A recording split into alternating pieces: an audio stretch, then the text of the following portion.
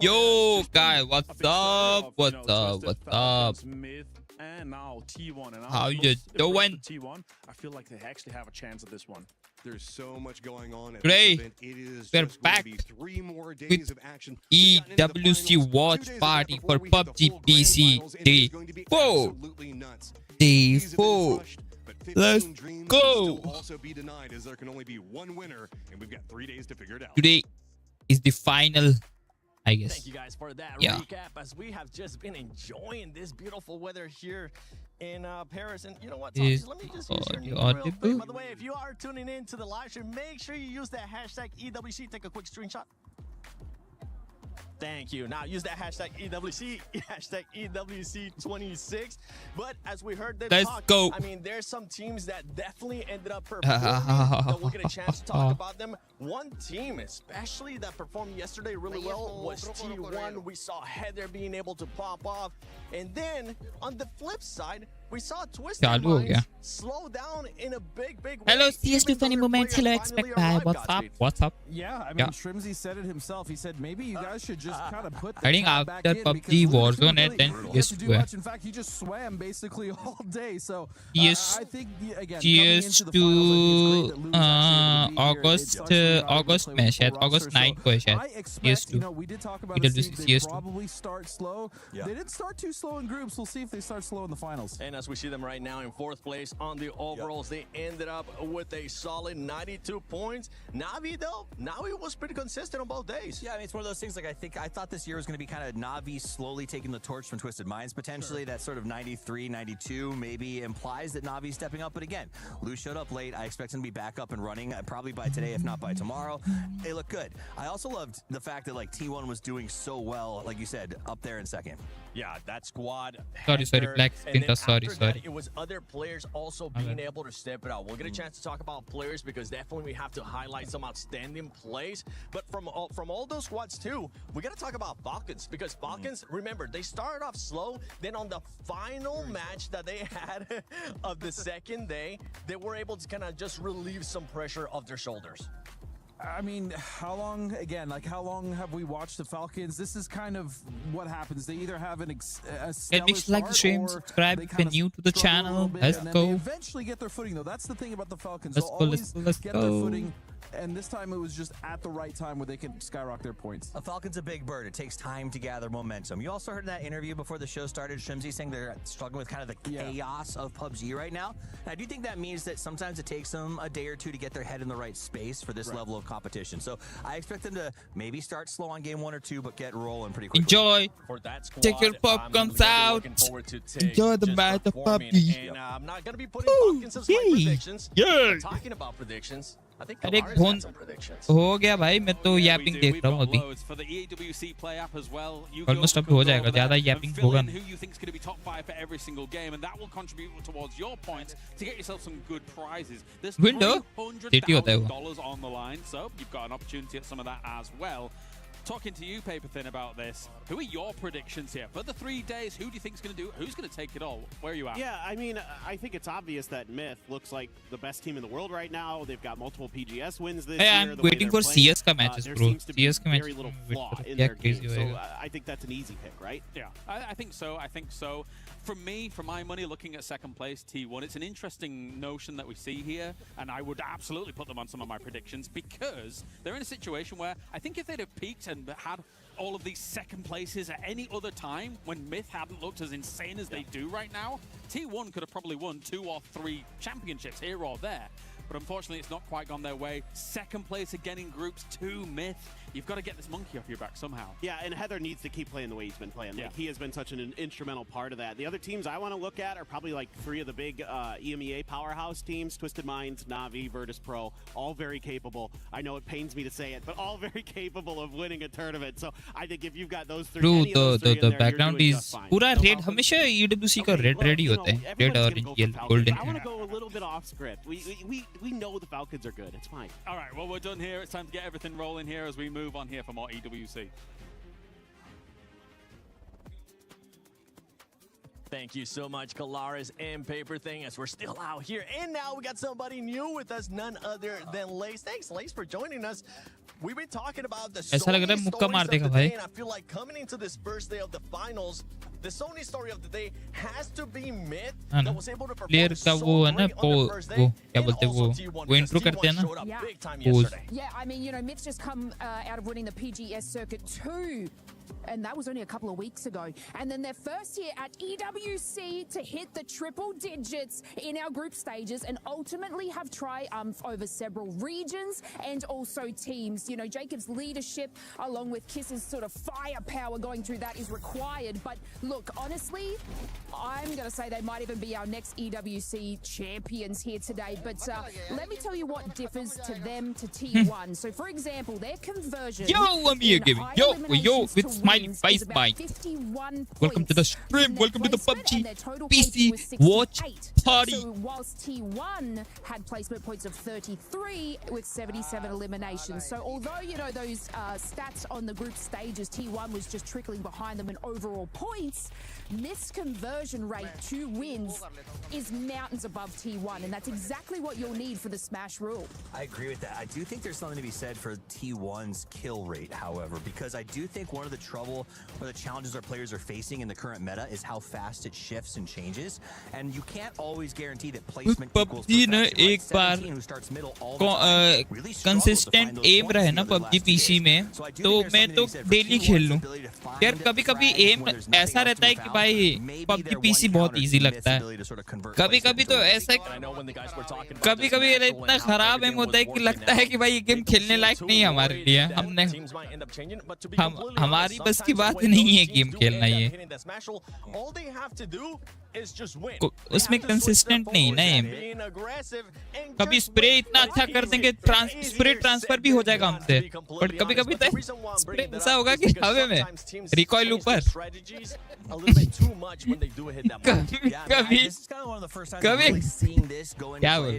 कभी-कभी तो क्या बोले यार अलग ही है game try to make that move and get the win, or we end at that extra 6. 6 games. These teams are kind of पर एक गेम कितना आधा घंटे चलता है ना 45 minutes. And so I am interested to see the evolution of the teams 2 adjusting to this new sort of 3 style of play that घंटे Day 3 is almost gonna bring. 3-4 And I घंटे also think it means you have to start strong on day 1. You can't be trailing, because if a team hits that Smash cutoff and they're 30 or 40 points ahead going into day 3, I don't know that you can catch them. You might not be able to catch it, especially depending on how Myth decides अबे to start कपड़े क्या लेगा कपड़े घर में ही होंगे ना मतलब क्या भाई जितना बार जाते नए कपड़े लेता है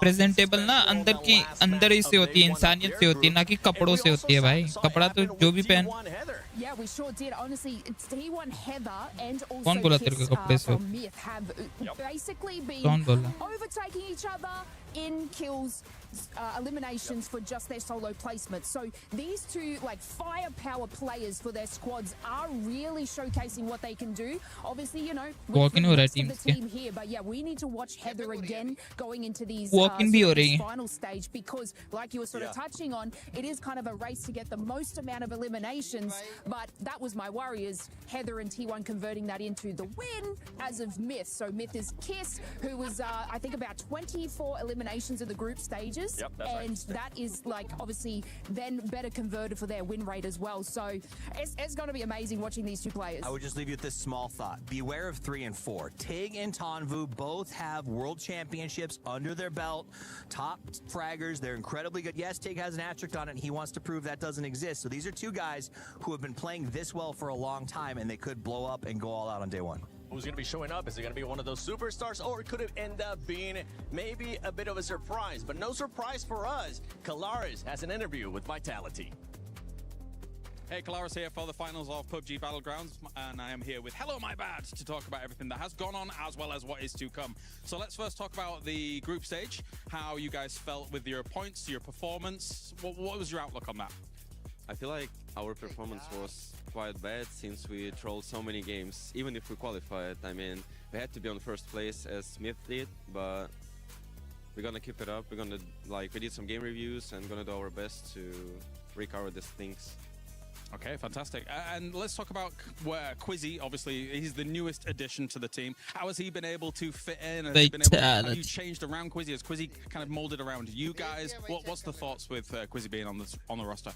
I mean, it's a pleasure. Like, there were some changes in our gameplay, in our game style, but nothing was hard to us. Like, we get into it easily, and we just enjoy being like around with the boys. So that's how I feel. A good feeling, good vibes all around. That's good to hear from Quizzy. It's always nice to see him on some of these rosters as well, as he's been on quite a lot actually in the past now that I think about it. Kind of a final question as a whole here though as well is, obviously there's been a few conflicts here and there on Erangel with you and another team. So do you think that those are going to continue? Do you have concerns about those? What do you think going up against Team Liquid? I mean, we're kind of prepared to like all of the maps and mostly the teams looting around us. And basically, Team Liquid are gonna do their camp things on Erangel, and like we're just gonna expect it.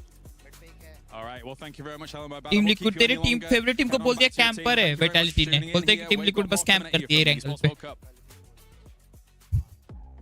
The vibes are there for Vitality, but they're gonna need way more than vibes because we can also bring the vibes out here. Thanks for Lace for joining us early. I think the hair was going crazy. Now it has. Oh, never mind. It's still going crazy too. Not a thing wrong with it at all. What do you mean? Just like I left the studio. Nice, handsome as always. Before we head into the match one, Godspeed. What was one team that really impressed you during groups? I mean, honestly, it was T1. We knew that team was strong. We knew this year specifically. I mean, we kind of talked about how they were bullying 4EM and PGS, but I didn't expect them to come that hard. Heather, my goodness, Heather, Ian, the whole squad, but mainly Heather. What a fragger, what a player. And the fact that he's been able to play for so long, and they're at EWC, again, the swap into TPP still just as dominant. I think T1 might actually win this thing. Yeah, it was raining points for those guys. But I got to pivot. I love T1, but I also love what I saw out of Na'Vi going through the week. The fact of the matter is they got almost as many KPs as they did overall points. It doesn't matter placement. It doesn't matter fight. They seem to find a way to make the points to put in the hopper. So I think if they don't finish first, they're at least going to finish in the top 5. And one team that was able to kind of impress me in some kind of way, considering that they started off super slow. No, it's not Shadow. I'm not going to be talking about Shadow today. Even though, for some reason, they end up doing good. You best believe I'm going to talk about them. But it was actually 17 Gaming. I was surprised to see them being able to bounce back. Yeah. I think that's something that you guys were expecting, especially where they usually end up dropping in regards to the maps. But ladies and gentlemen, we're going to continue to enjoy the amazing view here. Entry हो रही है, walk-in हो रहा है. Tower looks amazing. The win is Walk-in blowing on players. our faces. But it's time we get started with the PUBG Battlegrounds at Walk-in! EWC 26 Finals. नहीं हुआ होगा देख स्टोर में जाके ले लेना क्या अबे हवर कर अपनी मेन स्क्रीन पे जा हाँ अब यहाँ पर हवर कर एक्सपी होगा बच्चा हुआ हवर करना उस पे अपने नाम पे वो ब्लू बार पे हाँ देख वो उधर कर कितना एक्सपी चाहिए 5 चल छोड़ अब वॉकिंग हो रहा है पहली टीम आ रही है We have 16 of the best teams in the world ready to come out swinging, and the next 3 days will be a true test of their composure, their confidence, and their consistency. And the only thing standing in their way, I mean, just the 15 best teams in the world. Bunny, we need our player on stage, so it is time to introduce your finalists, starting with Shadow Esports. Shadow Esports आ रही है Shadow. Your reigning world champions for Sense. Genji Esports.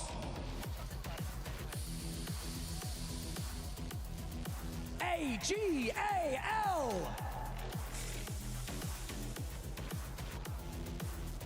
GK Esports. YouTube. मैं होता तो वो की लेके बेच ही देता हम तो पैसे था वो जो गोल्ड चमकती रहती अबे गोल्ड तो नहीं होगी गोल्ड प्लेटेड टाइप शिट होगी The Vicious Esports. हैं क्या Team Liquid. क्या बोलते?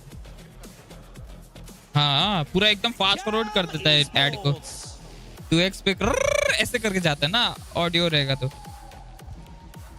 17 Gaming. मतलब YouTube को ऐसा लगता है कि एड ब्लॉक नहीं यूज कर रहा है समझा टिकटियन डिफेंडिंग क्लब चैंपियन टिकटियन या बाबे वाटस नहीं वर्टिस प्रो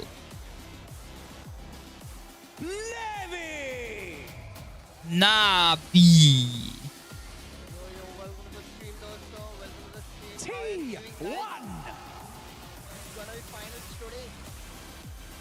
फाइनल्स का day 1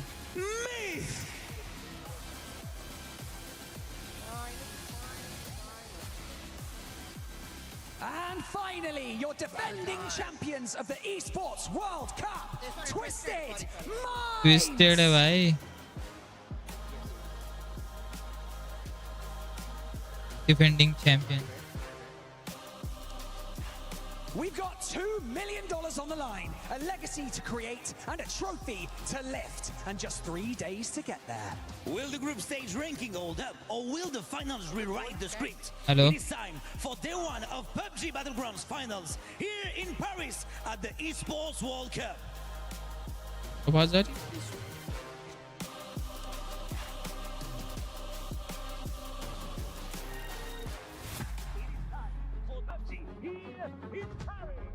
People always Hey, in yeah. group stage play confidently, and then comes the finals, and all of a sudden they forget how to play the game. 그룹 스테이지에서 좋은 모습 보여드렸고 이번 파이널도 그룹 스테이지만큼 좋은 모습 보여드릴 수 있을 것 같습니다.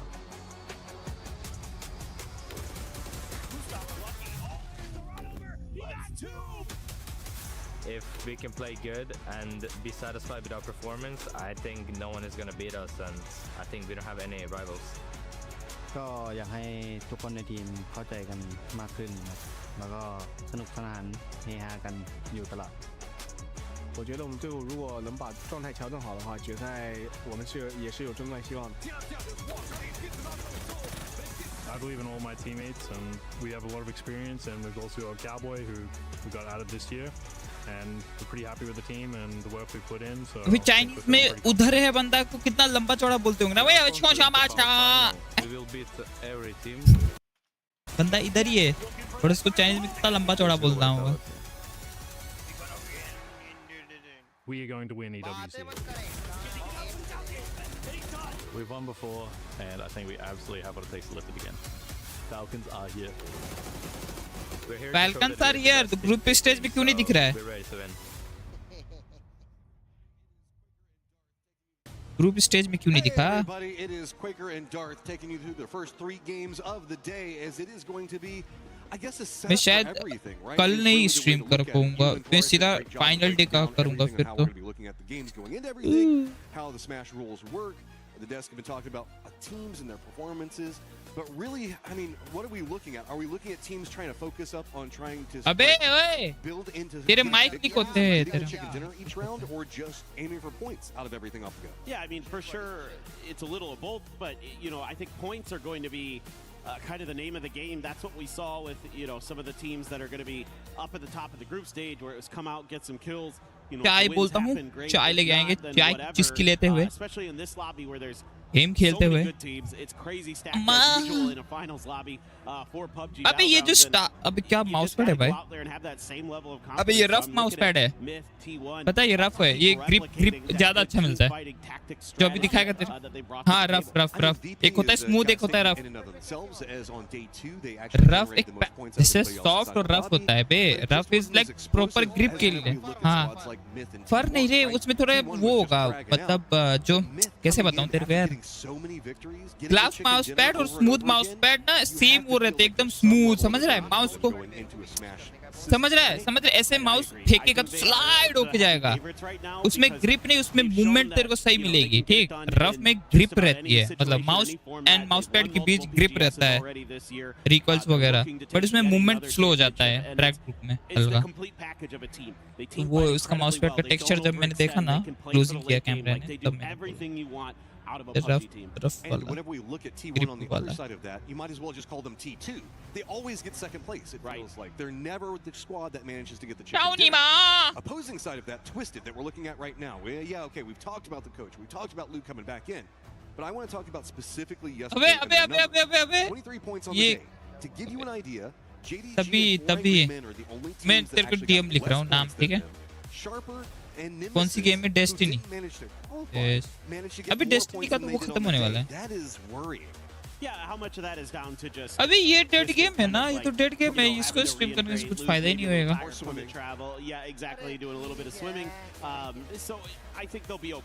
कभी ना बढ़ पा रहा, कभी ना ग्रो हो पा रहा, कभी ना व्यूज आ रहा। नहीं मेरा तो सही है। Plane path is right up my भाई, इनका यापिंग मेरे को सही लगता है, इनका यापिंग में बाहर वाले लोंडो को यापिंग सही लगता है, लिमिटेड यापिंग गेम चालू। हमारे इंडिया हाँ वही पॉइंट्स टेबल नहीं, उतना नहीं पता, 3 दिन चलेगा इतना पता है। So just kind of going to see how this first game shakes out. The other thing I want to talk about a little bit here, Matt, is some of the teams that were down towards the bottom that just kind of barely qualified that I think are going to be dark horses for this. AGAL, a team that we know is explosive and कुछ ज़्यादा ही जल्दी pitch उतर गए। could surprise here. They've been really good. Tanvuk continues to be पता है ये जो custom game है ना, इनके हर एक लोकेशन पे प्रॉपर लूट रहती है, पता है, level 3 gears.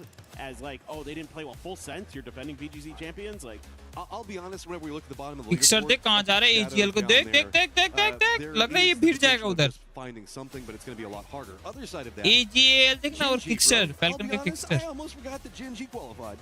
they got a little lucky. The last game helped them with some of those hard circle shifts over on the military island. I mean, it still is disappointing for what this team is. Who's on this team for Gen G? अरे zone देखो क्या बनी है भाई, वाह। Military island. Once again, seems familiar from yesterday. Shades of a couple of things that might play out pretty T1 GK और BC के लिए क्या सही बनी है भाई, परोस के दी है गेम कि भाई ये लो भाई। As this is a lot on Gen G's shoulders, as a squad that I have so much hopes for. With D coming into it, I mean, you gotta love the fact that an American player coming in. What's going on in the squad? Let's listen in. 제가 제일 좋아하는 차량은 쿠페라고. My favorite vehicle is, even though it's a 2-seater, it's the fast vehicle with 스탑 앤 고가 되게 vertical 0x 없다고 delay 생각을 during 해서 stop and go. 쿠페를 가장 좋아하는 것 같습니다. Not to be RDM. Speed kills, right? I get the idea there. I like the Pony a lot for similar reasons. Pretty good car, but yeah, it makes sense. I mean, if you just want to go fast, bro. Am I allowed to say motorcycle? I love the motorcycle. Well, I mean, it's fun. Yeah, but I mean, it's not technically a car, but whatever. Like, that's every single time, if I have an option, that's the vehicle I'm going to take. Well, Kick is a believer too, apparently. I live or die by my driving ability, okay? Yeah. Nobody gets to shoot me out. I will just mess up and jump myself. You're the wheelman for your squad, is what you're saying. Sometimes, but more often Recall है साहिल। Oh yeah, sure, of course. Recall tower है, हाँ Erangel पे है, साले देख on है, disable भी नहीं देख। Kind of neglected. That's so important in this game is being good at driving, especially Recall tower नहीं होगा ना where the terrain is really rough. And Delwyn is going to get identified and tagged up just a bit by Kickstart. Now he's going to turn his attention to a tire and will pop on. गोली अभी गाड़ी तोड़ रही है, bullet drop, side bullet drop। बात चढ़ गई। I like this. Big aggression coming out early. Delwyn still continuing to be trapped. The other players for AGAL. अबे तो पता थोड़ी ना कि घर के अंदर हो सकता है एक ही बंदा स्पॉट हुआ है, क्या पता। Delwyn playing it patient. Here's the footsteps. AGL ना मार दे फैल्कन को बेचे घर निकल चल देख देख देख मरेगी निकलती है मरेगी Falcons now going to be playing the northern section of it. They better be careful. That car could roll right up on top of them. Kickstart's trying to get in position fast enough. They just can't seem to find the player. The solos managed to survive for long enough. This is getting dicey for the Falcons. Shots now coming out. Delwyn surviving still does manage to get a knock onto Tank. Runs back out. He goes down. But the support is now here. Has he done the work? Okay, let's see if they can hold the line. They didn't quite identify which building नहीं, Delwyn बस तो जाएगी. had snuck into. They guessed a little bit incorrectly. So Destroy and Himas have shown up to the scene. Himas lets loose with a grenade, but it bounces off the roof. Is it going to find much? Nice. Gustav finds Salalzi there off screen. So here Falcons. भाई Falcons aggressive खेल रही है भाई मेरे को starting of the time उनको top पे रहना है Set up a trap.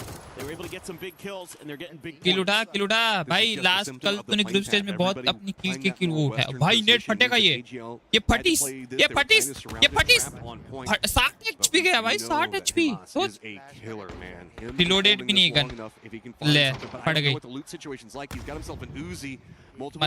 गई खत्म है डंडे खत्म है तू खत्म है Kickstart's gonna find him, and it's just starting to stack more problems for कल ईगो हट हो गई कल मेरी ईगो हट हो गई कैसे बोल दिया मेरे को Just a hold of the trigger for Kick. He was ready for it and gets the instant headshot.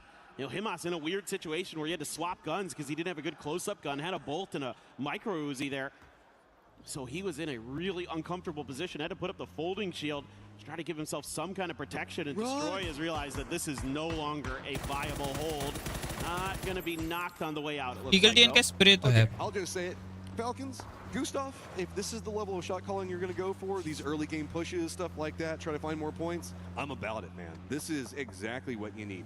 It's also a momentum builder for your squad, right? Coming in, getting these 3 kills off the start in circle नहीं पीछे पड़ रही इसको जाने दे रही है. I agree. I mean, I think it's really important to get off on the right foot. मतलब सही टाइम पे aggressive रहो. सही है. सही टाइम पे aggressive रहो. सही time accumulating those points game over game, making sure you're putting yourself in that top tier situation where you're getting 10, 11 points on average per game, and that's a really nice start for the Falcons, who will be coming in late to the circle. And I can even see Team Liquid maybe thinking about trying to mess with the Falcons a little bit here. They're roaming over there.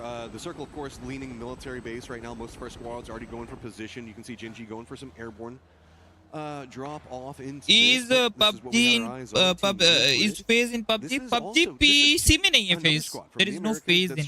They don't have line. In the early section. They are not in PUBG specifically, and I've been loving it. Yeah, me too. We have Falcon 17, EGL, FS, Game, Gam, Genji, GK, Mid, Navi, SC, T1, TL, Twist, PC. Bridges might be camped, and it's going to be Shadow just dropping in on top of the mountain. That's a nice find for them, honestly. मतलब है वो, but disabled ही है मतलब use नहीं कर सकते. दिख तो रहा है. So Team Liquid is containing over into the east and to the north.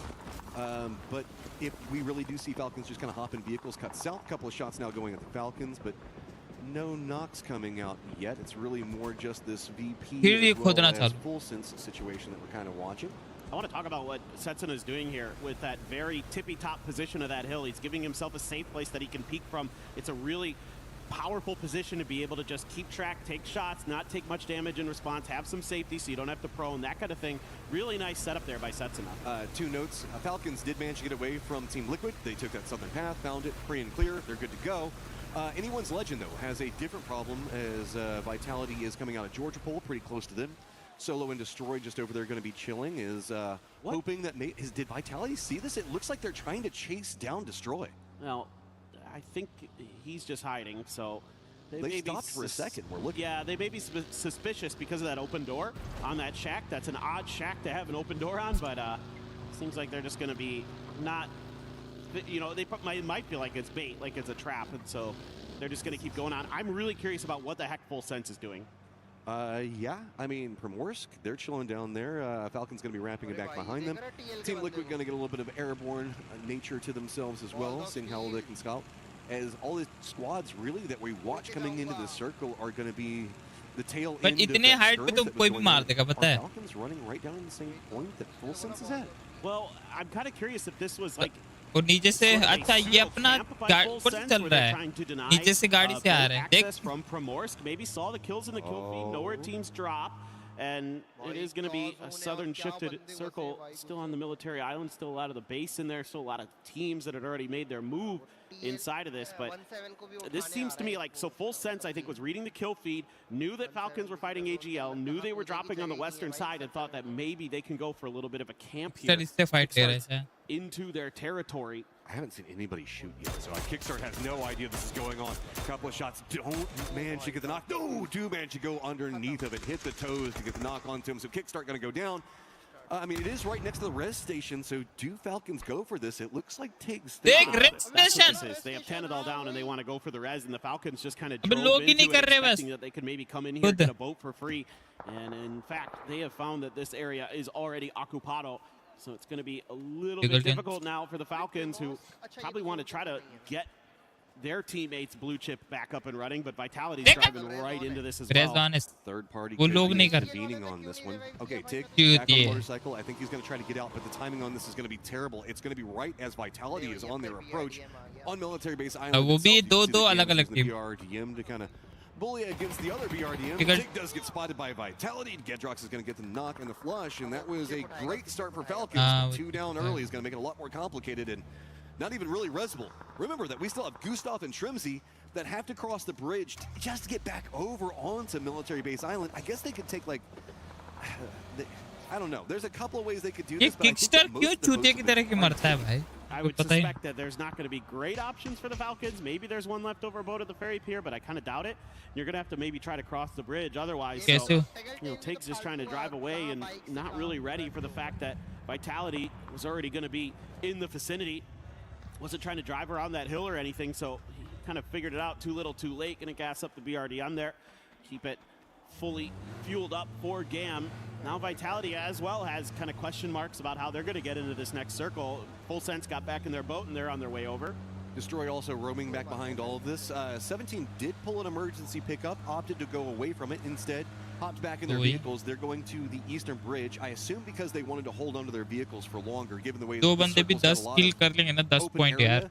We are very southern leaned on our military base island. That's going to be the more open sections, including, of course, like the airport itself. That's going to be very wide out, except for the damaged vehicles. देखना कल कितना almost निकाल दिया था. Kill चोरी हो जाते थे नहीं तो निकाल दिया था 10. T1's got a 2-2 split.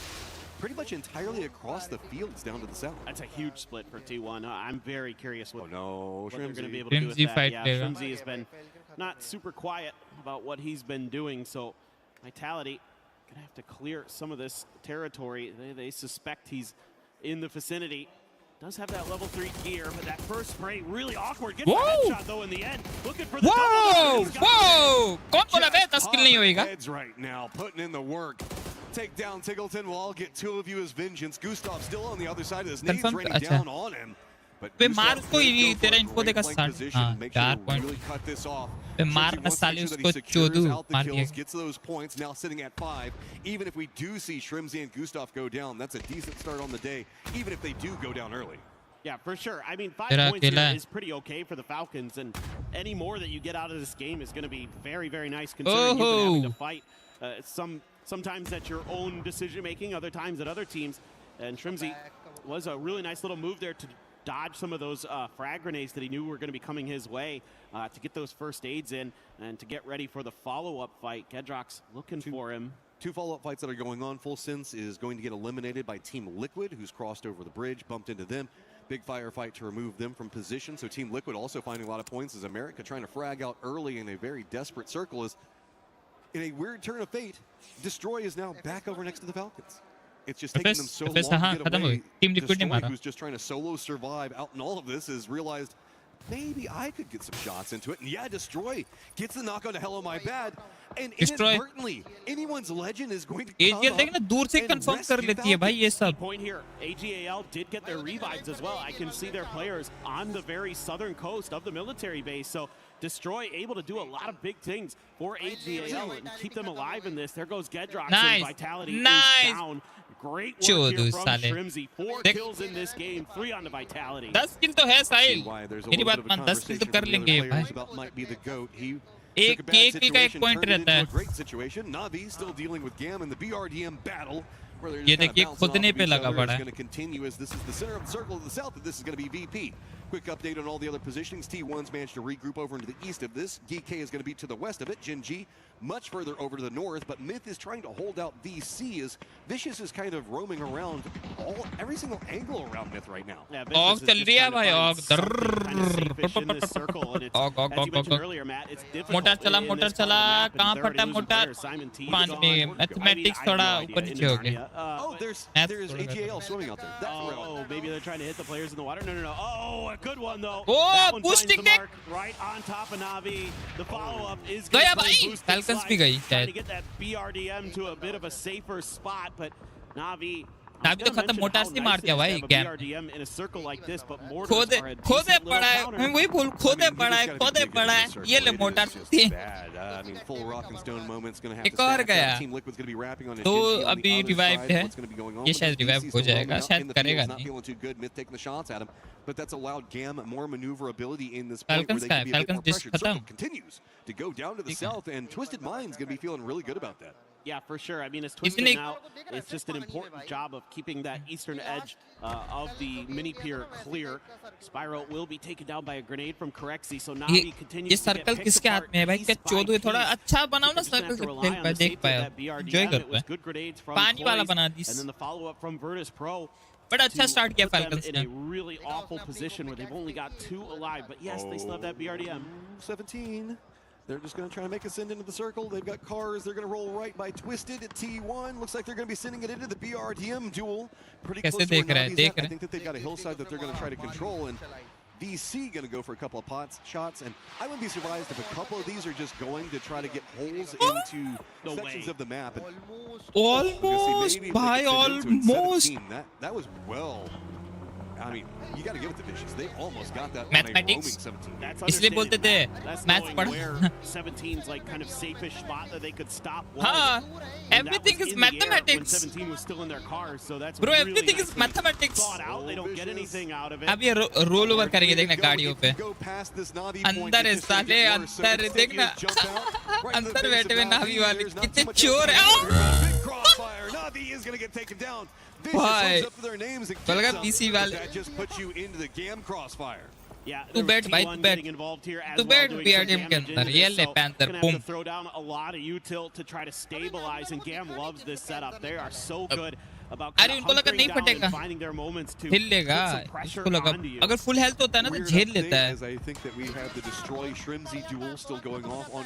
नहीं उसने पास से मार दिया ना पास से मारो और दिखता नहीं है तेरे को पता है टीपीपी में ना पैंजर में जब गाड़ी Mortars galore going to be the name of the game when it's उधर से देख रहे होंगे ना स्मोक्ड होगा just ridiculously strong.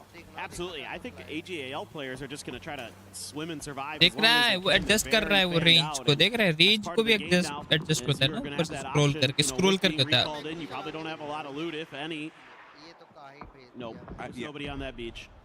Maybe a beach में भेजा beach point to play from. I figure that might be what we can see. Team Liquid. That's true. Falcons पता है उसको बोल रहे होंगे कि भाई तू मर मत तू जिंदा ही रह. Now going to be playing more into the north, trying to get into pretty much that Gen G mid positioning. DK is still holding down the res beacon, making sure that nobody can go after it. As Gen G is just. देख रहे हैं res beacon, no one goes after it. Goes after it. This is very tricky. कोई जाना वो. In the circle, Soul's still going to be able to find a knock from the blue, but we're in a phase 4 blue, so it's इनका ना pros का देख कितना जल्दी जाते हैं second phase पे. Phase 4 है sorry. He's going to be able to confirm that point at the very least. So phase 5 के बाद तो बहुत तेज जाएगा. Soul, but it feels like Gen G is probably not long for this lobby. Oh, he gets another one. I mean, if they get enough knocks, it's starting to stack up. The circle is top left this position, so Gen G just on the hunt for whatever points that they get. Team green है भाई. उनके नीचे तब गया Falcon. Their weakened position is Gam still just roaming around in the face, gatekeeping out everybody as Gen G does finally get eliminated. It's going to be the blue zone that finishes it out. Yeah, Falcons as well went down off screen. 6 points though, not bad at all for Falcons. You'll take that, considering how weird that game went to begin and how awful the starting circle is given your drop spot. So no big deal there for them. Cowboy trying to punish Myth, has Baron out in the open, but Jacob responds instantly. Myth stacking kills. We saw Falcons trying to find something. They've gone out. Team Liquid in that troubled position we saw a second ago, but Myth just using their firing lines, finding more and more. But as the circle continues to go coastline, VP is getting a lot of control over the circle on one side of it, and then you have 17 now starting to deal with T1. Watch party, huh? And 17's position's just not that good. T1's just going to drop a couple of nades Chalatis. right into the thick of all of them. Knows where Party. they're at. And T1 is just, it's brutal efficiency, man. They just look so clean, and it's so easy for them to just stack kill upon kill. इसमें PUBG PC में वो नाम का launcher है पूरा The follow trying to anticipate where he was going to run to, doesn't land, but here come the mortars, Perfectix, it hits Tian, Lil Ghost stuck behind Kill the confirm, Dorito, चोरी करो, when Twisted he's का only just came up short. Twisted का Heather had a good चोरी opportunity, कर and दो now यार. it's going to be Lil Ghost responding, cannot find the knock. Good prone there from Heather. How does Heather just know how to, every single time, get into position, पता है तेरे को stay पीछे alive, net पड़ता है and फिर get भी these kills? मतलब It is मर जाते लोग नॉक हो जाते क्योंकि आधा कर 75 के नीचे होना चाहिए ना health bar. T1 in third place, but with Falcons being out, you feel like that's going to be usurped quite quickly. America's already out entirely off of that good start. Myth in trouble, though. कैपी गई कैपी फटा net उधर net फेंका है उसने. बोला ठीक है यार. अब उसको बॉम्ब ही नहीं दिखा पता है उसको पता नहीं कि चला बॉम्ब नीचे गुड़क के साइड में आ गया. हाँ गाड़ी देखा पैंथर बोल रहे हैं गेम में देखा पैंथर है. DK has found their mark. They have found some targets, and they are picking apart the teams underneath them down the hill. There's enough of a hillside that they don't have to deal अच्छा with chat anybody में बोल else रहा है except मेरे को for लगा really तू क्यों few बोल people रहा on है the top of ये the पैंथर. So अच्छा taking down Myth, getting a lot of damage onto him, and at least stalling them out is giving DK a lot more maneuverability positions. But VP has so much control over the circle, everybody's just having to cluster down different points. AGAL, I think, has now also been spotted by Shadow, who's just been kind of hiding in the shadow of the cliff facings down to the south. And let's not forget Twisted down there into the southeast, just waiting for everything to go. But they're taking eyes and looking into T1's positioning, making this a little bit more dubious. Yeah, Heather tried to spread out a little bit over to the west and got immediately thwarted by the sidelines of Twisted from that mini pier position. So that has sent T1 a little bit further north. Don't want to try to maintain that hold over that flat ground. Hansi अभी ये is first gonna game claim some first players game नहीं from second game AGAL. third game I mean, you got a placement point out of it for AGAL with the destroy, ability to survive, get a kill. Call in the recall, get your players out in the water, at least found मित something. कहाँ थी 8 Finding point more कर ली ना 8 successes किल than कर the गए. squads that were trying to use this coastline to get those couple of points to qualify and knock Shadow out. So Shadow learning the lesson of what was going on yesterday. You can tell Bob's Review coming up big for them. But DK and Myth now need to get in the circle. Twisted down in the southeast also needs to do the same thing. VP is also starting to lose a lot of their, I guess, high ground control position that they've been playing. And Shadow doesn't have any options except really to force क्योंकि their way right PUBG into PC VP's positioning. BGMI के लिए That's gonna PC open up on some नहीं more करना पड़ता. maneuverability for the rest of this lobby right now. It's just pretty much this high ground that we can see coming up in the coastline leading into the cliff. मैं तो mobile And game खेलता ही everybody's नहीं बे. about 20 मैंने एक meters, Fortnite maybe खेला था 10 बस. down lower than them. Yeah, खाली exactly. Last It's a Fortnite खेला था मैंने. vision point to try to नहीं find खेलता मैं. हाँ how you want to make your entry into lockdown this की मैं because खेलता था. you're gonna have to lockdown में probably craft somebody PUBG or try mobile to खेलता create था some बहुत. space in the middle by setting up the vehicle for it immediately, get the pickaxes out, start digging in. M4 चला रहे हैं भाई ये तो 30 Pro. ओ वाह वाह वाह वाह वाह वाह वाह. Tapping away with the M4. Did find one knock, but Hansi found a big one What onto is this? Beanie, and they are getting cut down. साले ने to BRD currency with the DMR SLR. की तरफ This चला is दी. so difficult oh for ये line Shadow. से knock. Other side of it's line going to be से Twisted knock. Minds. They've got vision. खत्म. Crossfire galore onto Shadow, and they go down. Means that Beanie is probably going to be Twisted को resible. मारने It's like कौन Twisted गया doesn't है? have an angle onto his position. Nixie still has to keep an eye on GK, but GK is very focused on what's going on with Myth to the north of them. Myth just can't find a path into the circle, and I don't blame him. I mean, there's a little bit of a ridgeline up on top of this as VP is just punishing GK on every single peak, and until Myth goes down, GK doesn't have a path into the circle. This is still a very nice game for Myth, no matter how this shakes out. He's They've already short, got right? 10 points in this, so they're just kind of keeping on, doing what they do best, finding kills, fighting out on the edges, taking great team fights, capitalizing on their moments, getting the points where they can, making sure that they confirm every knock that they get. It seems like they're so aggressive with those vehicles now. They're trying to hop from triangle to triangle. Sungjang watching with the Dragunov. क्या नाम है? Sungjang. Them in transition. That's not bad, and that's a good follow-up from Akan. Myth is just trying to keep their way in, so they still need to get right up next to the road or at least cross it. And you can see that that's going to be nigh insurmountable. Nade, depending on the bounce, yeah, gonna go to that side of the Dorito, but it was already red. बच गया भाई तो. अबे revive कर देना myth. I think that they're right on the edge, so as तीन long as he टीचे gets this साथ res kill. up, it'll buy him at least this circle, but good luck after that. Heather just domed Sungjang. He just absolutely wrecked him out there. So क्या that's नाम है? given them Dong Kang the Kang. opportunity to really make sure that they can get this res to go. In fact, Scappy's going to take the point. Okay, so कोई और ही look at चुरा the lay लिया of the land with the circle. T1's got control over the east. VP is trying to hold on to their high ground for as much as they can. But Twisted's trying to sneak in right underneath of them. DK right on the edge of the zone, not too much further they can go. VC is playing a little bit of a hill right on the other side of where Myth is trying to cross, and they haven't managed to get to a ball because Myth is going to finally get eliminated. DK, where do you go? You're going to have to deal with VP close range, or you just run down into VC. But neither one of those fights feels good, and it feels like VP is just taking more territory control and making this brutal by the second. Yeah, GK's in a very awkward position. It should be mentioned today that GK kind of घर पे कुछ होगा ना snack वही बना ले fry वाला instant fry कुछ होगा घर पे रखा हुआ all across the maps, and that might have been अबे रख के रखा करना इंस्टेंट फ्राई हो गया ना वो सब लाइक फ्राइज हो गई कुछ and also you notice air fry कर ले sparse compared to what they would like. You see some MP5s in there, you see an SKS. तेरे वर्डिक्स कोई नहीं सुनेगा ठीक है तू जाए ना जाए एक ही बात है तो इससे अच्छा चलना जा भूख ज्यादा इंपॉर्टेंट है Granted, they're a team that thrive with weaker weapons, so to speak, but they're kind of trying to find a way around VC. This is great from Twisted Minds. They're playing the coastline. तू इसके बाद एक और ही देख पाएगा शायद further up the hillside, so that way they have a little bit more maneuverability over here because it's pretty hazardous. VP is trying to deny it on that side, though they're trying to get into a point where they can keep an eye on the coastline approach. Twisted going to see if they can be enough to kind of bully their way in, but they are getting some assistance, Twisted is, by T1 on the other side of this.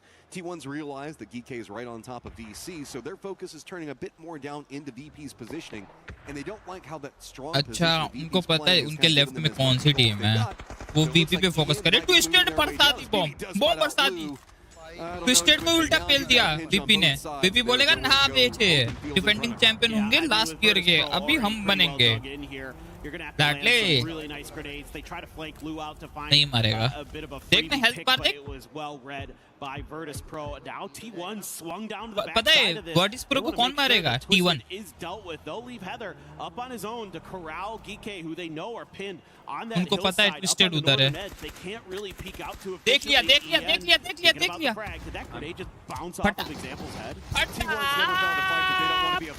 T1 का वो गया twisted खत्म That's going to be Twisted Minds down out in that position. So 5th place. We've got our top 4 now. T1's going to go ahead and regroup. Heather made a contain play, holding back GK as well as Vicious. So VP still holding their point. So it's a 2-2 split at this stage as the circle pops, and really VC the only one in it. Yeah, seeing a little bit of frustration there from Batu. You know, again, this team will bounce back. I think a 7-point game, not definitely how you wanted it to go, but with Twisted, they're always want to just keep popping off eventually. Twisted is so smart, and they're trying to do like these damage control maneuvers on these really brutal shifted circles that we're seeing. You know, whenever you're smart and you've got the gameplay coming in, you're trying to figure out a strategy to deal with coastline military. कौन जीतेगा? Virtus Pro जीतेगा, T1 जीतेगा, GK जीतेगा, VC. That's what you get on this stage, man. 7's good, yeah, exactly, man. This is not an easy circle to be in. Park Pro gonna be watching the back tree there of a couple players of T1. Can't get that 3x spray to really connect initially. Able to follow up with some damage, but takes about an equal amount. And that's going to open the door here for Heather to go for the grenade. Is it going to connect on a Park Pro? No, it bounces a little too far. I mean, Vicious has just been chilling here for so long, not really involved in too many of the firefights. I have no idea what's going on with the squad, what really their economy looks like, how much ammo, meds that they're sitting on, as GK is just right on the other side of the hill from them, and it's just defended. You can see that it's going to be nowhere else for GK to go. They've got to push this side of it, and Vicious is just doing a good job on holding it and not allowing GK to go anywhere.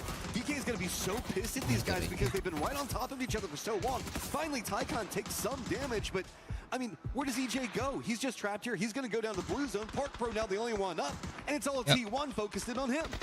He's done. They're just going to succumb to the blue. Don't want to give any extra points over if they can help it. I think that's a fine play from GK. And again, a tough situation that they found themselves in. Not easy to be on the outside looking in of this current circle. T1 continues to swing around the side. Raining found a big knock onto Virtus Pro, and they're looking to try to capitalize. Smokes are down. They're going to keep moving forward. Can they get there fast enough? Jumping in the vehicles. They want to get into अभी लोग इतना छोटे समय में गाड़ी लेते हैं ना और हम तो भाई गाड़ी फेज फर्स्ट की सर्कल में छोड़ के आ जाते हैं down for T1, but they continue the push around on this angle. VP doing a great job on defense, but it's going to be Lucarux right in the face of VC, and this is exactly exactly what T1 wanted. They wanted these two squads on top of each other so they could dismantle. मैं चाहता था Falcons इतने आ गया to try to run him over. He's out of the car, trying to do some damage. Hops into the smoke, is barely alive. Trying to go for that first aid. Has a little bit of time. Meanwhile, Type is on the अबे hunt. VP का देखना एक बंदा smoke में heal कर दिया. Full heal. Pro members, they only have one stand. Full heal कर लिया. In that smoke. Wow. Make your enemies do the work for you. T1 now at the top of the leaderboard, but Luka Ruck survives in a desperate situation. Finds more, picks it up in the end. It is Send samosa. Hello भाई, thank for the samosas. मेरे को digital samosa मिला रे. मैं खाएगा. मैं खाएगा समोसा. अबे भाई क्या है भाई? ओमेन टीपी वार्स क्या? बंदे को पता नहीं चला. रोल कर दी भाई. बेचारा. उसके पीछे बंदा ये बोल रहा होगा. तुम लोग को पता नहीं था क्या? देख रहे थे. बंदा साइड में हील करके फेल दी पूरी टीम को. T1 loves to bring in the earlier stages. Flip side of that though, VP played that circle so well. This is a squad that we have such high. अरे ये सब पूरा रखते हैं बे हर एक मैप का. Photos. Jumping in the car, running right into VC's face, gets a knock off of it, and just jumps out and starts massacring. It's one of those. Samosa मिल गया भाई मेरे को तो. अभी डिजिटल समोसा को मैं फिजिकल समोसा में कन्वर्ट कैसे करूं? There were a bunch of stuns that were landing in there. I mean, it's absolute chaos. But he has that AK for this close. Bro, stop this yapping. Just a beautiful gun to have in that situation. क्या मतलब? T1's just trying to क्या claim बोल? as many points in the end as they can. I mean, Luka Ruck's great play, not denying it, but the puppet strings were coming from. नहीं करूँगा. Countdown. They forced that position. They forced him to. Stream पे अलग browser पे भाई जिसमें login ही नहीं है कुछ भी. तो मैं इसको यहाँ से अच्छा इसका चैनल कुछ हैक हो गया क्या?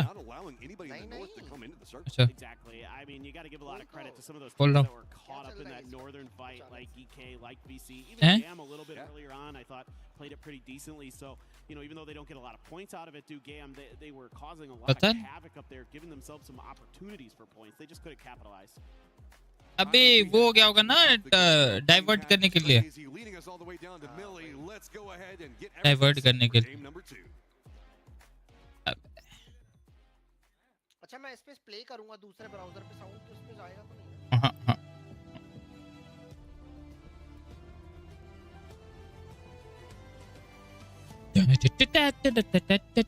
कल कौन सा डे? कल सैटरडे. कल नो वॉच पार्टी. कल तो खेलना पड़ेगा बॉस. कल गेमिंग होगी. वॉरज़ोन सीएस खेलूंगा. Warzone CS. A lot of people are haunted by their past. I'm inspired by it. They're not just playing for themselves, they're really playing for their entire family. अबे अलग tab में करना. अलग tab में कर रहा हूं तब भी जा रहा हूं. क्रोम का साउंड जा रहा है. कैसे भाई? मेरा तो नहीं जाता. नहीं जाता रे. मेरा नहीं जा रहा. तेरा जा रहा है. मतलब तूने अजीब सा तेरा सेटिंग होगा फिर. हां भाई वो T1 का ऐसे दिखता है. Yeah, it was kind of stable, so yeah, nice, feeling nice because I wasn't like a problem for the team, so. तेरा ब्राउज़र अलग होगा ना? हाँ सेम ब्राउज़र. एज ही है. पूरे पीसी में एक ही ब्राउज़र है. As. Obviously, you know, as day 2, a little harder actually for Twisted Minds as a whole. What do you guys think about that? What do you think? मेरा alert क्यों नहीं चल रहा बे? Alert. Why is my alert is not working? But most of the most situations what we met, it was always about the comms, you know. Alert तो है भाई चालू. अच्छा अलर्ट इसके पीछे पड़ा है. अभी तब भी मैं बोलूं बे अलर्ट चल क्यों नहीं रहा है? इसको नीचे लाने पड़ेगा. अलर्ट अब करोगे ना अब दिखेगा. अरे अलर्ट मतलब जेल से जो भी वो समोसा भेजता है ना उसका अलर्ट. तेरे को नहीं देखना ना. मेरा मोनेटाइज है. लोगों को अच्छा लगता है वो देखने में. उन्होंने क्या भेजा?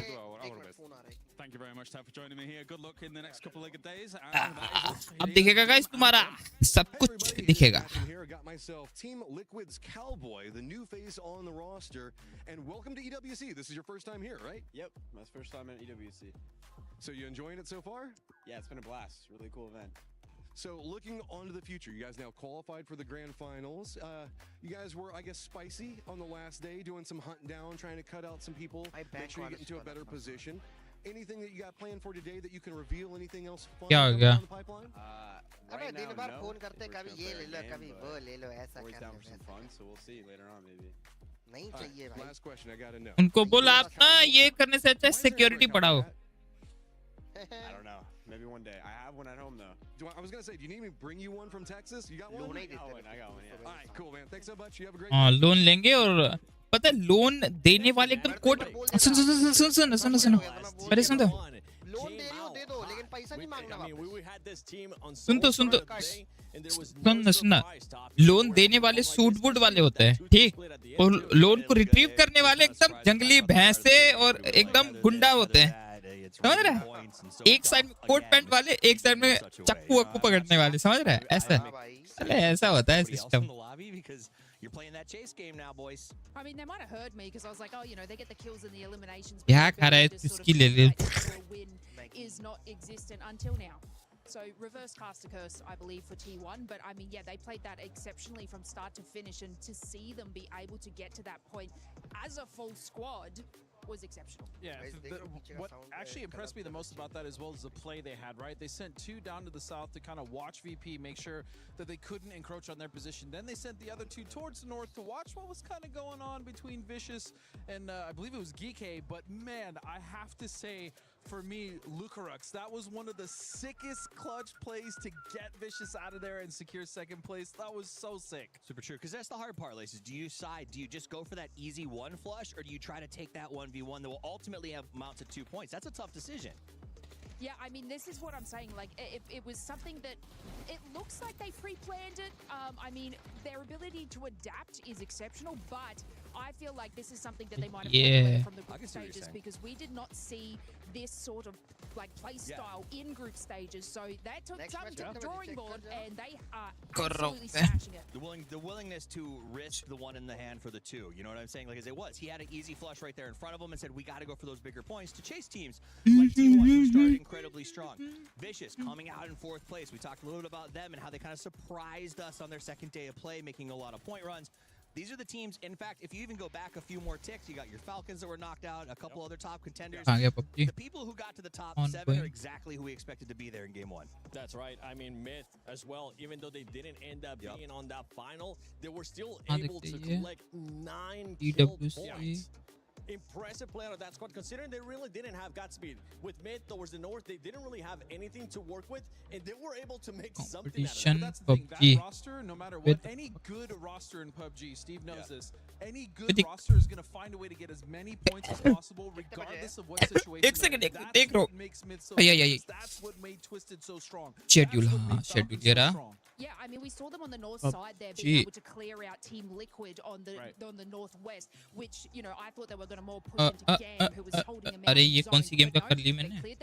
PUBG कहाँ गई? They were able to decimate Gam going into the zone, which was awesome for them collecting that. Obviously, you know, they're already down to the 2, but I feel like no matter kind of what dynamic duo is happening, you know, whether it's you know, Jacob and Baron, 5:35 पे. The way that they can just have that cohesion as a team, no matter who is still standing, is insane. Like, I am so impressed by this squad. I'm impressed by that squad. I'm impressed by a lot of squads and how they're going to approach this. And I think one thing to keep in mind is the first couple games here are a chess match for these teams, right? Yeah, especially that circle goes far south, makes it tough for some of these teams on rotation. So what you're going to look for is the salvage teams. AGAL with a couple of extra points. Falcons realizing that they 6 points. Yeah, and they lost. The reason Falcons going, we lost some resources. Let's crash Vitality. मेरे page पे मेरे local time के हिसाब से दिखा रहा है. A few more. And that's what you need to do, especially with this new Smash roll on day 3. You need to go in ahead, or at the very least, you can't go in behind. If you look at T1 right now, they get the 10 for winning, they get 11 for kills.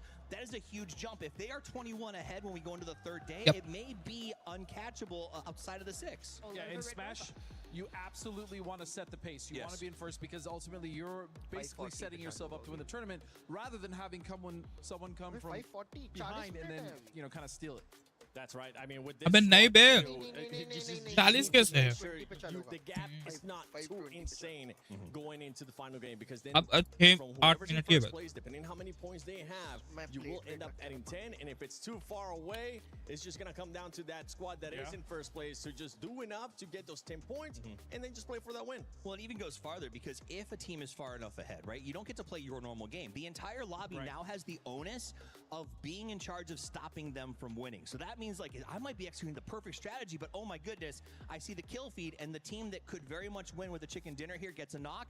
I have to send them. I can't let them maybe get that win because I need to make sure I'm in first. The club points are on the line, the $2 million, like this is not something you can take light risks on. Do you think T1 can, you know, get sabotaged? Because what we witnessed is they were always being the saboteur. So I don't know if this is something that, you know, is going to be a little bit difficult for the teams, but from watching the group stages, all I saw was T1 taking down all those teams in their path, and yeah, it might not be the reverse. I'm hoping it ends up happening. I'm pretty sure at some point we might end up seeing a bit of a sabotage too, depending on what happens here. If teams do have to chase, but this is just game one. Get a bit to relax here, but unless it happens in game 2 and game 3 and so on. But I'm hearing that we got something going on with Kalaris on the stage. There's always something going on with me. There's a lot in my head. There's a lot going on here at the Esports World Cup. Falcons तो भाई Of course, we had some great players in that first क्या game. खेली थी, मजा आ गया देख के starting में पील के As always here on Erangel, but there's been plenty of great players खेली हाँ throughout the थोड़ा tournament already. मोमेंटम इधर-उधर हो गया. Oh man, I think the first thing that comes to mind has got to be that example drop shot when he was. Look, I don't know if it was intentional. I don't know if it was done on purpose, but man, it looked cool. It really did. You see the cinematics. Ewc going over the top of his head. It was insane. And then don't follow that up. The Tiggleton double mortar. Yeah. The back-to-back mortar, and then them going off and then just farming the rest of the northern side of the lobby. Those are the two that first stick out to my mind. What about you? Yeah, definitely very impressive stuff. I must say, when it comes to that example one, that was sick. And the mortars were fantastic as well. For me, it's a very simple one. I kind of liked the Panzer underneath the BRDM from Tambu, because it's very rare you see that angle being exploited. So for Tambu to be able to make something like that happen was pretty damn awesome, right? I mean, again, you could also put that into the list of, was it intentional or was it something that just kind of happened magically? But either way, it was so fun to watch. Yeah, definitely. There's been a lot, of course, and there's going to be more on the way as well. The thing is that you've got some amazing situations happening too. I think Himas being able to get as many kills as he did for AGAL, it really kind of righted the ship a little bit, I think, for them. What do you think? No, absolutely. AGAL definitely needed somebody to step up, and this is the time when your superstars have to start shining their brightest. But what's going on now? Oh, it's time for the game, Poro. All right, let's head on over to the commentator team for the next game here for the final. Next game चालू हो रहा है. Oh, it's a tale of two different mindsets as they're all technical with like shooting like Panzerfausts underneath the vehicles and blah, blah, blah. Meanwhile, I'm just like, whenever Heather ran over everybody on Falcons and just like blew that whole thing up, that was It was raining. It was raining. Was it raining? Yeah, it was raining, for sure. Yeah. But that being said, Heather has been incredible. I mean, just what an unbelievably talented player. By far the top fragger during the group stage. But Raining has, you know, he has his moments too. He is no slouch. That's the scary thing about this T1 team is Heather, Raining, Type are all incredible fraggers. And EN, now that he's the IGL, is kind of sometimes slowed down in that, but he still can absolutely pop off himself. I mean, he has been one of the best in Korea for a very long time. So that T1 team, top to bottom, if they can continue to play as well as they are, as cohesive as they are definitely going to be a threat, it feels like, for sure. My eyes, though, going to be drifting over towards AGAL, who has to make some weird decisions because of Geekade. We're going to be way out in the south, though. I just had to go back and double check. No, see, it was Heather. Was it really Heather? Yeah, it was Heather. Oh, you're right. Oh, okay. I thought it was Raining. My I'll try PUBG PC. Yeah, you should try, bro. Fun game. There you go. There you go. Okay. Yeah, plane path over into the east, as you're kind of alluding to. AGAL is going to have to do a longer drop to try to get away from a full set. चालू हो गया. No shenanigans off the start. Falcons कहाँ गई है? Now, there is a takeaway. A lot of people are going to be like, oh my God, Falcons taking that fight early is just, they went out, blah, blah, blah. No, look, when in game one, trying to set a pace and taking control over an area and saying, like, don't mess with us, this is ours, that has ramifications that sacrificing a game one start and still walking away with a high amount of kills is not a loss. That is a big victory. Absolutely. I mean, this is perfectly fine for the Falcons. I mean, if you're concerned about what they did in that first game, I'd have concerns about you, because that was a reasonable play, particularly given the circle, given the situation they were in. You know, it was a hard shifted circle, so a lot of those teams that are dropping on those very northern spots, like South George, up in that, you know, kind of vicinity of the Matt Gatka, that kind of stuff. Look, it's going to be hard to get into that circle, no matter what you do. Even if you emergency pick up, if you drive, bridges are going to be camped. There's going to be people who may already be in the compounds you're kind of eyeing from those emergency pickups. Just take the points where you can. Yeah, okay, circle pop. Down to the south, Gam going to be in a great position. Na'Vi, Myth as well. Vitality playing around Ohyang, they're going to be feeling pretty good. Jin Ji is going to be inside the circle, and just to the east of them is going to be DK. But we're going to have longer wraps coming in from the guys that went to the island up to the north. That's going to be a VP, Shadow, AGA. अबे chicken dinner का 10 point है रे. Team Liquid, kind of. I think that they left ALO kind of very close to the edge of the circle, so they should be fine. 17. मैंने मेरा खा के हो गया तो अब तू चप चप चप चप कर रहा है. मैगी खा के पेट नहीं भरा. And that could be a recipe for something fun to brew. That would be nice. Getting to see those two teams take a fight. I mean, the rest of the lobby would love that in particular, given how well they've been playing lately. I mean, when we're talking about like what's going on and how we have expectations coming into this, yes, T1, Myth, but whenever my eyes go European right now. No भाई करो PUBG try, fun के लिए खेलो, मजा आएगा तुमको. Just overall great the way that the squad can Try really करो. You should try every to make terrible circles work for them. Yeah, is incredible. You can see a lot of squads like Batulans was getting annoyed at that last game just due to how the circles kind of fall together. EP has this system that seems to work. कुछ game को छूना भी नहीं चाहिए, हाँ, but सारे game try करना.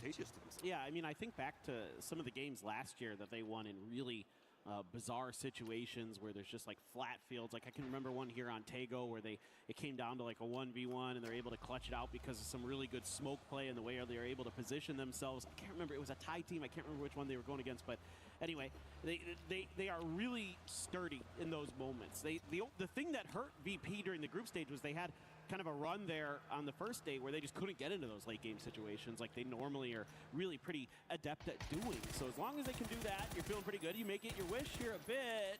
No damage done. T1 getting shot at, not stopping to fight. Not my T1. Well, they probably know who it is, and they're probably like, okay, of any team in the lobby. Guys, मेरी stream buffer तो नहीं हो रही. Is my stream buffering? मेरे mobile पे buffer हुई. Especially when they've got a compound and all that other fun stuff. Another European squad, Navi, great position, center of the circle. They're trying to push back against 17, trying to get. Yep, correct. I don't like Valorant in Minecraft. Other may like it. हाँ, सबका अपना रहता है. जो game मेरे को पसंद नहीं है, किसी और लोगों को वो गेम पसंद आती है, अच्छा लगता है, वो खेलता है उस गेम. और जो गेम मेरे को पसंद आती है, किसी और को नहीं पसंद आएगी. Team Liquid's going to wrap over there, but that's the only squad really in the West. Yeah, and I think this is a really good thing to talk about. No buffer, okay. You're really highlighting well, Matt. नहीं मेरे में buffer हुआ. They went all the way across the circle to get here, right? So मार this, उतार this. FS ठंडा को उतार दिया, ठंडा को लॉबी में भेज दिया, ठंडा को ठंडा कर this. Let's pencil that in for later. I think T1 wants to play a little bit more edge. तो स्टार्टिंग में मरता को कितना किलेस जाता होगा नहीं? Shit यार, मर गया. You know, they were pretty close to the center of the circle compared to a lot of teams, and they opted to go far west. That's really interesting. That really says a lot about their current mindset for this tournament. Well, a lot of times when we've talked about T1, right? They had a different coach at the time. Yep. You were talking yesterday a little bit about that, and kind of. Do you think that this is more of a distinct playstyle difference now coming out from T1 due to that? 100%. It's a lash K, the difference between him and Sonic. ठंडा को ठंडा करके मार दिया भाई. बताओ यार. Central heavy, like you think back to those old Donovan teams when गर्म होने का मौका ही नहीं दिया. You're going to look for those center circle dives around 3 and 4, whereas here you're going to play a little bit more spread, but you're going to. तू जो खा रहा है ना हले, मैं अभी वही खा के हटा हूँ. जो तू चप्पर हाँ, kind of वैसे कुछ था. It's a lot of that kind of thing that T1 अबे तेरा कुछ है भाई साहिल, मॉनिटर ही है तेरा वैसा कुछ कि वॉश्ड आउट है. नहीं तो इतना फिल्टर लगाने के बाद भी तो कलर दिखना चाहिए, saturation. Falcon's going to finally leave the airport. We have VC that look like they might be waiting for them. अबे तूने पता है वो नहीं किया होगा Nvidia का कलर वो सब मॉनिटर लेने के बाद किया था.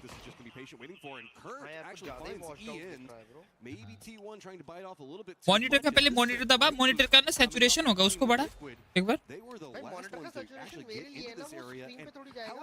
बट मेरा जाता है पता है, मैं बंद करता हूँ ना. मैंने टेस्ट स्ट्रीम करी थी, मैंने जब वॉश आउट किया ना तो वॉश आउट हुआ भी था उसमें, तो दिखता है. मेरे को लगा तेरा भी. By Team Liquid, I mean, if Kirk can get out of this, this is going to be a great freebie point. Now you could recover the chip. It looks like Heather just did that. तूने SDR बंद किया ना? Revive stations that you could go to. Hosan is the one that my eyes immediately go to. SDR बंद किया है? Open. I mean, Team तो Liquid बंद is कर. hunting, man. I love this. We talked about it a lot this tournament. I mean, worked for them yesterday. They managed to inflict damage, find great ways to really take control over circles, ruin, I guess, several teams today if you really look at it. T1 wants no piece of that right now because they know that Team Liquid is just coming in hot and heavy, and they do not care. Anyone's Legend actually making that long wrap finally is going to get into the circle just to the west of what we were just watching. VC did not end up staying long enough to wait and catch Falcons, so they're going to go ahead and go for the circle while Falcons has an easier path. And we still have Shadow and Full Sense fighting up in the Army base. Yeah, that's kind of turned into a bit of a standoff up there at the very northern edge of the map. Maybe sort of a fight for territory. I don't know if this feels good. You've now put yourself in between Team Liquid as well as T1. Team Liquid's realized, whoa, there's way too many cars over here. Let's not defend this angle anymore. अच्छा वो उसमें होता है control panel पे बढ़िया का रुक जा मैं भी खोलता हूँ कंट्रोल तेरे साथ साथ उस पे जा साहिल अरे शिट तेरे रुक जा खोलने दे Guess that you don't want to make the commitment into that stage yet. Maybe they were thinking school because that's easier to get out of. Yep. But this is taking वो so कर long for them क्या बोलते adjust video image और video colour setting होगा उसमें कर use Nvidia settings दोनों में नॉइज रिडक्शन में भी और वीडियो कलर सेटिंग में भी यूज एनवीडिया सेटिंग्स कर दिया हाँ अप्लाई कर तेरा स्ट्रीम पे तो 5 सेकंड बाद दिखेगा ना I mean, yeah, but we did see that AGL went for a very coastal wrap on this one. So T1 in their adventure to try to get their teammate back just keeps bumping into everybody. Hey, अभी भी worst out है. Center don't have to move too much more. And I mean, for T1, this is really throwing off your timing. क्या है भाई? क्या दिक्कत हो रहा है? I think they're gonna get in here with just revive हुआ पहली बार रिवाइव देख रहा हूँ मैं. ओए पहली बार देख रहा हूँ T1 कर रहा है. साला ये पता है क्यों? क्योंकि साले पे पॉइंट अच्छा है ना. वो चाहते कि और ही रखे. Revive to get to go for T1 in the long run. Just have to wait and see how they make it go. Gen G close to Team Liquid. क्या हुआ? कहाँ था? Up into a 2-2 split, but it feels like everybody is next to Team Liquid. HDR तो of करना ही पड़ेगा. Into the thick of it all, but yeah, Gamma spotted out VC. VC, we remember they were kind of a little bit slower on their rotate into all of this, so Duckmy at least going to find Duck Juice in return. Team Liquid, you can see, while they do have that hillside on the west in control, it's going to start being more contested as AGL is going to try to find an angle. Gam's Tanvu does have vision up on Duckmy and is trying to dare him to go for the res, but just doesn't get the angle that he wants. Yeah, with Duck season up here. ओए पिला गया पिला किस अरे बाप रे बाप colour दिख रहा है बे थोड़ा कम कर रहा था एक्सपोजर कम क्या हाँ अभी तो अबे बाप रे ग्रीन इतना ग्रीन दिख रहा है कि प्लेयर का नाम ही नहीं दिख रहा भाई थोड़ा कम कर सैचुरेशन वो फिल्टर आंख बंद कर दे फिल्टर का आंख बंद कर दे फिल्टर का जो लगाया था ना तो वो कर दे हाँ तभी बोला अरे आंख चुप गई मेरी आंख नहीं चुप मेरी गार्ड चुप गई भाई बंद करो प्लीज प्लीज चुप गई भाई चुप गई रुक जा अब तेरा 5 सेकंड डिले है ना तू बंद करेगा 5 सेकंड बाद दिखेगा मेरे को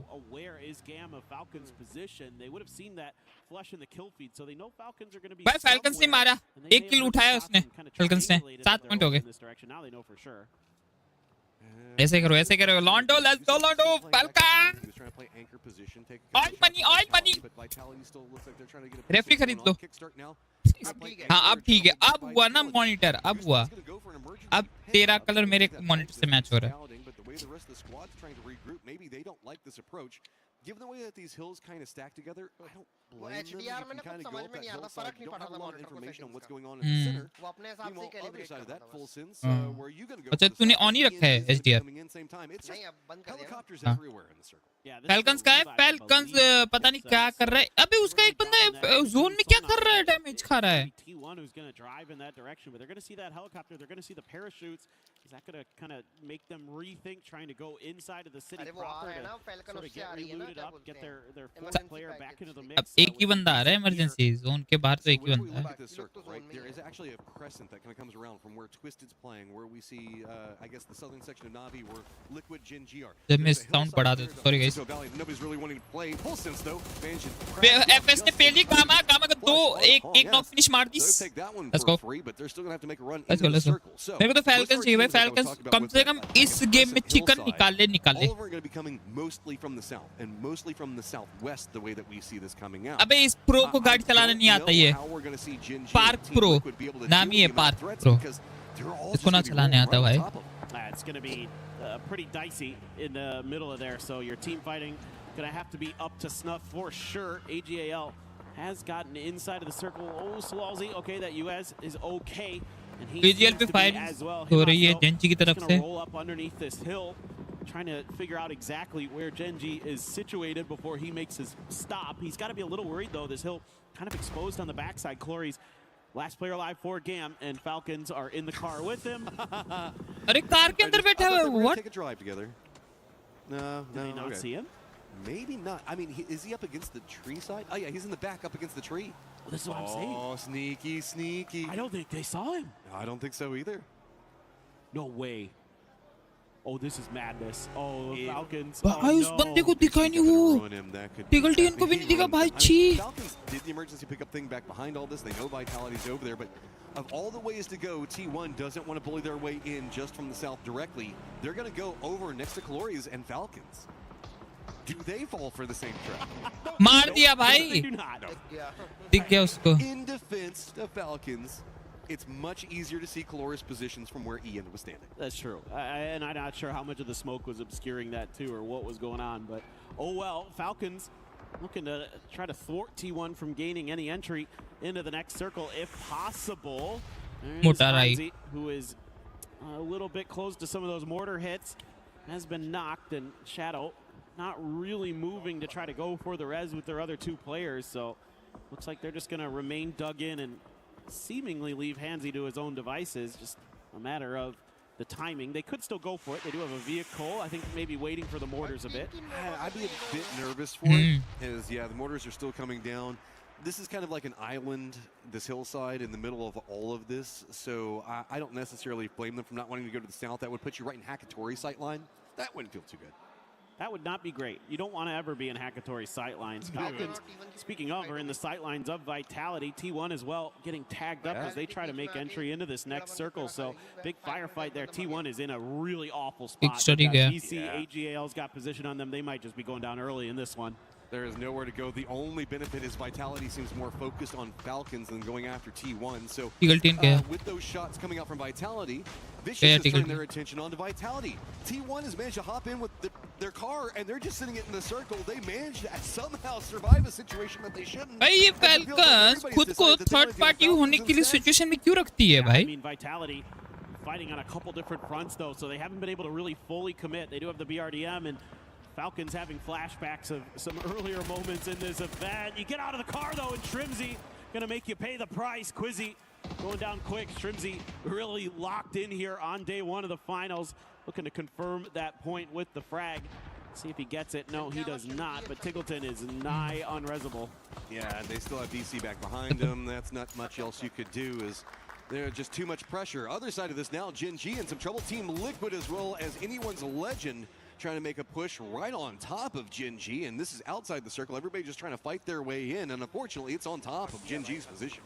Yeah, AGAL doing some nice work out on the edge in this game, getting some big Look at this. Let's see if they can capitalize. Team Liquid rolling into this party as well, trying to find some kind of angle into this fight. Gen G is going to be pincered between these two squads. Big face.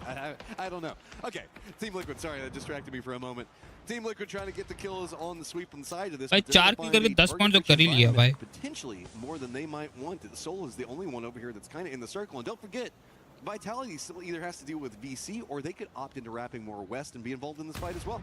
I wouldn't be surprised. I mean, at this point as Vitality, it's like, well, we're probably not going deep into this game. Let's get some points. Salute gonna dodge that util, get into the smoke. He lands that right at the feet of Cowboy, but Cowboy still wins the fight. Soul is doing some damage to AGAL, but Gen G just fighting so many different teams, so many different players. There just isn't much they can do. They're getting cut down here. Team Liquid trying to res their IGL Purdy. AGL as well had a player go down, so they're trying to stick that res. Moment to stop and breathe for Soul, as it is going to be a ton of friends roaming both sides real quick. See if he finds any safety. Gedrock's also making a run into the circle. Looks like Cowboy doesn't really like this approach anymore. He's going to go back to the north, but that's going to open up shots coming up from DK as well as VP if he continues on this path. And there's not much else you can go for. It's just time to get into this hillside, and this is what Shadow is trying to play. They're going to do it. T1 भी चली गई जो points बना रही थी 22 पे lock तेरी TL बची हुई है टीएल अरे कावई की लट पर टंका लगा दी भाई जेंजी ने मार दी भाई सबको wipe out bro or 2 grenades, it looks like. That is ridiculous stuff from him.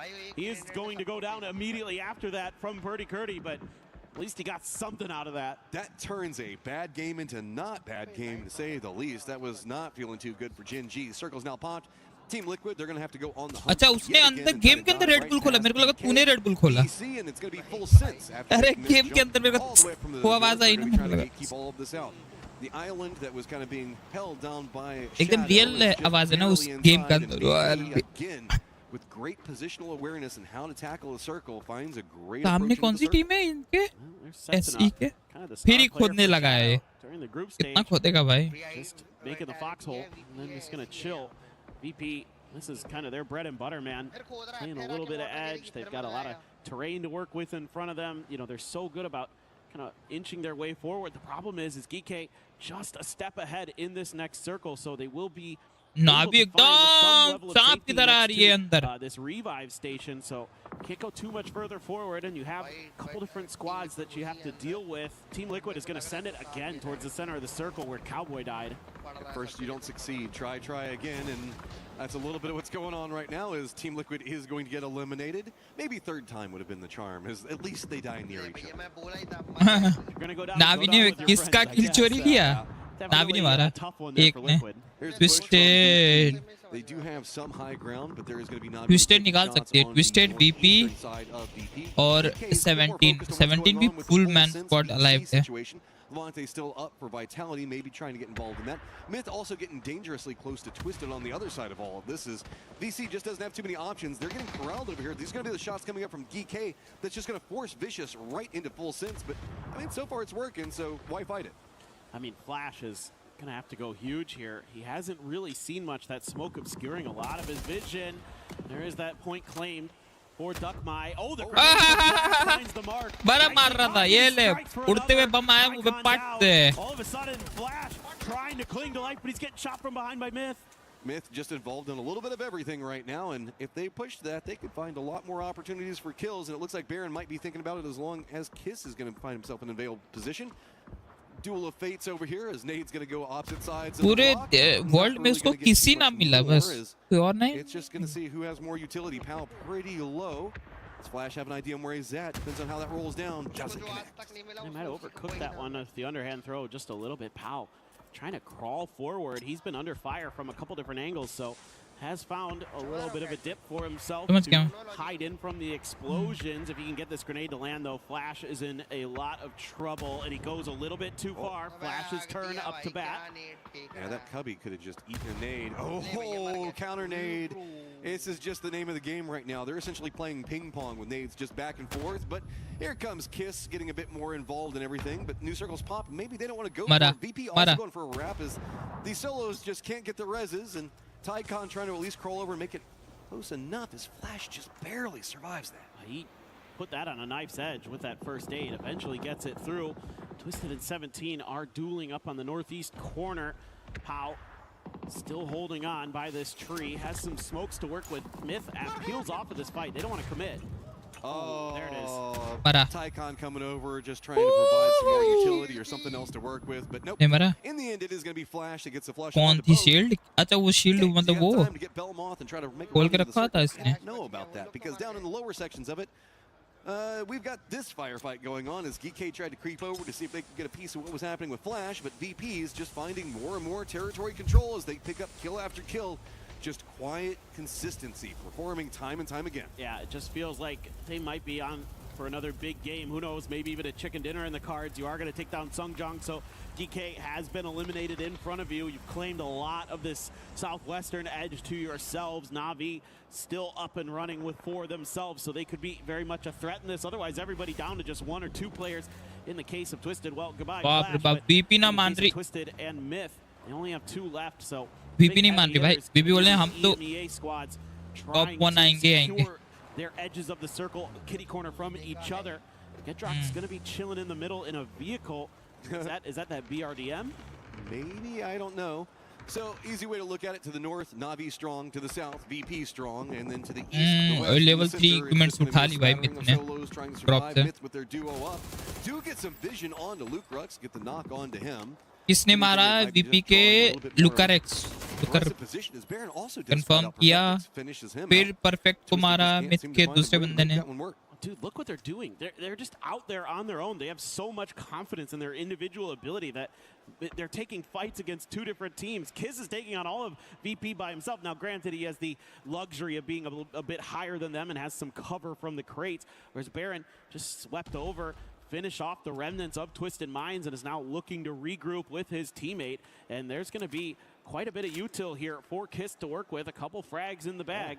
This is weird. We've got a reverse situation where all the teams are now playing low ground because we're only in phase 6 with only 5 teams alive. It's just brutal shifts have caused destruction to the lobby. So Myth is our high ground team as a duo, and that's going to be about all she wrote. So that's finally going to get spotted. Eliminated. अच्छा Na'Vi ने मारा. But it's north versus south with Na'Vi and VP. तो zone से मर गया इसलिए कब. Yeah, there it is. There's the BRDM. We finally got close enough to see it. Yeah, it's kind of what I figured it was, considering he was just sitting in a vehicle in the middle of the circle. I'm like, surely that's a BRDM, right? Like, somebody would have knocked you out of the window by now. And absolutely Kiss looking to just tag that vehicle up. Doesn't want that to be a threat in the later stages of the game. Still going to have to put some fire down, but VP very aware of it, returning. What in the world is that? Ferris just hit a double mortar Na'Vi ने मार दी. 2 को knock कर दिया VP का. Motor से. Myth still has the high ground. Gedrox actually going to roam over here. Is he going to try to flush those out by running? Oh my god. Fata confirm. Sorry, Gedrox, you're denied. Na'Vi. Right into it. Gedrox, no. VT को ले उड़ा दी. That is such bad luck. There was still one. नहीं myth ने तो VP को मारा है बे. Vitality तो उससे मरी है Na'Vi से. Playing this so well is done in by Ferris mortar plus a few other. कहाँ मरा बेटा? अच्छा अरे नहीं मोटार का अच्छा मरा. Beamy dialed in. That was just a little bit to Beamy's left. Oh, VP in first place. Bye. Na'Vi का game. It is just turned terrible. Na'Vi का game. Running down on top of them. The vultures are circling. Beamy, what you got? Nade prepped up. Can't even manage to drop it in the right spot. Does get the knock on to Baron. So Kiss now just over here. I think just trying to find loot more than anything else. Could be, yeah. I mean, he's just trying to get this point where he can. Can't do it though. And that should be the end. Oh, that grenade bounced too far. I mean, this should be Navi's win right here, right now. Yeah, Beamy down too Na'Vi low. win. He's going to go ahead and finish it himself. And that is going to be Na'Vi. Na'Vi be like Na'Vi हो गए भाई. Really? Mortar plays, man. Woo. 6 बज गया भाई. 6 बजने में कुछ minute ही बाकी है. From Ferris getting 2 for 1. That's huge in that moment because it completely cuts the feet out underneath the team that's going to be the biggest threat to अभी तेरा flight to Virtus Pro's train credit, जो they're भी hanging है. on, they're fighting tooth and nail. They're going to be in first place after this game. So they're playing really nicely, but that's going to be a little bit frustrating. Guys, yapping होगा. Yapping कब कर देते हैं आवाज. फर्क पड़ता पर तो yapping नहीं सुनना. Maybe run somebody over, but who expects? नहीं थोड़ी आवाज में लगा दिया हूँ. सुनते रहेंगे. अब उसमें वो क्या आते हैं? Expect that they would go for the flushes with it, but he knew. There's no nice way to say it. He was screwed. He knew he was screwed. Yes. He knew he was probably going to die soon. He wanted those points. He wanted to try for something. It's a weird timing situation that kind of fell out that way. So, but I respect what he was trying to accomplish. Yeah, I don't like to use this word often in esports, but that one was a little unlucky. Unlucky. I mean, it's the right idea. It's a good play. Just a little bit mistimed. So, yeah, still a little bit for Twisted. They're not having the best day, but gosh darn it, they're in 5th place. They're not having a bad day. No. It's just like, okay, so they had a great position, high ground inside that circle over into the northeast. But 17 kind of runs up and wrecks their day, kind of causes some issues. Third, fourth party kind of comes into effect there. This is a very angry lobby. They will not let anybody just fight one squad versus another squad. It's going to be multiple teams seeing if they can vulture anything that they can get. Yeah, I mean, T1 there just fell apart because of that early play from Liquid that cascaded into kind of bad situation after bad situation where other teams were happy to try to capitalize on their positioning that they had to go for to try to go for those revives. But here at the end, Beamy just barely hangs on. Kiss is trying to come up and over that lip. There's kind of a weird moment there where no one kills Beamy but Beamy. Yeah, Beamy's just like, nope, I'm not going to give you this point if I can help it, and he does not. That's smart. But that's a mark of respect, right? Denying out a point from Na'Vi, anything that you could potentially deny from them, because they always loom large. Well, we've got Kalaris set with an interview down on the stage. Let's see what's got going on over there. That's right, thank you, boys. Yes, I'm here with Lucarux from Virtus.pro after a good 2 games here to get things rolling for the final. Lucarux, let's talk about the first game. You getting into that late game circle, holding the cliff for a long time on the south side of Erangel, up against the Vicious as well as T1. What was your guys' thought process going up against those teams and how you were trying to potentially counter their positions? I mean, we did a really good rotation zone too. We got in a good spot and then we got a zone. And then in the end, like it was against T1 Vicious, and I think GK was alive. And in our heads, we saw that T1 has the best position, so they're obviously gonna win the game. And we had like bad load that game, and we just went to play for second place to kill GK and Vicious. Okay, it did look like that, so that's actually really good for the clarification. Thank you. And into game 2 here, obviously you're having to play Edge for a long time over on that western side after the shift goes away from the south of Hosan. What was the biggest hurdles, the biggest difficulties you had in game 2 there? I mean, when we played the group stage, we had a few bad things with Mortar. We learned from that, and we, like in this game, we just used what we thought about. We just used it, we killed people in the holes in mortars, and that's it. We just played through and just killed everyone. All right, well, thank you very much. A great start for Virtus.pro here to get things going. Thank you very much, Lucarux. And that does it from here, down on the stage.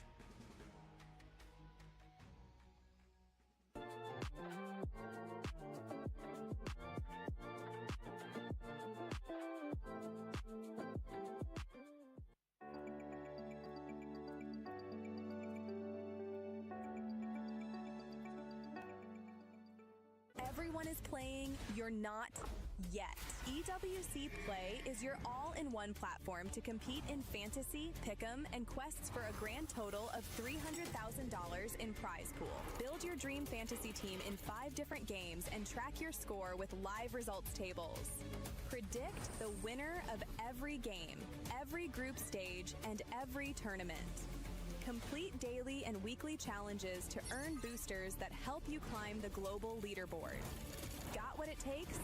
Join EWC Play now.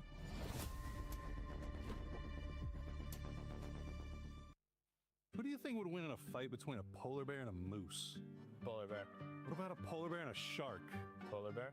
Okay, what about a polar bear and a T-Rex? Ooh, polar bear. I feel like you're not taking this seriously. Polar bear. Okay, fair enough. What about a polar bear in first place? Because right now, for VP, that is back-to-back second place finishes as Navi is able to come up with a win. Polar bear.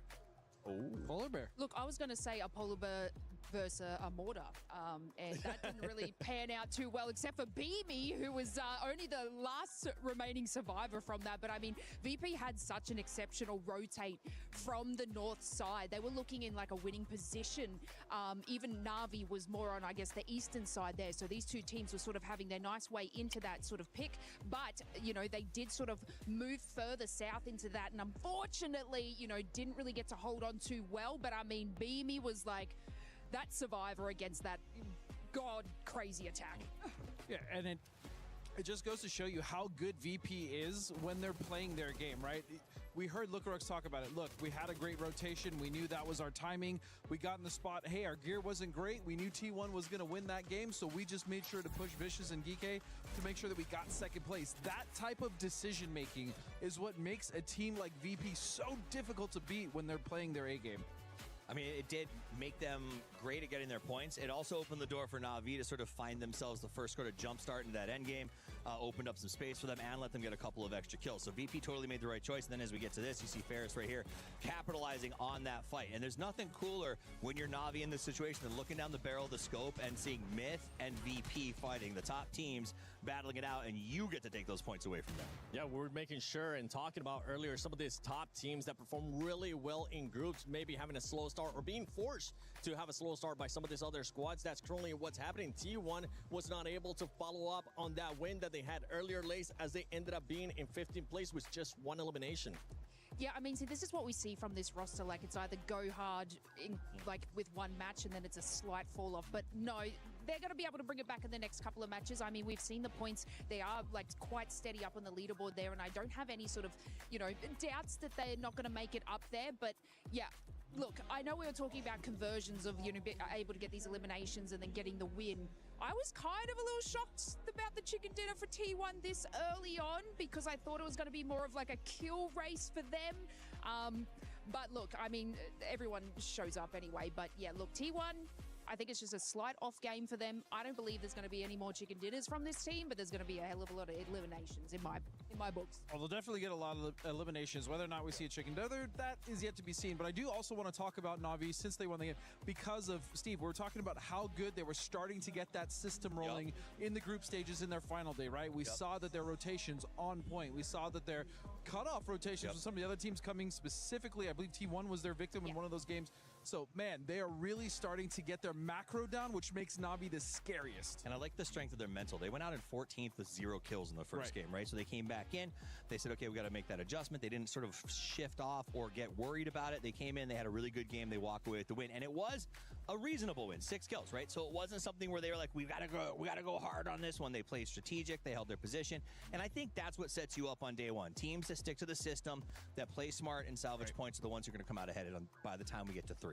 Yeah, and you were talking about a team that was able to bounce back. A team that wasn't able to bounce back in the second match was none other than 17 Gaming, as they ended up just getting only 2 eliminations after finishing the first match in 11th place with 0 elims. But we're going to be starting a new segment, and that is the Lace Memes Clip. Is that what you want to call it, Lace? Lace's Memes Adventures. I don't know. I just made up that jingle on the spot. That was a cute little jingle. You know, you would assume Gam would have escaped from the early altercations with Falcons here. But no, not Glories. This man's just going to sit in the back seat, having a sip on some juice, and just relax a little bit and see what happens. The fact that the Falcons had to return to this position to be able to eliminate him, not understanding that he is literally just hiding in the exact same spot where they killed the earlier teammates, is my meme of the day. And I mean, it writes itself. And you couldn't see his face, but throughout that whole segment, he didn't even have his hands. He was giggling. He was just like, they don't even know I'm here. I was going to sit and wait it out. I mean, I did think that he was parked inside of the car. Something that, you know, I think is interesting is this is, again, showing how these end games are changing dramatically, Godspeed, over the fact that we can now destroy terrain. Like, if you go back to what the game looked like a year ago or farther, it's very different in how the end games go. A lot more teams making it deep, and it seems way more challenging to me in terms of how you figure out how to survive when you get those final 6 or 7 teams, Godspeed.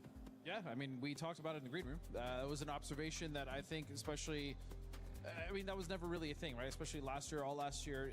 It's just if you were in a bad spot, if you're in the center, you got mortared, that was it. There was no cover. If you didn't have a car to kind of help buffer that zone for you, you were cooked. So I actually think this destructible cover or terrain is probably one of the coolest additions because it's really allowed these teams to flex in those endgame circles. I agree, because like it gets more teams into the end zone, and we love a chaotic end zone as well. I do. I love me some chaos. And I Shadow, love me some Shadow. digging that we have been able to see. Don't get me started, all right? Don't get me started, because I don't want to get on the hype train again. Oh, if that would have swung back like a good Australian Bama ring, that would have been sick. But at the end of the year, we're going to be having something special coming for all the esports lover, and it's none other than Esports Nations Cup.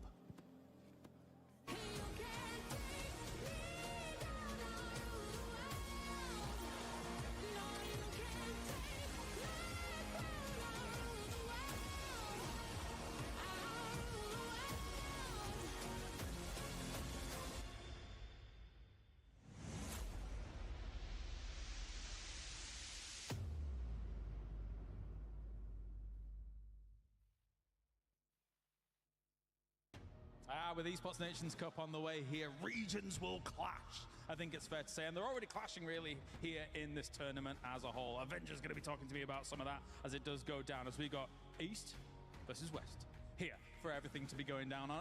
I mean, the thing is that we've got at the top, obviously, Myth and T1 really strongly representing the East right now. But on the West side, EMA is looking good. What do you think? It is. I mean, back-to-back second place here for Virtus Pro is obviously amazing here. Navi won a game, but you can't deny how strong Myth and T1 looked in our group stage. Pretty sure they're going to be able to carry that into this finals here for sure. And I'm really excited because it's two different types of strategies we kind of see from them. T1, they're looking in a proactive way for kills to kind of have that impact, where Myth is like, okay, we're playing, of course, smartly for these kills and for the chicken dinners, and we've seen them consistently get those in the groups. I want to see that convert in the finals as well. All right, tell me about the West then. Tell me about those teams, if they're going to be challenging for the top spots here as well, because we've got some great contenders in EMEA. Of course, there's always Falcons as well. There's some big heavy hitters here. Absolutely, and I think both, you can mention Falcons, you can mention Twisted Minds, you can say Virtus Pro as well, and I think those all have a chance here so far consistently. Sure, it's just 2 games out of the 18 possible we have.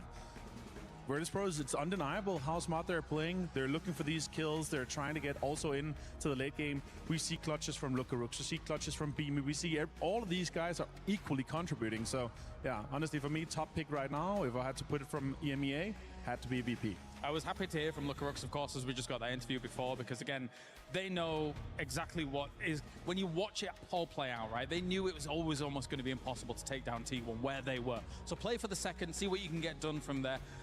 Take the mature decision in those moments, right? Yeah, exactly. And we saw it's a 3-point clutch. It's 2 kills. It's eliminating one that's in your 3rd place, right? To getting that 6 points for the placement was absolutely insane. The way he did it as well, playing under immense pressure inside Molotovs, inside smokes, around cars. Sure, they were a little bit passive, but still, you have to be proactive. You have to kind of try to grip that and make it your own choice. Quick pivot back to the East. Sure. China, 17 gaming. Do you think that they can rise to the occasion and bounce back? I sure hope, because we always see they're a favorite, they're a contender, they're up there, but right now, I gotta say I'm nervous. I don't think we see them in the top 4, to be honest. Ooh, okay. I mean, they do have the chops to do it. Of course, they are a previous recent PGS champion, being able to take that off AGAL at the top as well when that was going down, which was also down to the wire. So discounting the idea of AGAL being able to make a bounce back, you shouldn't be doing that too early, right? No, absolutely not. I think there is definitely a chance where they could come in. We see him as pop off. We see him as come up to the level that we know he's capable of. Yeah. We didn't see that in the group stage, though. Indeed, we did not. All right, thank you very much, Avenger. Time to head to the commentating team for all of the extravaganza in another PUBG game. So much to look at. ENC down the path. So much cool stuff on the way.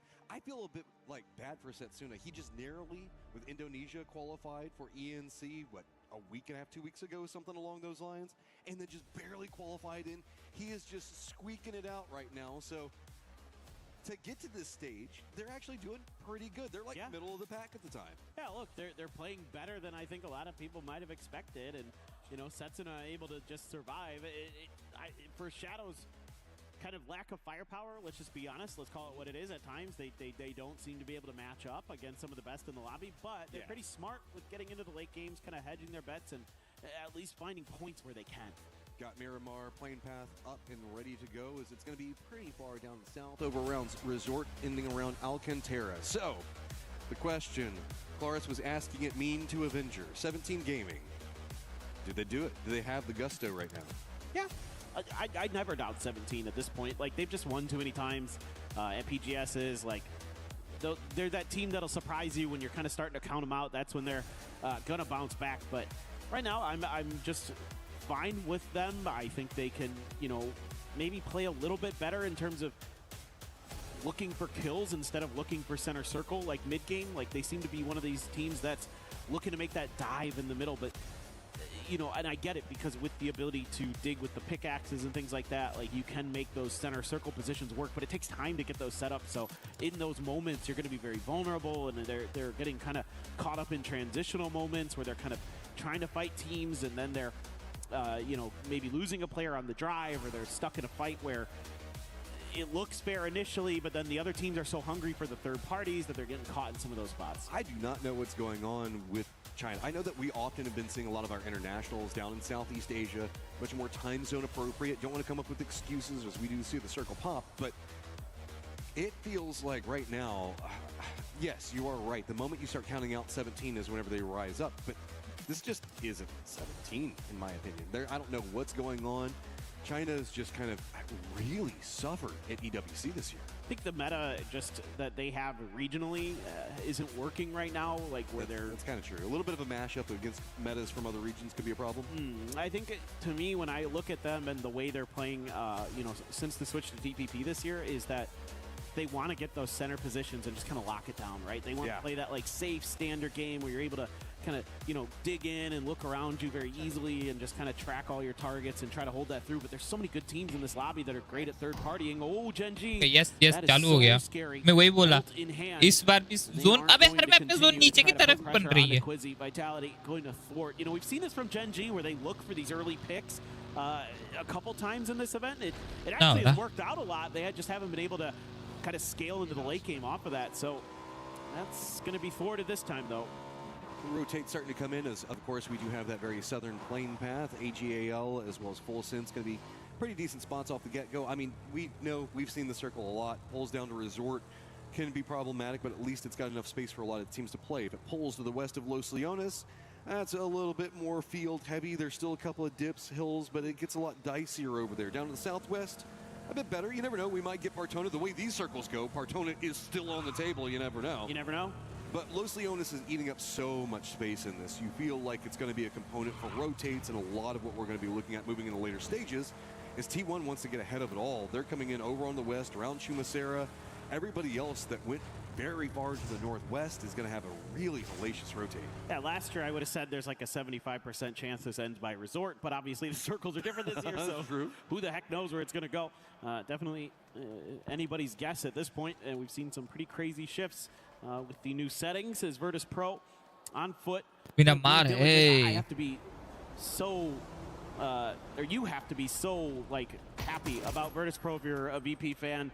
With the way they're playing here today, like the way they set up these like mobile moving forts where they're able to cover each other so well, and you know they've got their cars positioned safely, they're quick to start digging and set up their little fortifications, and the way that they defend them, very, very impressive, and the way they're able to use them as well as kind of a turret position to get kills is really, really, really impressive. I'm loving early game bully Team Liquid right now. Finding another kill in there, it's just a point here and there. It hasn't really paid off for them in the later stages yet, but it's keeping them in the competition, kind of in that pack that's still on the chase. It's really just, what, 8 points into them and Na'Vi. We're only on game number 3, so that could change the longer this brews. But talked about 17. We've been talking a lot about T1 as well, so they're kind of bumping into each other and rotate. Wimbo gonna go down, and man, it is Heather still popping off, and 17 still having trouble. Well, they're kind of circling the wagons here, R17, so T1, if they stick around too much longer, might be in trouble, and EN has a couple shots that ring out next to him. Going to be able to use that hillside along the road to protect himself. And Heather, oh, he ran out of bullets. Otherwise, T1 भाई पहले से लड़ने लग गए. मार दी. I don't think you want that smoke right now, 17. You got to kind of figure out what's going on, and it just pulled him apart, man.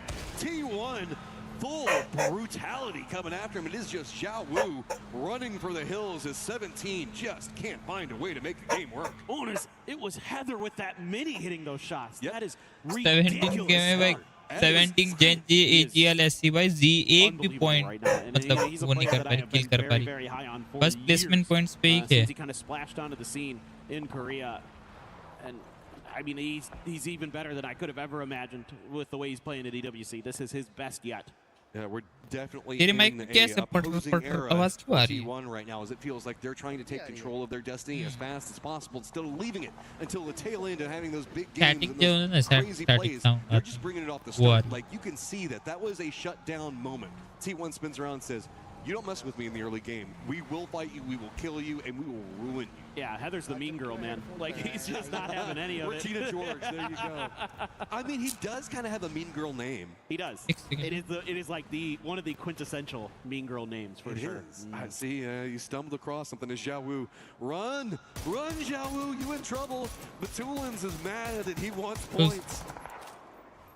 This is terrible for 17. We just talked about how we thought maybe they could have a bounce back, but they get caught up with T1. हाँ तेरे में से आ रहे, मेरे को लगा मेरे में से आ रहे, but नहीं तेरे में से आ maybe रहे। they're coming in pretty early compared to a lot of the rest of the lobby. I mean, they're like first half, believe it or not. They might be looking at this game. They uh can रहा है stop to but get a kill. कम आ रहा है। We're going to be coming in so late. This is going to be a tough circle ऐसे हो for रहा us. है ना, Actually, they're pretty well वो situated. लूज They हो can do जाता है ना, something in this. लूज की वजह से वो I just get nervous Static on पकड़ने Circle लगता 1 है though. Like yes, they Jack। have a good position over the west, but वो look है। at the cluster in the center, man. We've had such a centered meta that's popped off with these squads that just really want to frag out early and fight. That I feel like if you come into this stage, if you get circle up, great. If it pops this direction, which it could do the way these circles go, but it feels like Circle 2 is almost our friendliest circle time and time again. That's given everybody right over there, and then it starts the hard shift craziness afterwards. Yeah, for sure. It usually too is still going to be safe enough that everybody's fine. This is Vitality. Yeah, Quizzy's trying to get the heck out of here. Geeke is going to see him on the exit. Seems like it's going to be A-OK with Hello My Bad driving there. The Coop offering some pretty good protection with that low-hanging roof that it has. Blocks the bullets pretty nicely, so they will get away. And Geeke going to be on the very outside, the very last team to be getting into the circle, at least as far as we can see for now. Falcons doing a very eastern wrap to come into this. Myth, a very western wrap. Everybody else just kind of coming in from the north. Xiao Wu's going to continue to find squad upon squad passing him by, but I think he's just kind of hunkered down out there as VC does stop. I think that they're just trying to scout, though. I don't think that they're really on the hunt for any solos or any remnants hanging out over there. I think he just kind of, I don't know, did he get any of the blue chips?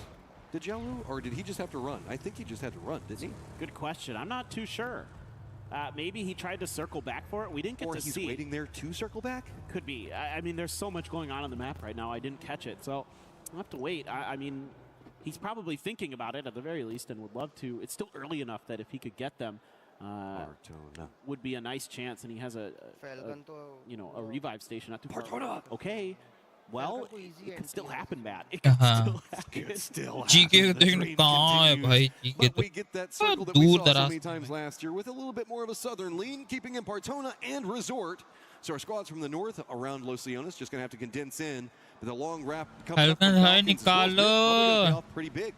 Yeah, actually, Falcons are going to be not too displeased with this circle once they can get in there. Virtus Pro as well, perfectly fine with this because they're going to be able to skirt past AGAL, get a little bit more southernly shifted, get those cars into the warehouses, get them safe as well as they can. And meanwhile, AGAL is busy looking at some stuff going on around them. T1 making the move right by Full Sense. They have Shadow Esports just ahead of them, but Shadow has pulled up shop pretty well south up on the compound. Meanwhile, T1 is going to take the edge of the mountainside. This is such a great spot to play if they can keep the defense on there. Really, it's got a couple of vulnerability approaches, most notably over into the west, but I think that they're keeping the player over there waiting. Falcon's going to wrap into the south. Could be bumping into Shadow like you were talking about one moment ago. VP's going to make landfall right next to Na'Vi. Those guys had a little bit of bad blood after last game. AGAL running a 2-2 split. Does keep control over territory, but it feels a little bit dicey if anybody opts into a crash because that has been a theme. Go for a 2-2 split too long in this, and boy, suddenly it's just a full man like clown car that's on top of you. Exactly. Because of how aggressive some teams want to be in the middle of the game towards the center of the circle and how little options you usually have. If you're not confident in your edge fighting, you got to take a crash, you got to take a play. And I'm right there with you, Matt. I'm always looking at those 2-2 splits on the map to think, okay, when the circle starts to close for 3 especially, I'm like, you need to group up and you got to find a way to do that. If you can't, you are going to probably run into problems where you are in an odd man fight. I mean, even if they don't have, even if everything stays fine and AGL tries to just regroup off of this in a little while, they're going to have to deal with T1, Twisted, I think, should have a sight line, VP, and maybe Na'Vi, all trying to catch anybody on a rotate there. That's, it's not a long rotate that they have to do, but it's going to be a scary one. No, for sure, it is. And if you want to see a team that does 2-2s really well right now, that's T1. Like, they probably have the best 2-2 split game that we've seen here at EWC so far. They run them constantly, and they're always in good positions where they can group up when they need to. They're really good about the timings on all of that, so that's been a big key to their game. Myth as well, a great edge team, very different play style than T1, and they are making it work for themselves very nicely. Geeke is going to be like, we know we're coming into this late. Let's get and by God, if this goes Partona, they're going to be in a great position. Yes. We still got a couple of seconds before we figure it out. Gam's a little bit gate kept out right now. General knowledge. By Vitality, who's trying to get into the circle. The northeastern area that they're playing from is pretty fine. Vitality. Chips, and he might be making a path back over to Res Beacon to try to rally back in 17 Gaming, but this is going to be playing from the back foot without a doubt. Myth is also called an emergency pickup. Falcons आगे fight गई. The circle plays it. Oh, nice Falcons have no nice zone for us. We tried. We did our best. We're going west to resort this time, so that field 17 को देखना है. Revive करने जा रहा है भाई. You know, you're not already in one of the compounds that are around guts the है edges. भाई. You're going to be kind of forced to play around those irrigation machines and the I think emergency है इनके पास 7 के पास. sits inside of that field proper. Pau will fall. Belmoth going to claim a point for full sense. वो land हुई. Excuse me, Vitality. C K वाले land हुए उधर Twisted और Vitality के बीच में. Twisted Minds, who's got a bit of a setup on the edge of resort. They're going to be holding the line right now. Nothing too dangerous. Fast pace में तो भाई PUBG जैसा watch party में ना थोड़ा सा मजा उतना नहीं आता जितना फास्ट पेस गेम्स में आता है. PUBG CS तो अलग ही जॉनर ही हो गया. बस Warzone में तो मजा आता है भाई. वो इतना फास्ट है वो Apex. Warzone का टाइम है अगस्त में पे. मंथ नहीं है. तेरा PUBG मोबाइल है भाई बीच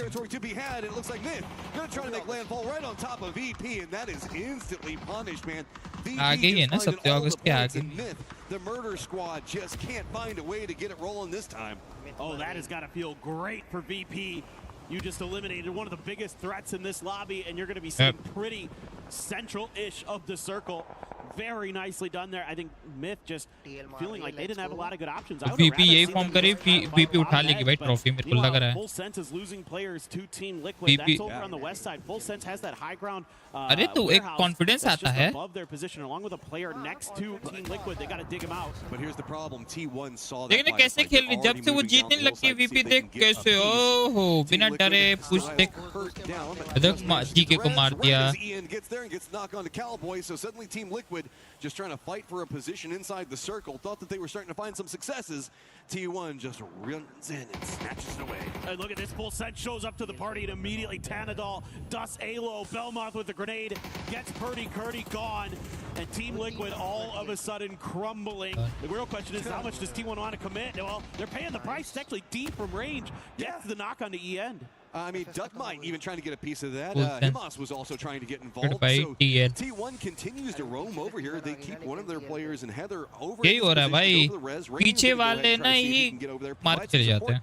Type has actually jumped. Apex में भी तो वही होता है. Third party वाली. 17 is coming back in off of their recall. मेरे को तो लगता है वो तो वेट कर रहे होते हैं. T1 still looming large back behind all of this is. How good is the defense going to show up for Team Liquid? Because I think that T1 wants. सबसे मजा Apex में भी सबसे मजा तो थर्ड पार्टी करने वाले को ही आता है. With the M16, disgusting shooting there. As a Cowboy playing front door, going to close it. Opening up for a little bit of a barrage, expecting T1 to be behind that coop, but they're actually not. So they're going to first start with the molly to try to force them into other windows. I would assume that the grenades are going to follow up into the right-hand side. Yes, but nicely dodged there by Luke. He's not going to take any damage from that. EN now looking to try to flush him out, see if he can catch him going back in. Cooks the grenade well, but again, Luke very nicely done to avoid any damage. Just a full push. You can see the Team Liquid was hoping. TL को खत्म ही कर देंगे T1. Third party could come in, not gonna find much, but Cowboy does get the knock on one. Type instantly lands back over here. Assist, and of course it's gonna be Heather that gets the last, killing it all. अब VP को अगर जीतना है PUBG tournament तो इस match में T1 को मारना ही पड़ेगा. Denzi कहाँ गई? Denzi की बनी गंजी. Vitality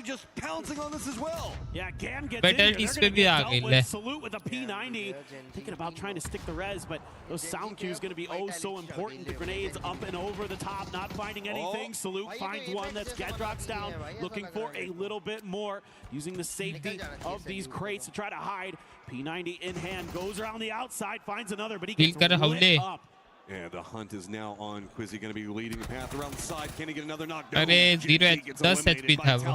Plays it fast and furious. They still need to get into the circle though, but managed to find some kills of their own, sitting at 7 and a climb coming up for them.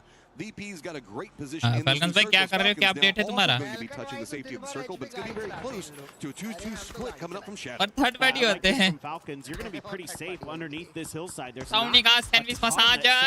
बीच में रगड़ो मेरे को. how much angle does Na'Vi have? Ragdo, There's ragdo. probably not much, कोई given दिक्कत that नहीं, again, ragda, everything ragda. kind of uphill in front of Falcon. So you're at least going to be able to find some level of safety here, depending on how much the next circle hard shifts.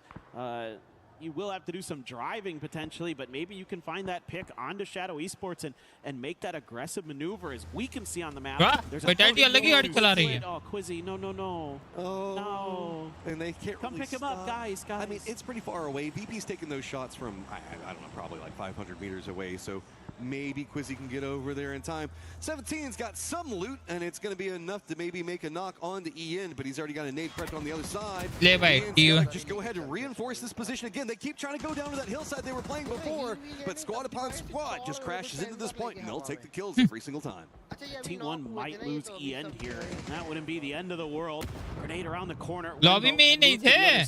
Teammate revive दे के आए. There isn't much heals, isn't much to work with for this beat up, called back in 17 squad. Type finds one. This might just be more points going to T1. अरे knock डाल दी. From Wenbo with the MP5.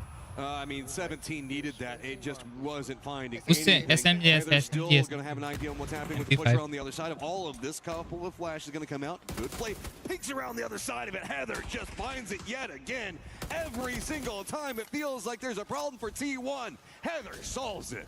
Dude, he is so good. That was a perfectly placed stun, and that nullified that pumped shotgun, and it's going to put that into the hands of T1. There is Duckmai looming on the edge of this fight. He might have a role to play in this. Type might be in trouble. The longer he stays out there, the more likely he is to die to a backstab from Duckmai, but Duckmai isn't really looking into this just now. Wenbo, I don't think he has any health left to use to heal up. He's just on a sliver. There you go.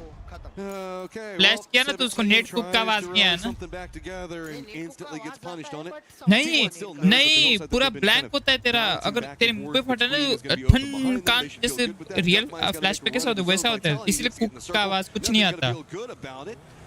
अगर दूर रहता है ना, जैसे building के पीछे जैसे bounce के आते हैं, उसमें थोड़ा सेंस रहता है कान के, बट एकदम मुंह पे पड़ता है कुछ नहीं रहता है. एक तो वाइट स्क्रीन एक तो blank. Shadow Esports as they finally group up into 4. Shadow going to be making another deep run into this one.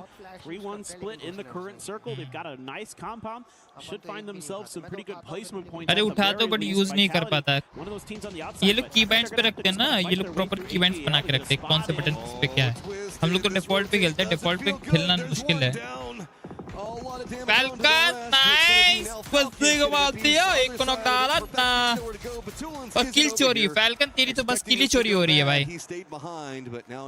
टिगल TN ने एक और को नॉक डाला. नाइस टिगल टीएन. ऐसे करो.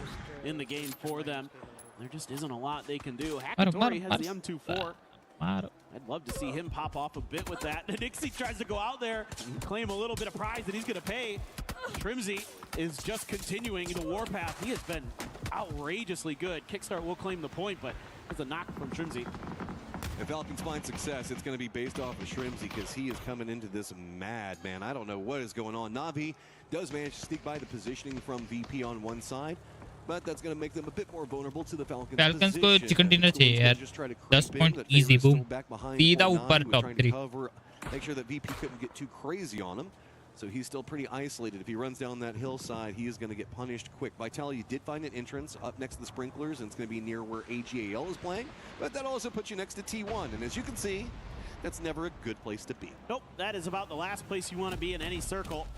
Right now, this team, look at this. They're a man down, and they're still happy to try to take a fight. I mean, they had some room to play with to try to play it safe, but that's not going to be the name of their game. That Molly right in front. Falcons एक और knock डाला. Spaces, the mortars coming through, trying to find that flush. Hello, my bad. Has that P90 that he picked up off of Salute's body.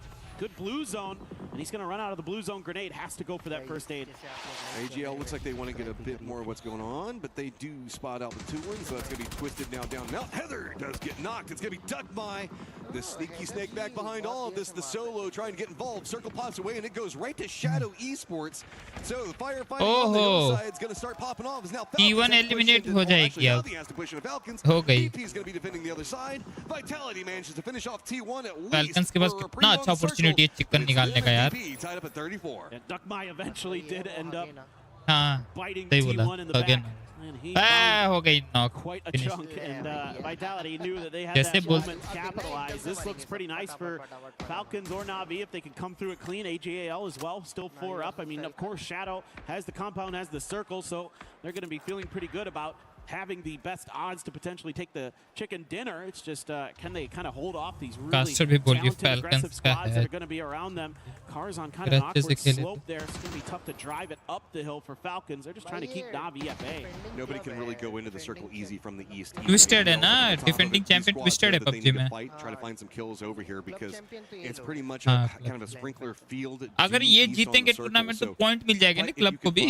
It stalled out any form of movement. VP is तो still दोनों also तरफ stuck, फायदा है. kind of just got their एक तो duo game up, का वो looking भी at पैसा warehouse, mill. what's going to be going on हाँ, over there. और ये So, जीत ही नहीं पा रहे. couple of shots coming out. Oh, AGL destroy does get the knock on to Beamy. That's going to stall out everything even आने more. दो भाई, If आने anything, दो. though, अरे this is इसका really तीसरा big बंदा for कहाँ मरा रहा है Vitality because Falcons they've का. got way more breathing room up into the north. They're kind of containing anyone's legend who's trying to contain VP, but Corexy, so few options. He's just going to try to send it, use the opportunity of this firefight going on between Na'Vi as well as Falcons. And Na'Vi ने पेल दी. What a hold, and he's got a Panzer behind this. Party, party. Hello बड़ी बड़ी बड़ी बड़ी बड़ी team pail the. Kickstart right back to it. Please, Gets मरना मत. behind the coop.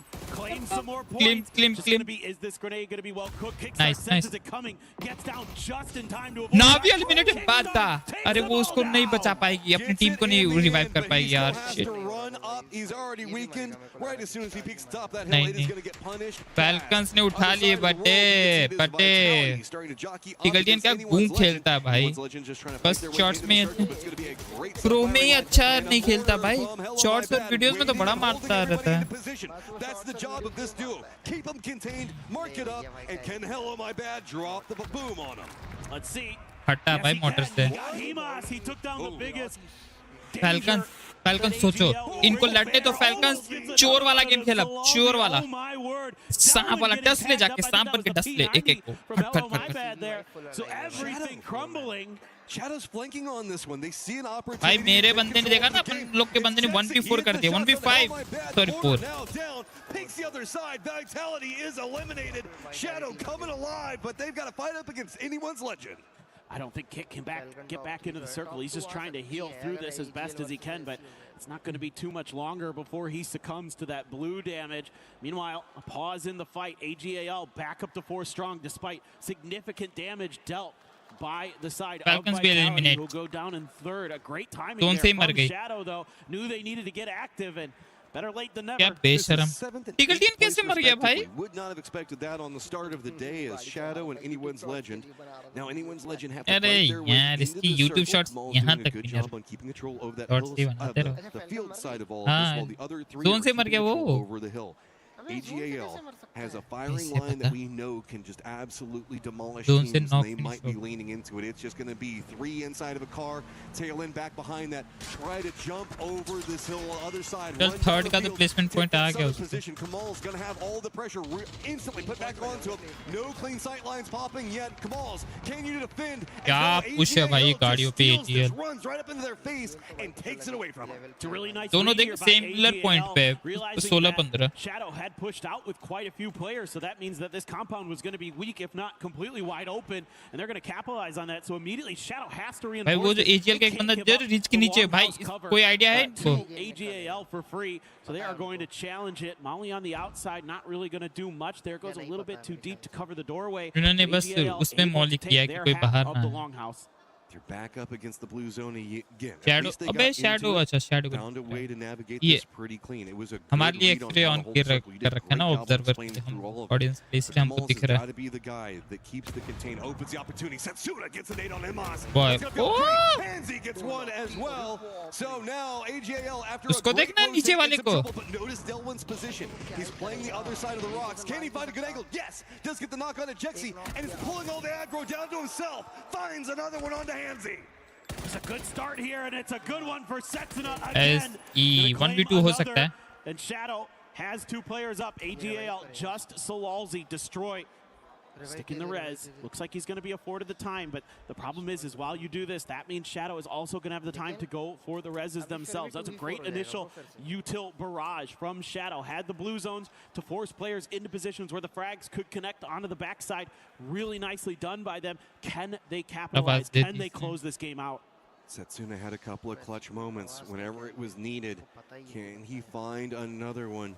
Hansi already gets the information, knows where Sololzy is, tries to deny out the high ground in that position right on top of him.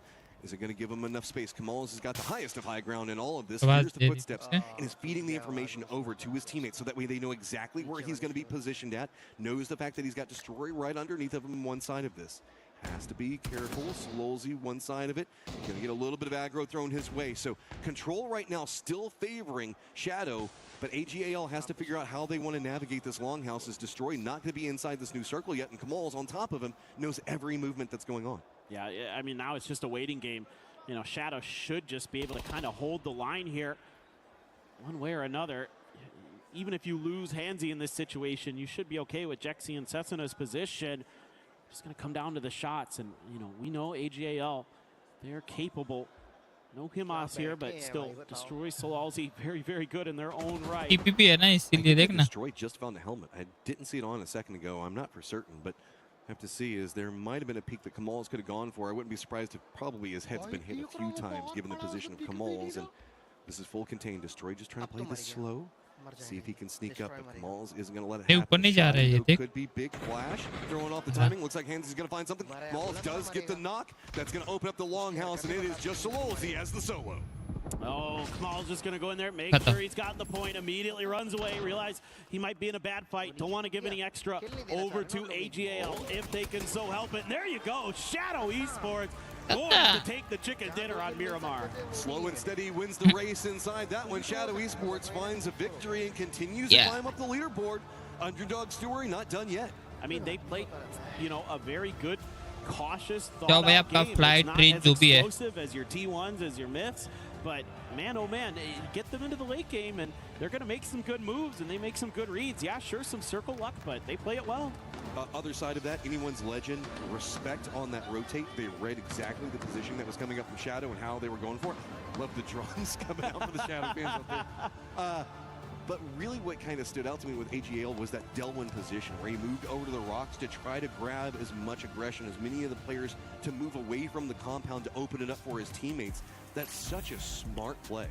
Yeah, I mean, I think AGAL played this about as well as they could have, given their, you know, disadvantageous position in the circle, recognizing where, you know, Shadow had given up some space that they could make the rotate through, but, you know, Shadow as well, quick to make their counter moves, decisive when they needed to be, in the heat of the moment, reaching out to thwart Vitality from really, you know, potentially taking out AGAL pretty cleanly and potentially winning the game. अब है 1 2 3 ही matches है अब.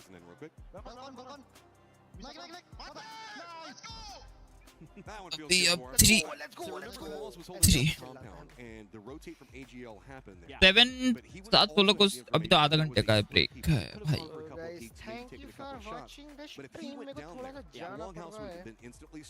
but 25 को शायद मैं कर ही नहीं पाऊंगा. 25 का मेरा भी मिस होएगा. Went back to the high ground up on top of the longhouse and let everybody sweep down in right underneath of it. So, I mean, a lot of great strategy to come into a really crazy set of hardships. We've got to get everything set up, move into our next game because, man, it has just been popping off today. Around वही लेकिन थोड़ा late करूँगा वो stream में 10:30 11 बजे अगर कर तो I'll see you guys tomorrow. Hey, I'll see you guys tonight if I can. Otherwise at same time 4:30. Tomorrow कल तो जाने वाला है. कल कहाँ से करेगा? कल नहीं जाने वाला 27 को जाने वाला 27 को. 2 ही दिन बचेंगे ना भाई. बहुत सारी प्रिपरेशन है. मेरा कैमरा वैमरा सब सर्विस में डला हुआ है. सब उठा के लाना है, सब करना है.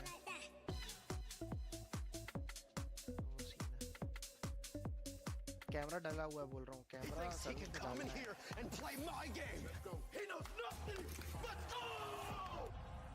Tyler 1, you're done.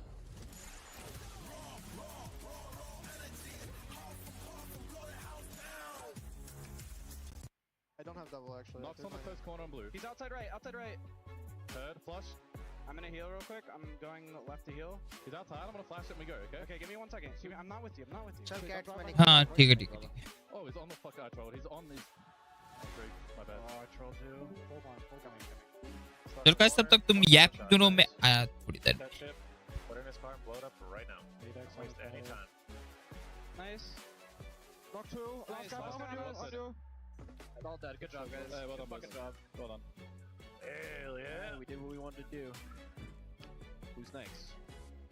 I mean, we here kill Gen G too. Sorry about that, Cowboy. It's all good. Who can pass JDG's question? Nemesis. Nemesis. 没有，操作好，最后一个，丢雷，他丢了，他拦开，厕所里还是厕所外？操作好，厕所后面刚刚他死了，好打，继续清吗？都来，一起来！我有雷，我4颗雷要分吗？我帮你们抽左边啊，我在顶上，一起，教练，我也要去吗？都来，我们得进去，这里有个盾牌，我丢他雷，这里有个盾牌，右边这边，我今天你看到，我看到，我丢，我看到要，你没丢过去，残了。往前翻，封个烟往3标。没烟了，最后一个右下圈里面，前面是尖的。被混烟混倒的，挖坑能救。挖坑，有雷，别吵，有雷。All right, we're here at the EWC Parkour Challenge. Now it's time for the incline slab. Kilaris up to bat. Let's see what he's got in store for us on this one. All right, he's making his run. He's got up there. Oh, the arthritis fakie. He lands it. He's done it. He makes it. That is a huge win for Kilaris. Paper Thin here, bringing you another event from the EWC Parkour Challenge. Kilaris going to attempt to go for the Gamer Gear lift. Let's see what he's got going for us. He's coming in. Oh, the interesting. Oh, it's so heavy. It's too much for him. Can he pull it through? He's trying. Oh, okay. Just goes in. All right, we're back here, EWC Parkour Championship. One more event to go. Kilaris, can he pull off the old man army crawl? We're going to have to wait and see. He's going under. Pretty good. He's rolling. Good technique, good form. Slides through. He's up. He's through. He's done it. He's got it. The EWC Parkour Championship. Done really well here, Kilaris. I want to get your thoughts. I know you're winded. That was a tough one. How did it go? Oh, I needed to get some big points on this one, but I think I did enough. And I just want to say thank you, Mom. What do you got to say to your fans out there? Everyone who believes in me. This is for you, man. This is for you. He's done it. Emotional stuff here from Kilaris at EWC. What a performance. A team that nobody was expecting to even be in the finals or even end up showing up in the finals. And from the shadows, esports is able to get a win, Toffee. I get where we're going with that. They did get a win. And you know what? I got to give them respect on that win. Sure, they had a ton of utility. They had a good spot, but they really outplayed AGAL, who was remember, favorite to potentially win this event. So you got to give these young lads, first EWC, first huge event, props on that sort of ability. Was plenty of opportunities for them to throw that fight, right? Sure, they didn't have to do much. Yeah, they had the circle, but they played it absolutely perfectly, right?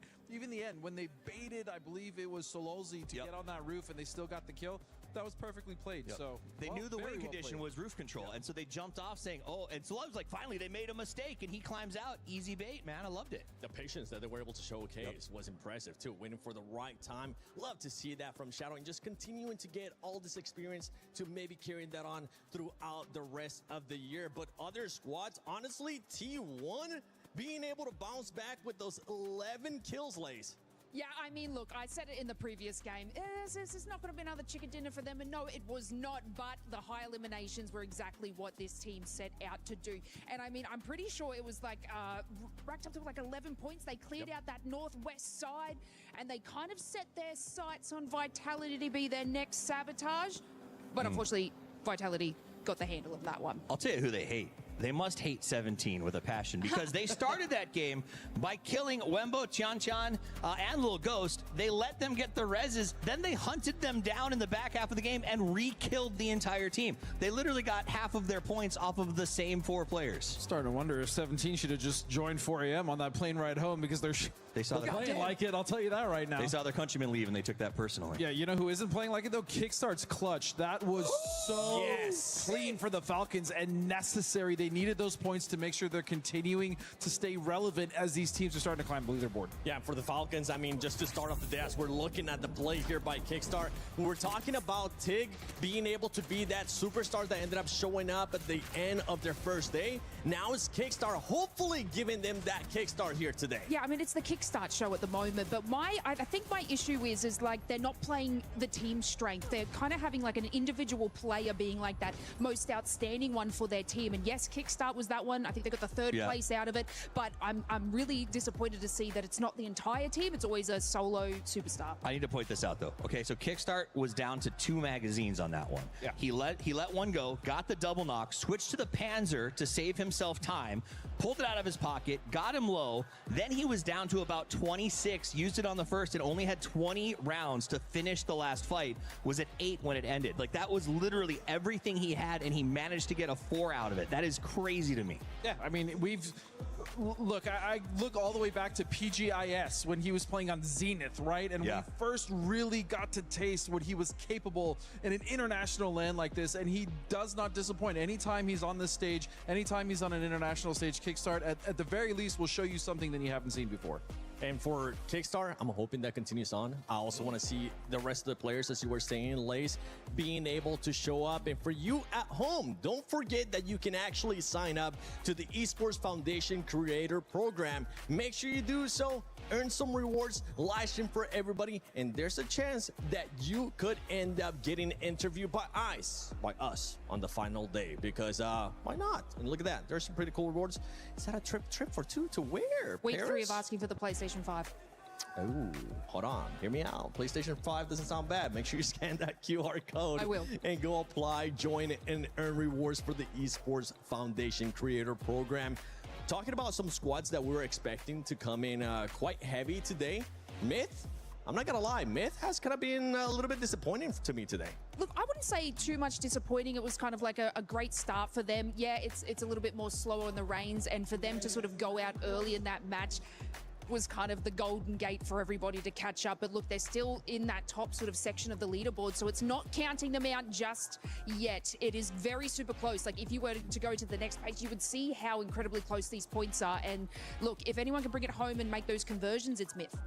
Absolutely. I mean, at the end of the day, it's still 7 points per game that they're averaging, which is a great start at 3 when we're looking at sort of the long run on this thing. The team that really has me, as you look at this, Virtus Pro at 34 points. These guys have not let off the gas. 8-8-4, 6th place, 2 seconds. They look good right out of the gate. When you got a player like Beamy sort of on that team who is probably one of the best that does it, like, this is, you can't let them get ahead. It's going to be who wins in a fight, a polar bear or a hurricane, and it's always a polar bear. I think something else to note about Myth too is they were seen as the biggest threat in the tournament, so they have the most eyes on them, right? They do. That's true too. It makes sense that a lot of teams are going to know their rotations, they're going to know exactly where they're going to want to drop, and they're going to try to punish them because they know how powerful Myth is. And that is exactly what happened in that last game. That was a rotation that they got cut off on. We've seen that before. Everyone goes home and gets ready for finals, and the first team you watch all the videos of is the team that won, right? So that is sort of sometimes works against you. And Myth, maybe a little bit of that, but you know what? They got a 16th at 0. That's their one bad game. They're allowed. Yeah, they could end up just readjusting. Only 3 matches in. We do have 3 days of a lot of gameplay. Something that I did end up noticing, though, when we saw the first page of the leaderboard was how frag heavy, how kill KP heavy is those first 2 squads. But as we're getting ready to finish off with the next 3 matches for day 1 of PUBG Battlegrounds at EWC 26, we got something special with the coaches going on. Extreme from Team Liquid here at halftime for our first day here for the final. Talk to us about what's happened so far here for the team, these first 3 games, and your overall thoughts. I mean, first few games, there have been a couple big mistakes, couple bad shifts as well, but it's mainly the mistakes we want to focus on. Biggest thing right now is that we just don't lose the energy, we don't lose the focus, we don't get deflated or anything like that, and we just move on to the next 3. We have like 15 games left to play. There's no reason to be super down right now. Thank you very much, Extreme, joining us here from Team Liquid. Let's bring on now Ibi from Virtus Pro.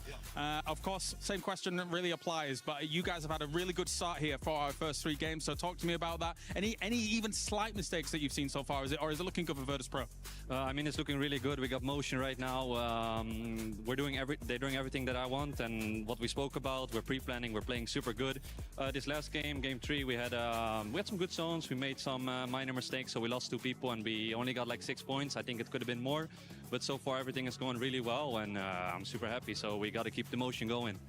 Fantastic for Virtus Pro. Good luck in the next games. Thank you very much for joining me here. Thank you. All right, and finally, let's bring on Gunnar from Team Falcons here, representing the Americas, representing freedom. Let's talk to you about those first 3 games as well. From your perspective, what has Falcons been able to do right and wrong? Obviously, Kickstart just had an amazing performance there against Na'Vi. So talk to me about your first 3 games.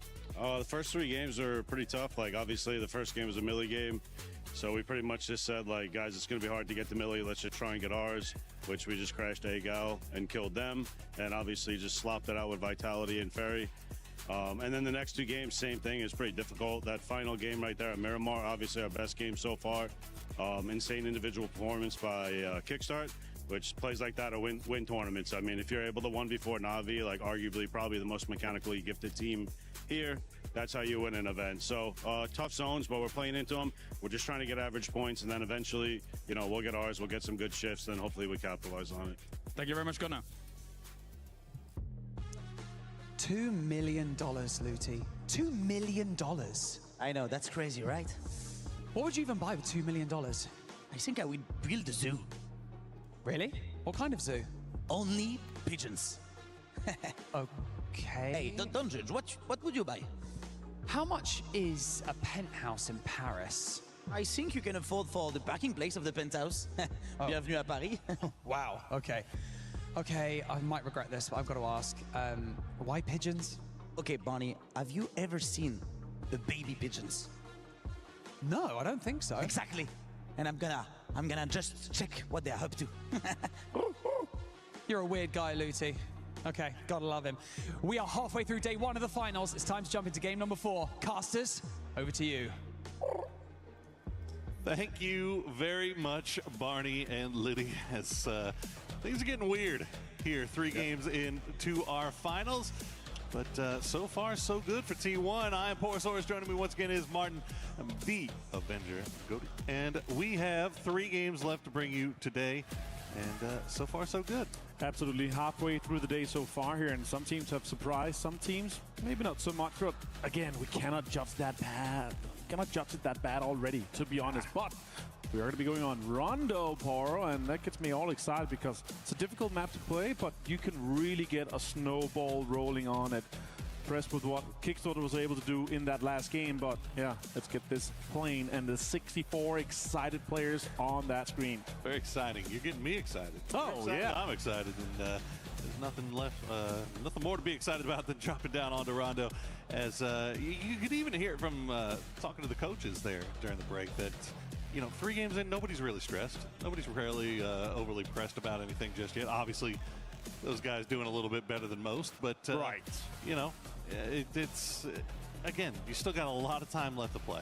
Oh, it was good to talk to both a top team, a mid-pack team, and a somewhat bottom team at the moment with Liquid 10 points only in 13 place currently. But again, those kind of small, fast segments, I gotta say, production value is at an all-time high here at Esports World Cup 2026 in Paris. We are starting to the northeast over Hime Town and going all the way down to the south side. Targets we go into Ringyang, and we could I think it's a very high chance we could see this kind of eastern 50-50 circle that closes in on Yonggu. So let's see where we do end up here, but yeah, just anything but a center circle, I was going to say here. Anything but. And that's what we get. So let's see what AGL can make the most of it with the home turf circle. Some teams on that western and southern side don't have as many teams coming in front of them, so there's not going to be as much pressure moving and kind of coming in on those teams. So yeah, let's see how everything evolves on Rondo. Again, it is this massive and huge map. Some of the teams are going to have a really far rotation. Shadow's going to be one of them. Vitality is going to be one of them. And T1 from Jadena are moving towards looting and haven't started looted yet. And we are past the 2-minute mark. So that's going to be really interesting to see how far they can take it in this one and for their campaign. I gotta say, man, I've been extremely impressed with how frag heavy T1 has become and what they're pushing throughout this year so far. Oh my gosh, Heather has been an absolute monster. Well, we've seen other monsters in the past, and one of those being Mr. Levante. My favorite grenade, it's blue zone and smoke. I like stack blue zone and see how guys just dying in blue zone nade. That is a terrifying chuckle. He's considering how crazy good he is mechanically and with almost every single weapon that's available in PUBG, that him saying that, yeah, I really love the blue zone, because again, especially if you line it up with the other players on your team, getting that, 20 damage. If you hit 2 on top of the player, 20 damage per tick, it's just unhealable. You get so many knocks, so many kills, and often so many confirms. But Levante is sneaking up onto Luo Xin, and Simon T from Vicious is going to be completely unaware of it, it feels like. So Vitality could strike and maybe get a point early on here in Game 4 of the finals. Yeah, I hope he's got an escape plan, and it looks like he does. There you go.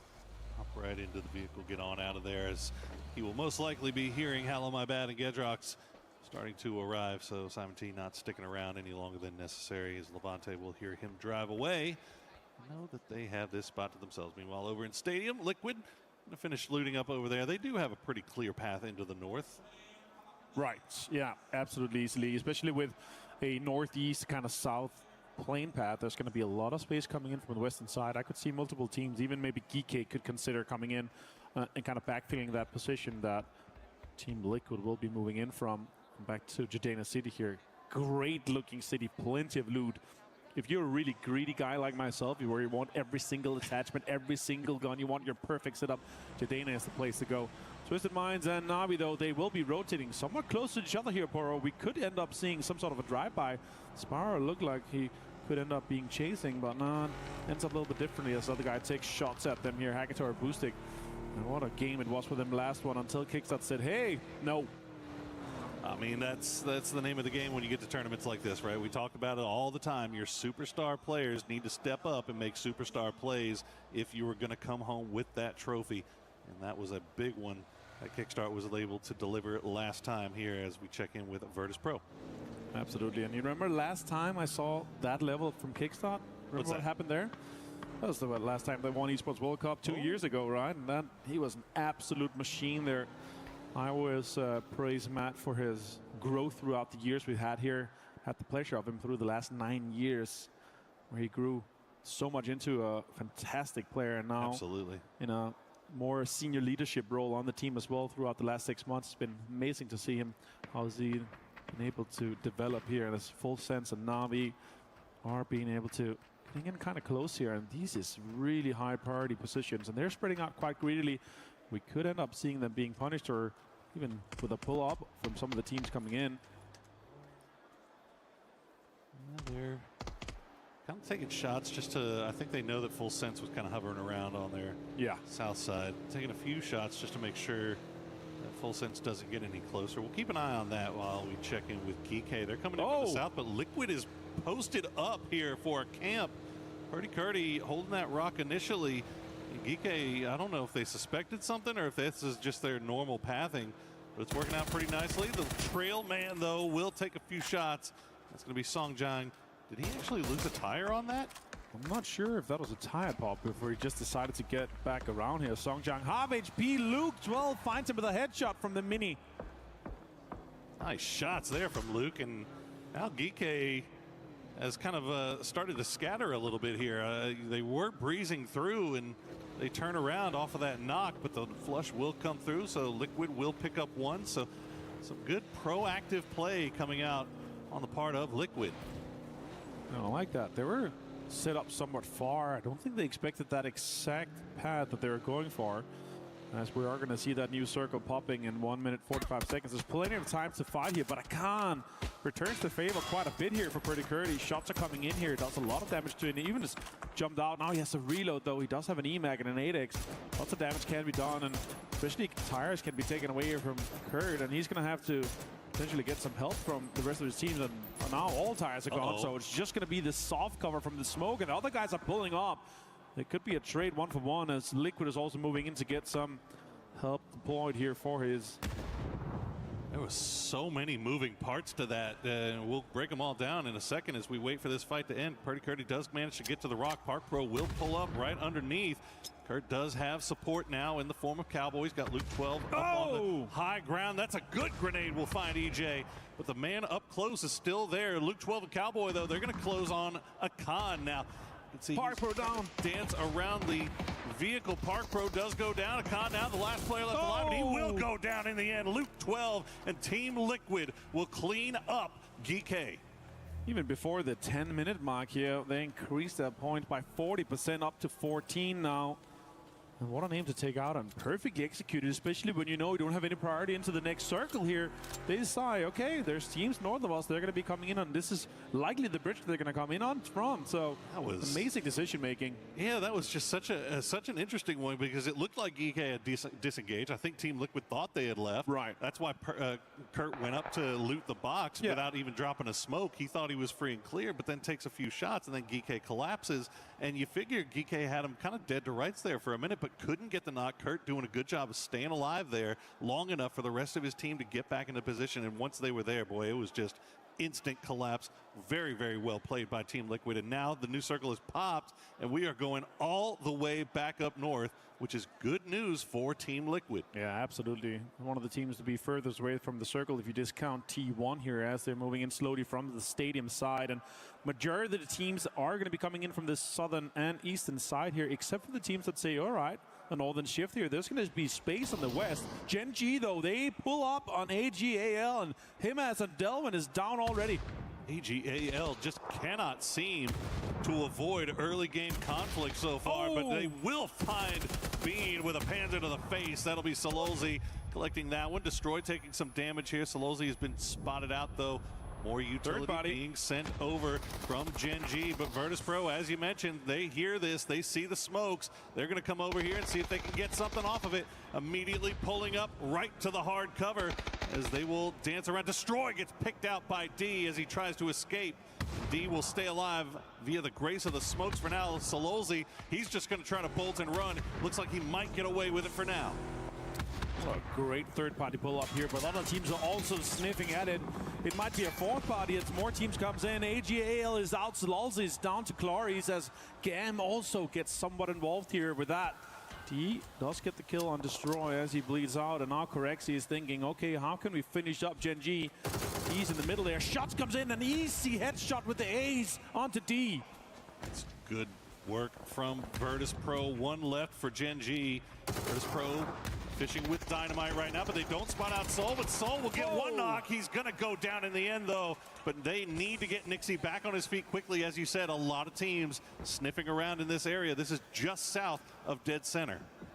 Very central location indeed, as Gam is now trying to get a little bit further north here. They're trying to solidify themselves a spot dead center. They could be driving straight towards 17. Navi also here close to full sense. Also pretty central location. Very, very high priority spot here with the high ground. Xiaowu, they pulls up and finds Tanwu. A lot of early game action here on Rondo as Gam now squaring off with 17. 2 down for Gam as 17 hold the line in the gas station. Wembo and Little Ghost on the way to provide some support. Looks like they're going to arrive just in the nick of time, but you've got Vitality sniffing around on the north side. Long range shots from Gedrock's going to do some significant damage to Xiaowu, but not enough to get the knock. Wangef low, sees him on the other side. You cannot shoot through this. Wembo getting his cars washed as Hongef managed to heal up a little bit. He's going to push through the smoke aggressively here. Is Wembo ready for this? He could be. Shotgun in hand, jumps through. Great shot. The sawed off gets the flush with the M4 as well onto Wenbo. Sneaky lad. Got in there. Got his car washed and also got killed. It's amazing. Did. He got waxed.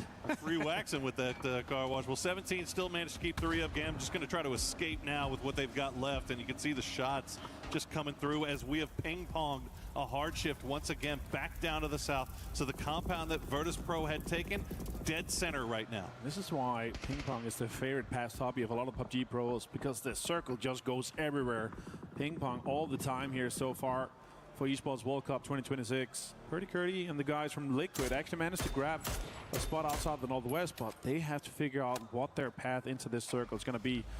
Virtus Pro, dead center, Na'Vi in a great spot. Twisted Minds also set up pretty great.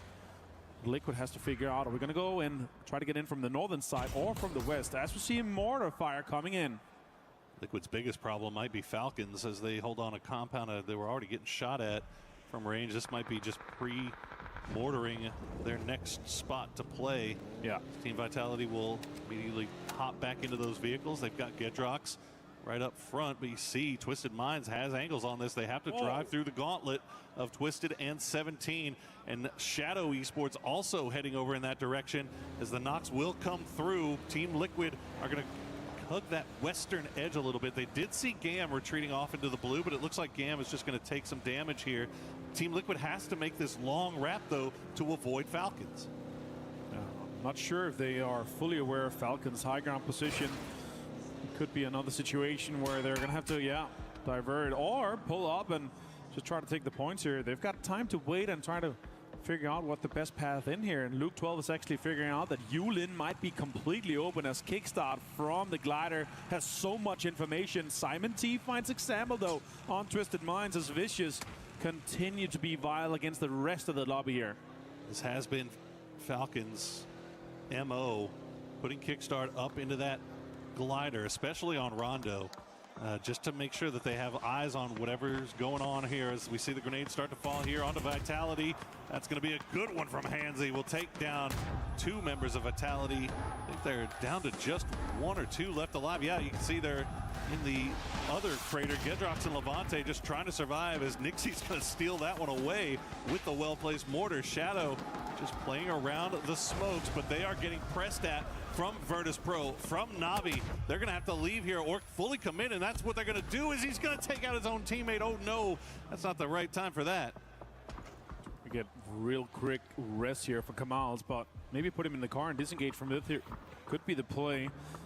Or drive through and try to get the flush onto Vitality. Jexy is trying to drive south here. He's getting extremely close to Na'Vi. That's a dangerous team to get that involved with, as they have that high ground compound that's extremely vital for their further campaign here. The next circle did ping pong a little bit again as Vitality is out in 13th place, and we're going to go west.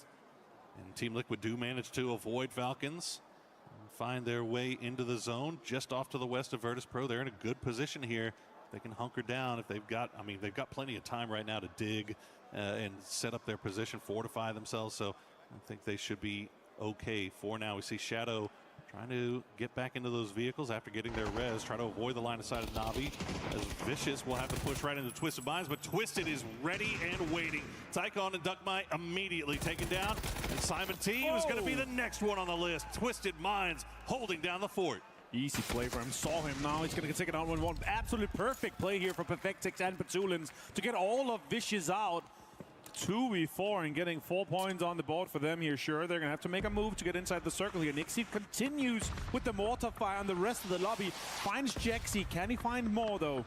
At 17, you can see they're seeing these mortars. They're seeing these smokes. They need to find somewhere to play, and this is looking like it might be okay, but they also would like to wait for the mortars to stop falling before they make their way. And Nixie's going to find another one. He is making that mortar do work for himself right now as 17 will drop the smokes down and try to fight their way uphill.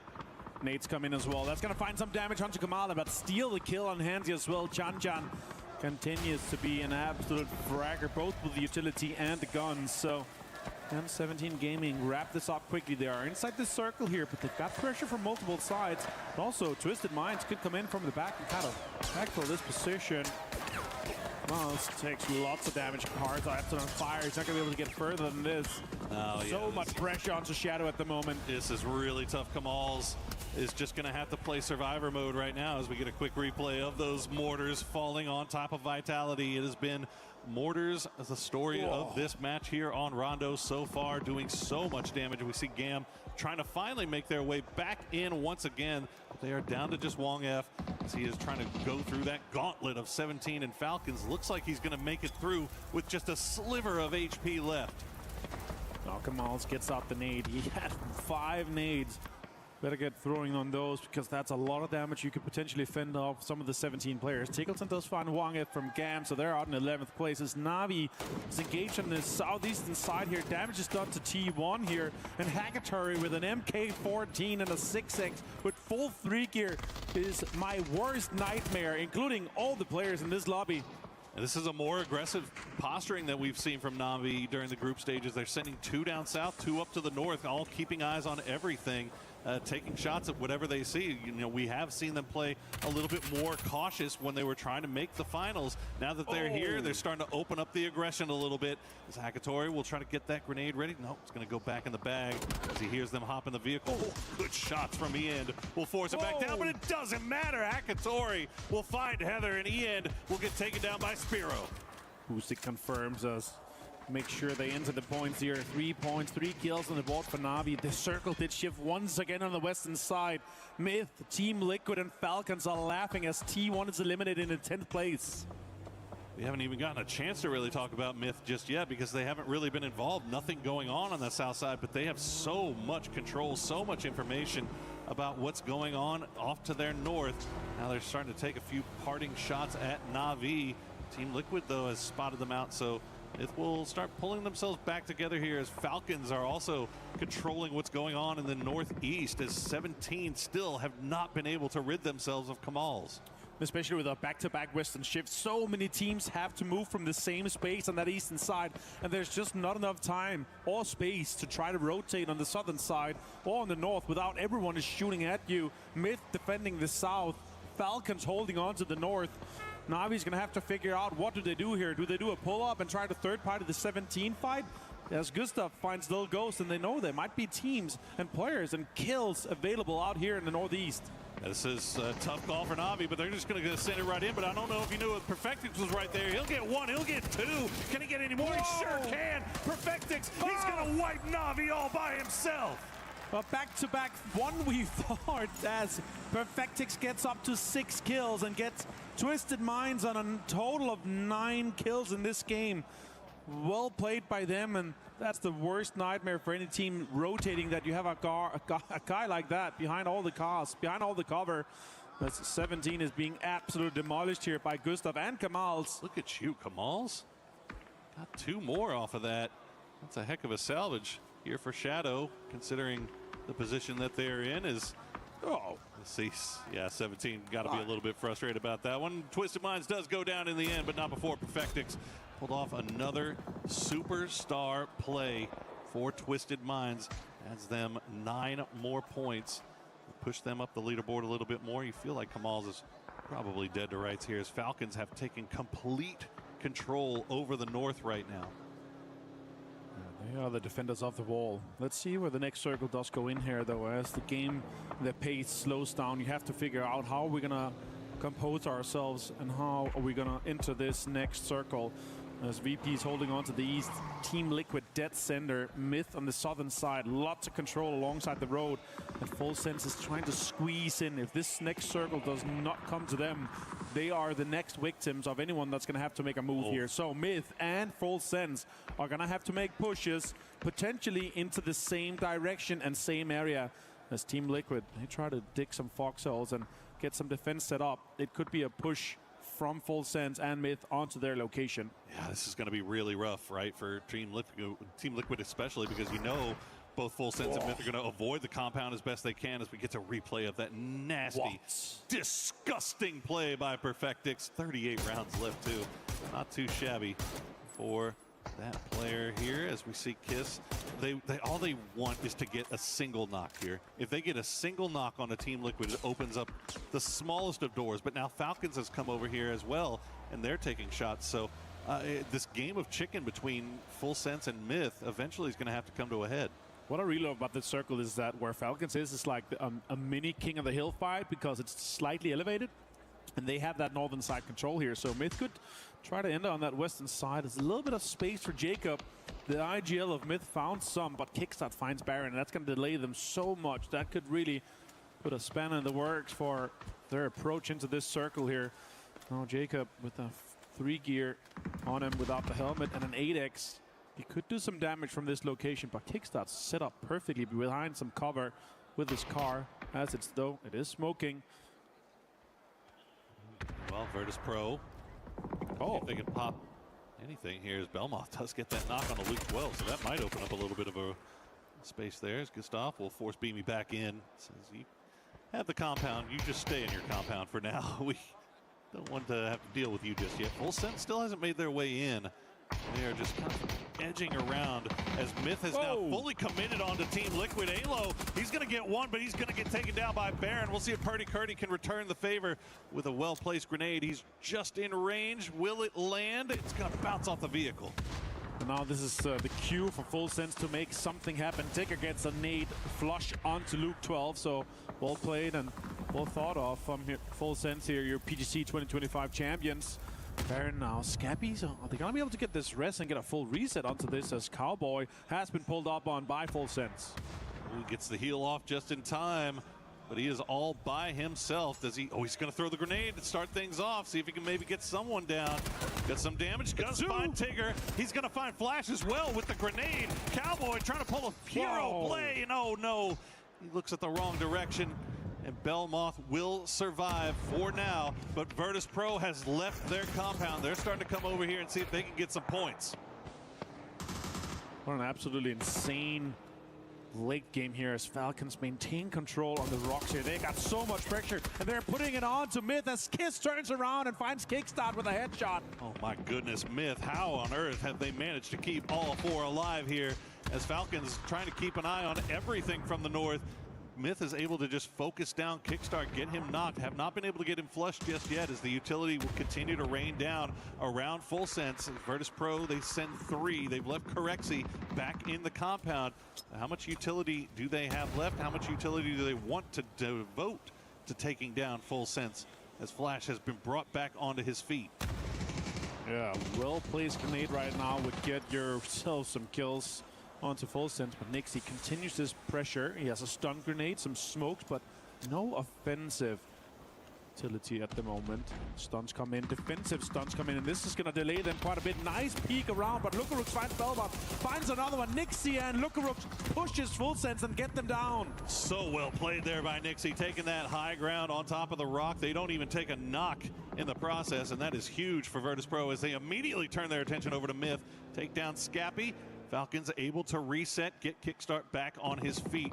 So they are back in control on that northern side. We'll see if Myth can return over to Scappy. He's a little bit separated from the rest of the team, and the terrain that they're working with over on that western side is a little bit more difficult to deal with. Oh, great shots with the 3x spray onto that AUG here. He's got plenty of bullets to do so. 1,000 damage almost for Nixie and 5 kills. This is his game. Surely that's a man of the match right there. Tick and Falcons are moving in, and this continues to be that rough fight for terrain as the fight for the King of the Hill continues here in this game, match 4. Seen a couple examples already of that excellent European marksmanship. Started with Hackatory, then it was Perfectix, now it's Nixie.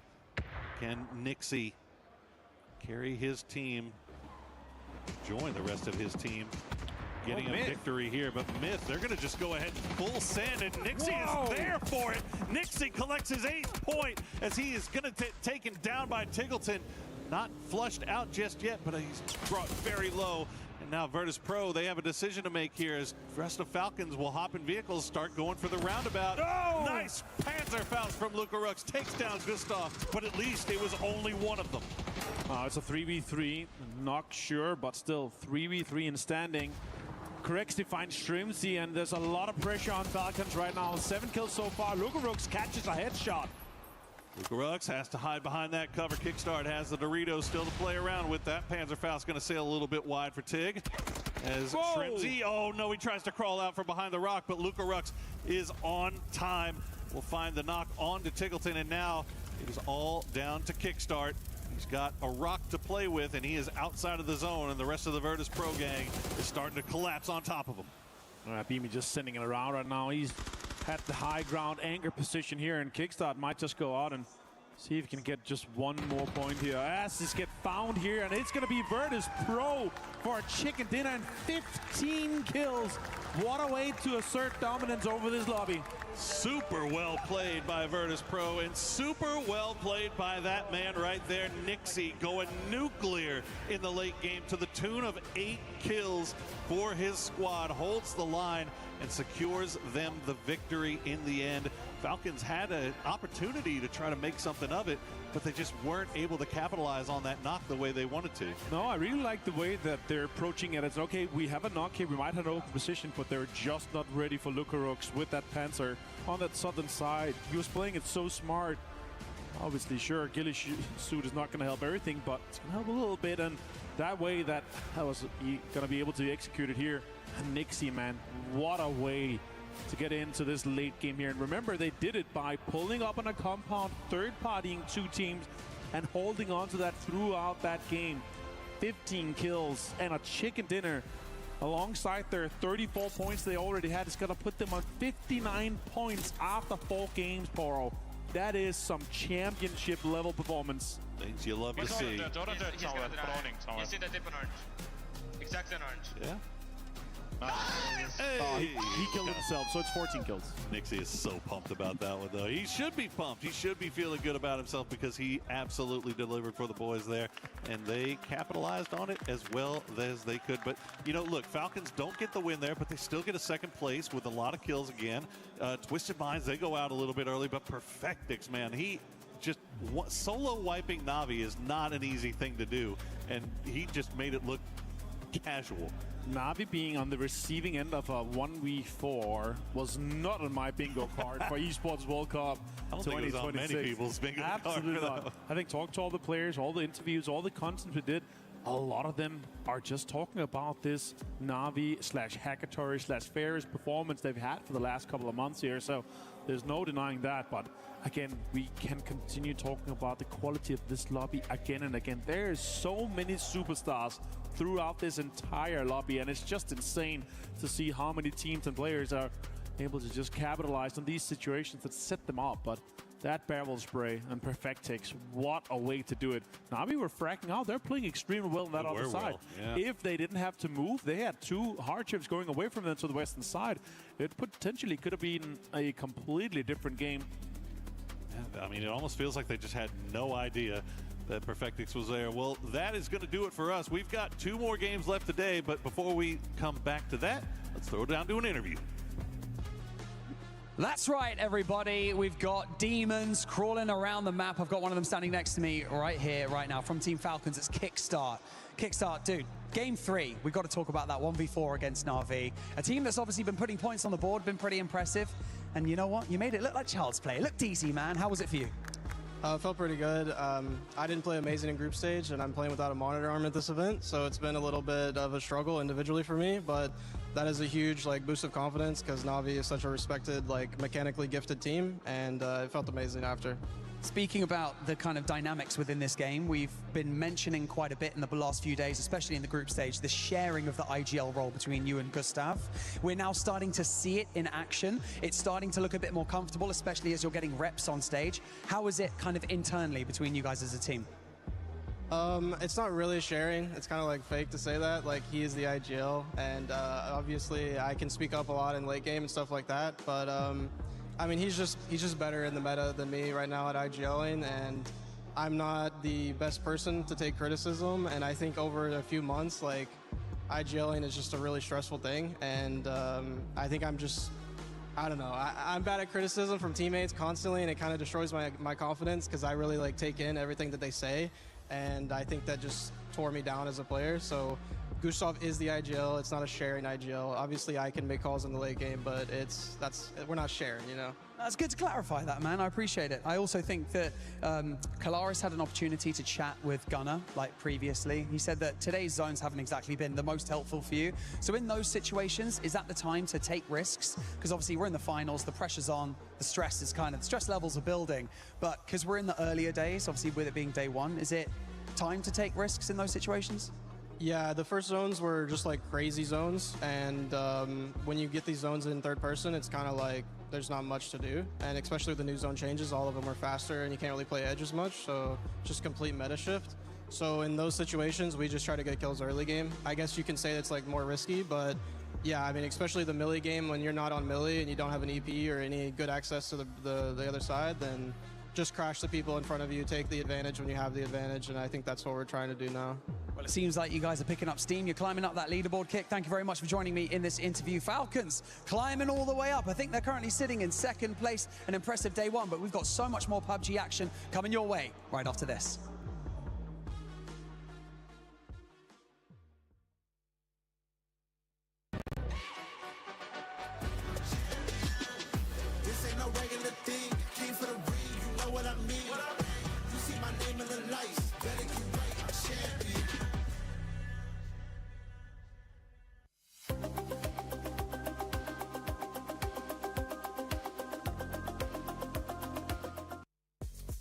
We've decided to pop on over to the Lenovo Legion Gauntlet to get a bit of a CC update here with Ton. So tell us a little bit about what's been going on in MLBB. I mean, you've came over at the right time. Vitality and Falcons actually taking each other on. Vitality just took map number 1. We're playing a GSL-style format here for MLBB, and it's coming down to winning 2 before you lose 2. Both these teams won their first game. They are teams who are expected to at least finish in the top 8. They then went and played up against each other. First map, I said, went towards Vitality. The winner goes through the playoffs, which is next week, which gives you like that time to chill, see a bit of Paris, do a bit of shopping, all that kind of thing, which is another bonus, obviously, to being here at EWC. But yeah, for both these two teams, it's a big game to get through. You want to get yourself through, guarantees yourself some club championship points. Especially with Vitality already at the tippy top of the leaderboard and Falcons looking for that win. I mean, this was kind of pivotal. So obviously still lots of action left in MLBB. So we'll check back in just a little bit. All right, there's a lot going on here at the Esports World Cup. However, the greatest challenge yet is still to be ahead of Clinton, paper thin, as he now tries to challenge one of the biggest hurdles we may have ever seen here at the Esports World Cup. Without further ado, it's time to go. This is now rearing up for it. He's going to be gearing up for exactly the challenges and just to test the waters just a little bit here. Going to be approaching the first step here. See if he can do it. Okay, he's on. He's on. Is he going to be able to keep his balance those enough to be able to actually make this work? As he's going to be taking a few more steps here, moving on forwards. He's trying to find a little bit of his footing once again. He's able to find it. Whoa, whoa, whoa, whoa, whoa. Okay, a bit of desperation there, but he's been able to stabilize. Not too bad at all. Seeing if he can really get his head in the game. Moving on forwards a little bit further here to be able to try and actually take this last step and see if he can be able to make it. Will he be able to do this here for the Esports World Cup? Yes! Oh, what a maneuver! What a maneuver! Oh, what a play by you. What a play by Clinton. Oh. Unbelievable scenes here at the Escalator World Championships. I want to get your thoughts about that performance. Yeah, I mean, it was a tough start there. You could see that, you know, I really had to get a feel for the speed and the momentum of the stairs. Like, this is one of the most challenging events we have here at EWC, but we got there. We got there in the first step. Do you think this is going to contribute to the club standings at all? I mean, I don't know. I really hope not, because whatever team I'm on is definitely hurting after that performance. It wasn't my best. Clinton, thank you very much. We'll join you for the next event in just a few moments' time. Thank you.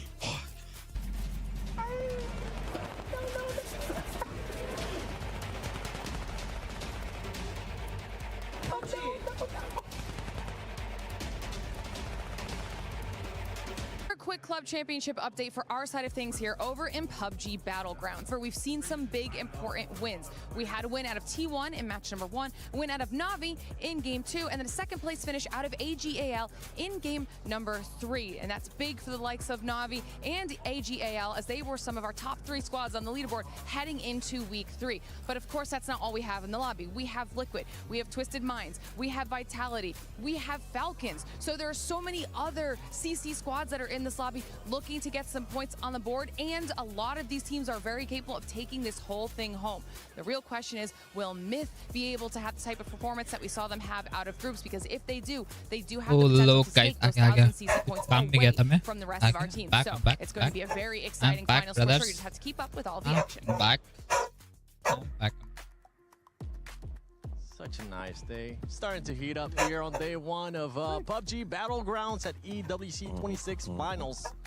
VP came off with the win on that one. And also Falcons with the back-to-back top 3. Listen, VP did very well, obviously. They've been killing it all day. We expected them to do this well. Falcons as well, staying consistent. And Myth, you know, we talked about it. Yeah, they had kind of dropped a donut, but that was very uncharacteristic, and that rotation was difficult. So, of course, Steve, they make it into the top 4. Yeah, I just got to say, VP is as hot as we are right now, man. Oh, yeah. These guys seem unstoppable. We talked about Ewc and his power, and then that last game, Nixie was, what was that, an 8-bomb out of him? Like, those guys were crazy to watch, and it's one of those things like, man, VP starts strong. I love that we started the whole day with that skit about, like, well, do polar bears win everything? You're like, polar bear, maybe a hurricane beats a polar bear, but if the hurricane's named Hurricane Polar Bear, clearly they can't be stopped. VP is too good. Hurricane Polar Bear, huh? Yeah, it's like a Ditko reference.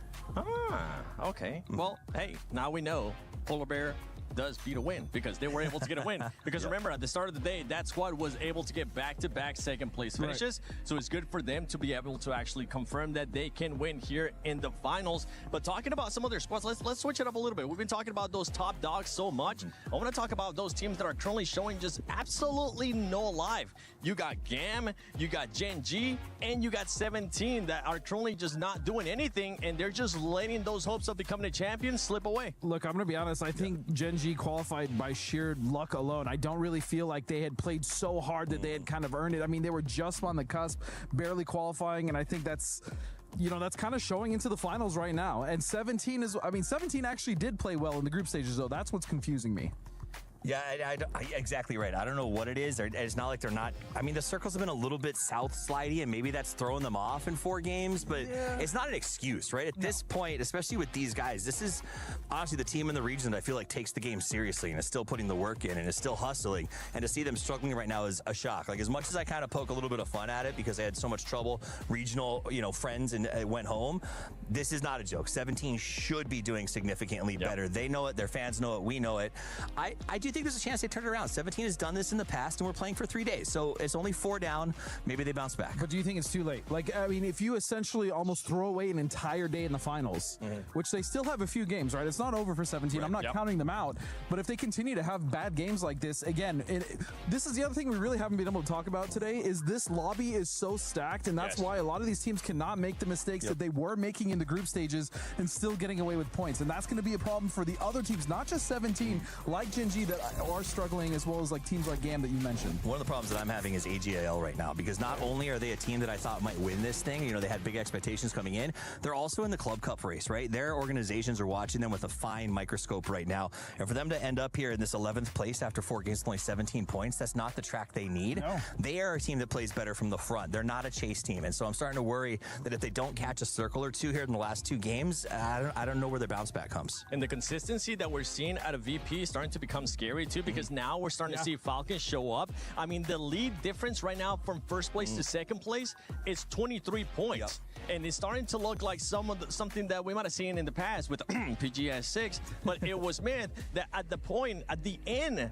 on day 3, it was like, we can't really try to sell you a comeback because that first place team is being so consistent, and we're going to have Smash Rule on day 3. And Smash Rule makes it worse, right? Yes, it does, exactly. That lead of 24, if that continues or if that expands itself over the next 2 days, the rest of the teams are going to be demoralized. When they show up and they're like, oh, they only need 10 more points and I need 60 to potentially make this happen, and it could end in any game, like that is just really tough to deal with. No, I agree 100%. And VP, like, just watching that first game and their decision making alone makes me believe that no one is really going to be able to slow this squad down, and so far that seems to be the case. And honestly, they deserve it if they're playing this damn good. And they better continue to play this good, because I know the other squads are going to be keeping a close eye on what's going on with that leaderboard as we head to the final 2 matches of day 1 finals here at PUBG Battlegrounds at EWC 26.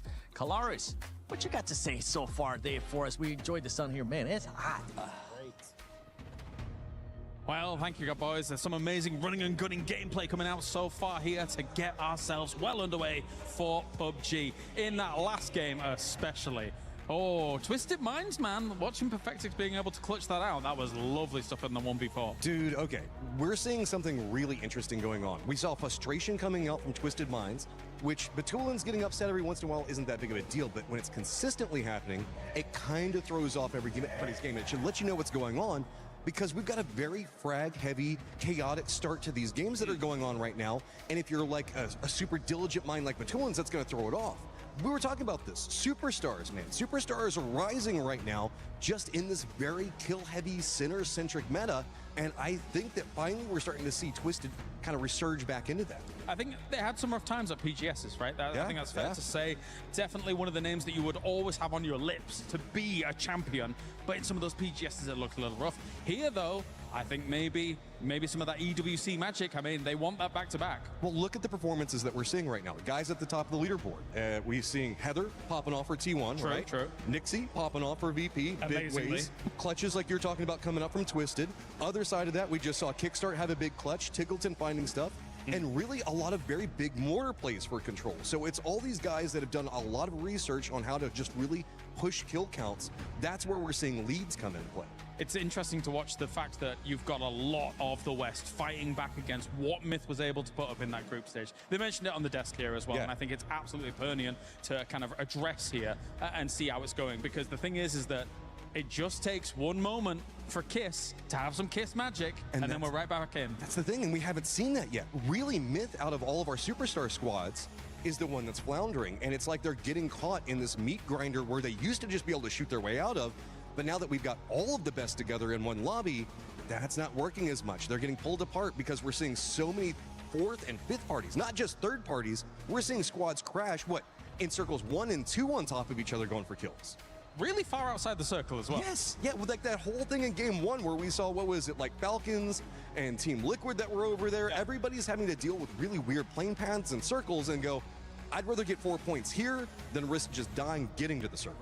How have you enjoyed or how have you embraced the new circle changes so far? It's definitely thrown some spanners in the work already, even here in this final. You're talking to the wrong person on that. I'm the one that was rooting for Partona a second ago because I want the chaos. I want to see the best of the best have to fight through the worst situations so that way you guys can take it back to your game. All right, well, thank you very much, Matchman, for joining us here. It is time now to head on over to the commentators here for yet another game from EWC.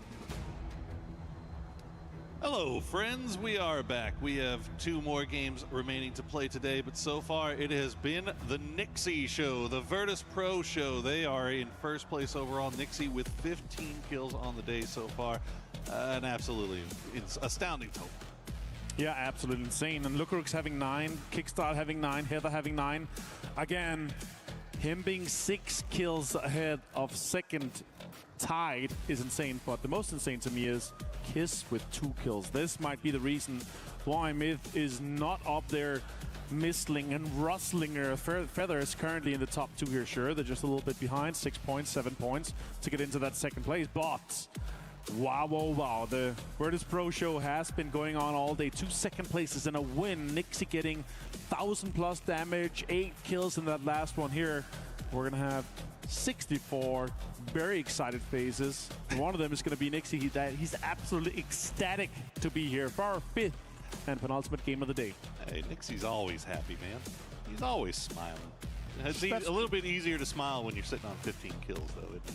Yeah, I don't know how much you're going to smile when I see a GK and a Vitality hot dropping an army base up on the northern side as the plane path comes in from the north and goes south-southwest here in between Songam and Hosan Prison. More teams are going to be going in that same direction here. Competition for cars, competition for areas, and Vicious, Vitality, and GK being that close to each other is pretty scary considering the amount of alternate drops we have in. And the biggest surprise to me here, obviously, is Full Sense also has this is an alternate drop, but they could get into their central drop of Hosan. So everyone was like, okay, yeah, Vitality maybe going to get that, but everyone's just getting involved here. Ooh. Wow, what a circle to start things off with. I'm not saying VP is looking great already, but that's a home turf circle if I've ever seen one. But I can't find Levante as GK and Vitality kicks off a fight here from the get-go. Started off quick as GK trying to take care of this as quickly as they can. Get Songjang back on his feet. You see the rest of Vitality are still kind of hovering around. Gedrock's already in a vehicle, but it looks like he's not going over to the army base. Instead, he's going to try to wrap back around. But Vicious is starting to look over in this direction. So Vitality need to be looking in both directions right now. Vitality might be in a burger in between these 2 teams here, and not going to be a fun time being in this early here. They had a somewhat easy entry into the circle considering everything here, though, Poro, and again, like, you would just prefer not to fight all of this, especially with might being two teams that's going to be involved as Dogmai with the M249. Your favorite gun, the bullet hose, Poro. I love it. That's going to be scary to drive past or even run against. I'm not sure if they're thinking that they turned around and got involved here. As if you see a team that's stretching towards Shipyard, you're going to think, okay, they're going to get plenty of loot here. We're going to take some little camera show here in the prison towards Falcons. As you see what happened here, Levante found Xiongjiang, obviously, but Khan did finish him off with the Saigas. So, again, him losing this is so unfortunate. Oh, that's an early E-pick up here from Team Liquid as they move out from Palace to get potentially on the northeast. When we had this western plane path, it makes sense that you want to give up maybe even close to Shipyard to get some of these cars and then enter from the other side that's not as occupied here, Pro. So that's going to be an interesting game for Team Liquid. Yeah, given the way that plane path was, hugged a little bit farther to the west, so you kind of assume that all that area east of Shipyard probably pretty free, so your likelihood of getting a vehicle probably pretty high. So good thing about looting up Palace too is it's so quick to loot, isn't it? Top 3 favorite spot for me to loot. It's so good. It's open. There's just guns, attachments, everything you need to get things rolling here. And Vicious, they are going to be driving back into Shipyard. They realize, and that's also what I'm thinking, Vicious here, you actually have a top 3, top 4 position to get into a good circle entry here and get information. Sure, it's a difficult circle. We might end up with that kind of pizza slice north of Twisted Minds that we've seen so many games from before we had the meta shift update with the land ratio. But this could be a spicy circle considering in Phase 4 we're not going to see a shift away from water as Team Liquid drops in and potentially gets a hold on some of the vehicles and some of the stronger compound on the east side of that small river. We're going to jump over to Gen G and Bean. It's going to be mean to get a BRDM and drive into that circle here. This could be a good game for Gen G. Let's see how far they can take it in their campaign.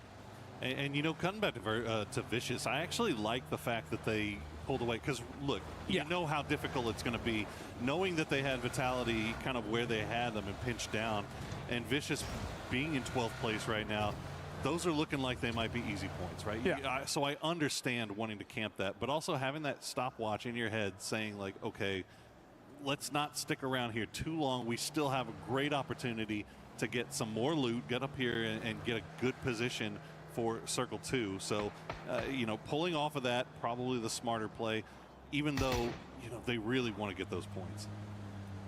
That's a great point. And now we jump over to Shadow Esports here as they are driving in with a, I would say, a quite surprising performance so far. And it's in the midst of multiple of the players that's able to perform. Obviously, don't think many had it on their bingo card for them to be top 6 already here. Might have to wash your hands and get ready for some action. Shadow Esports with 28 points here. We're jogging just 7 points away from second place. They have not finished a game outside of placement so far today. Their lowest finish so far is 7th. And this is, I would say, probably the hardest circle we've seen from them so far. So with them having a far rotation from the southern part, let's see how far they can take it and how they can further their campaign here in Esports World Cup 2026 as we are playing on the stage Qiddiya City Grid for PUBG Battlegrounds. AGL also a big contender, also in the club championship. They have been one of the favorites to be competing here for PUBG Battlegrounds as Ferris and Navi are going to be flying over and seeing all of these vehicles below them. I wonder if Navi is looking to get involved or just have the information be shared in between. AGL actually turns away from that. They don't really want to get involved as they might know that their player in a glider is going to have a ton of information as Alo finds Simon and Vicious. Them investigating the Vitality situation lost them out on time, and that might have cost them a player as AGL now drives on the other side here. Yeah, AGAL, I mean, they see the player in the glider and they hear somebody shooting at them, right? So that's already letting you know 2 teams right there in an area where we're hoping we could play pretty free and clear, but unfortunately for them, not going to be the case. But I will say this though, when it's a one player that's shooting towards them, that feels more like a peacock to get them away more than someone setting up to get a kill on them, right? So that's more what I'm thinking. It's like, okay, if they see one player, that might be just one player sitting in a compound trying to get on the way. That's at least what I'm thinking. That's what the kind of point of view. And when you're a car caravan that's that close, that could just have been a pull-up. I understand it, though. They don't know what side we're going to be ending up on, so they might want to set up for a information towards some of the bridges. They might want to be, okay, how do we approach this net circle? Let's actually see if we end up getting something crazy like a Yeoncheon circle here on the northwest for a big shift as T1 and Gen G, the Korean brethren, are getting involved with the fight here on the western side. Now Gen G in a pretty wide split. They've still got 3 north of the river. They've sent Bean down to the south to keep an eye on the other side of the bridge. And I think he's going to be letting them know that, yeah, the bridge is clear right now. If you can get here, and if you can get here safely and quickly, now is the time, as you see Gen G just avoiding T1 for now. But that northern side right by that bridge is starting to get a little bit more hectic. You've got T1, Virtus Pro, Gen G, and all of a sudden now Geek going to arrive. You see the situation east of Terminal. What AGAL is still driving around trying to find somewhere they're going to play. Wow. Big hard shift down to the south. So that's going to be good news, though, for everybody, because now they know, okay, it is a 100% going to the mainland. But if you're one of these teams off to the north, you were hoping for the best and just got hit with the worst. There's 9 teams outside the circle or on the way to get in there, so 7 teams are going to have some sort of priority here as Shadow drives straight into Navi. Spyro finds one, Boostic finds Jexy, and Shadow Esports is falling apart here with this one. Setsuna, though, he does have a Panzerfaust. Kamals finds Ferris, and Navi's going to have a big fight here with Shadow Esports. Maul's not going to be able to get the reload done in time. Boostic will finish him off. They know exactly where Setsuna is. Grenade in hand, will send it. Navi will retreat as they are kind of, you can hear shots coming from in and around this compound. Setsuna trying to see if he can maybe just dance around. Navi not going to give him the time to try to go for the res, but Ferris will get stolen away by Scappy Myth.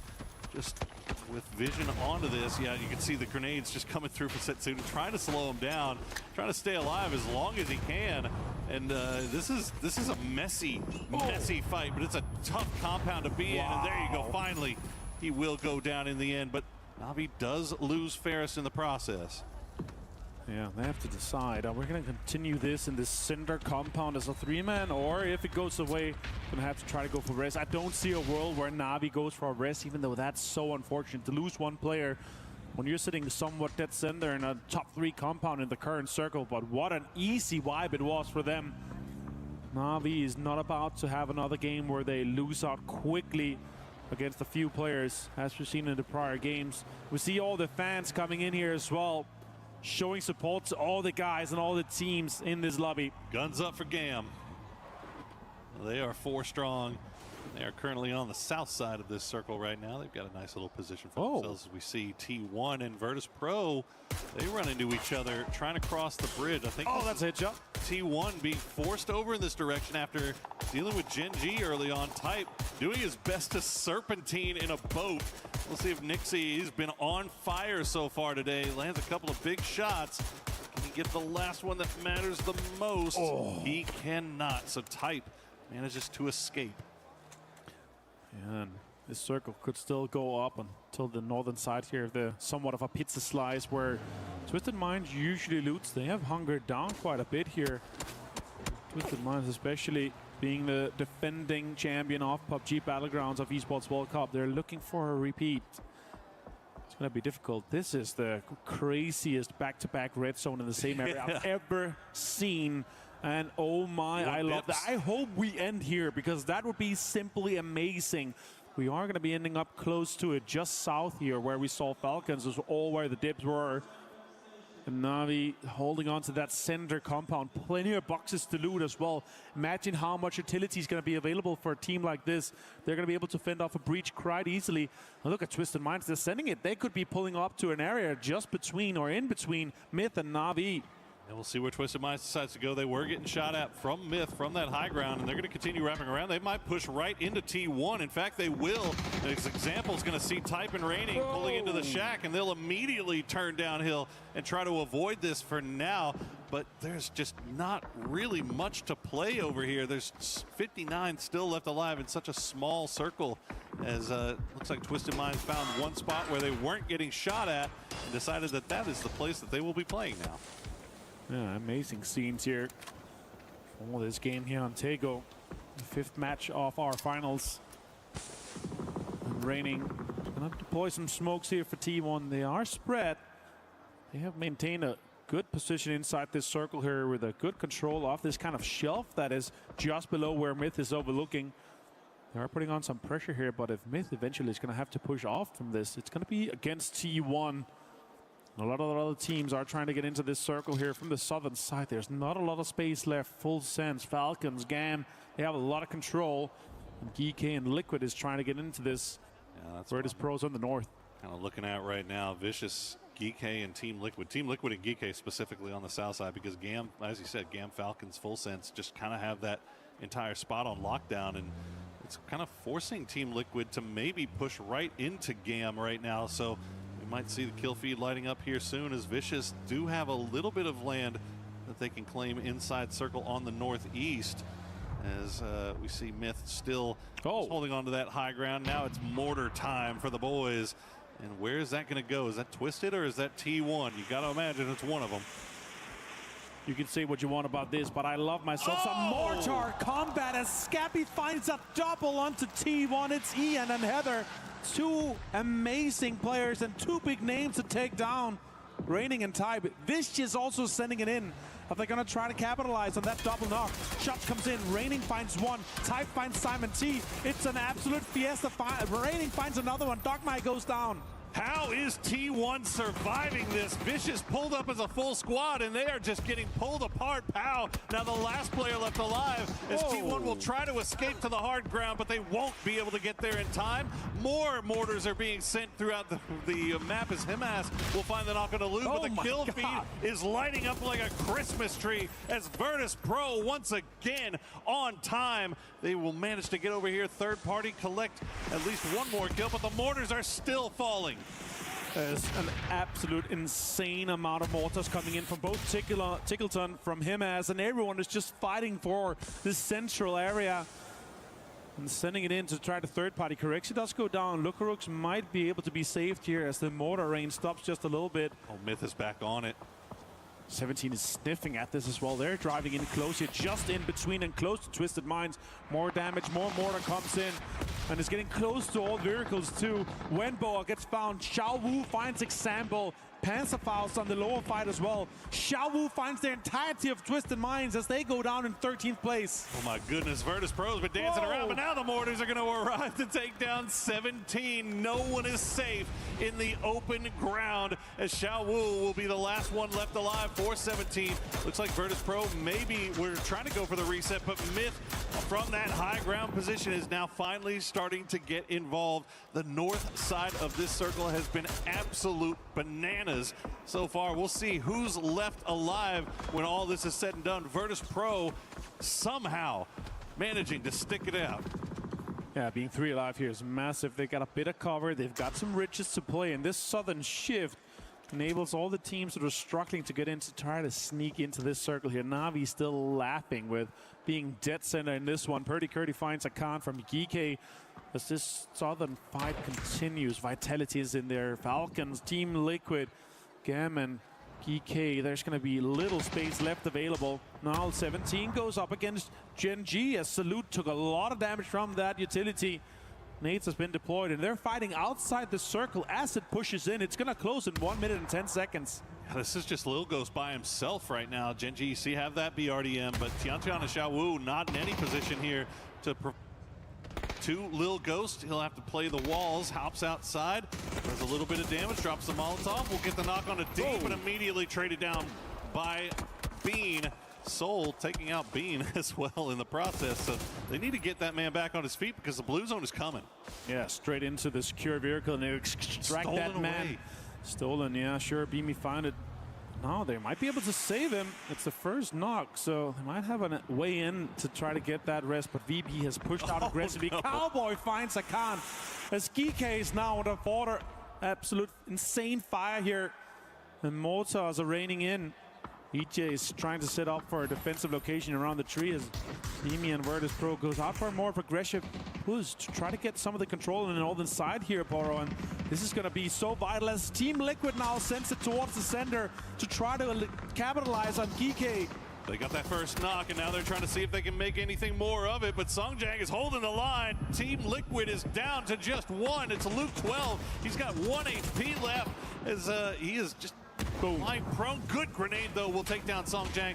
EJ by the tree. Look at 2 HP. Hasn't even had time to go for a heal just yet. Luke, that crash did not go the way that Liquid would have liked, I don't imagine. No, 3-man pull up with them having all the Foxos available to them. EJ now try to go for a nade here towards Luke.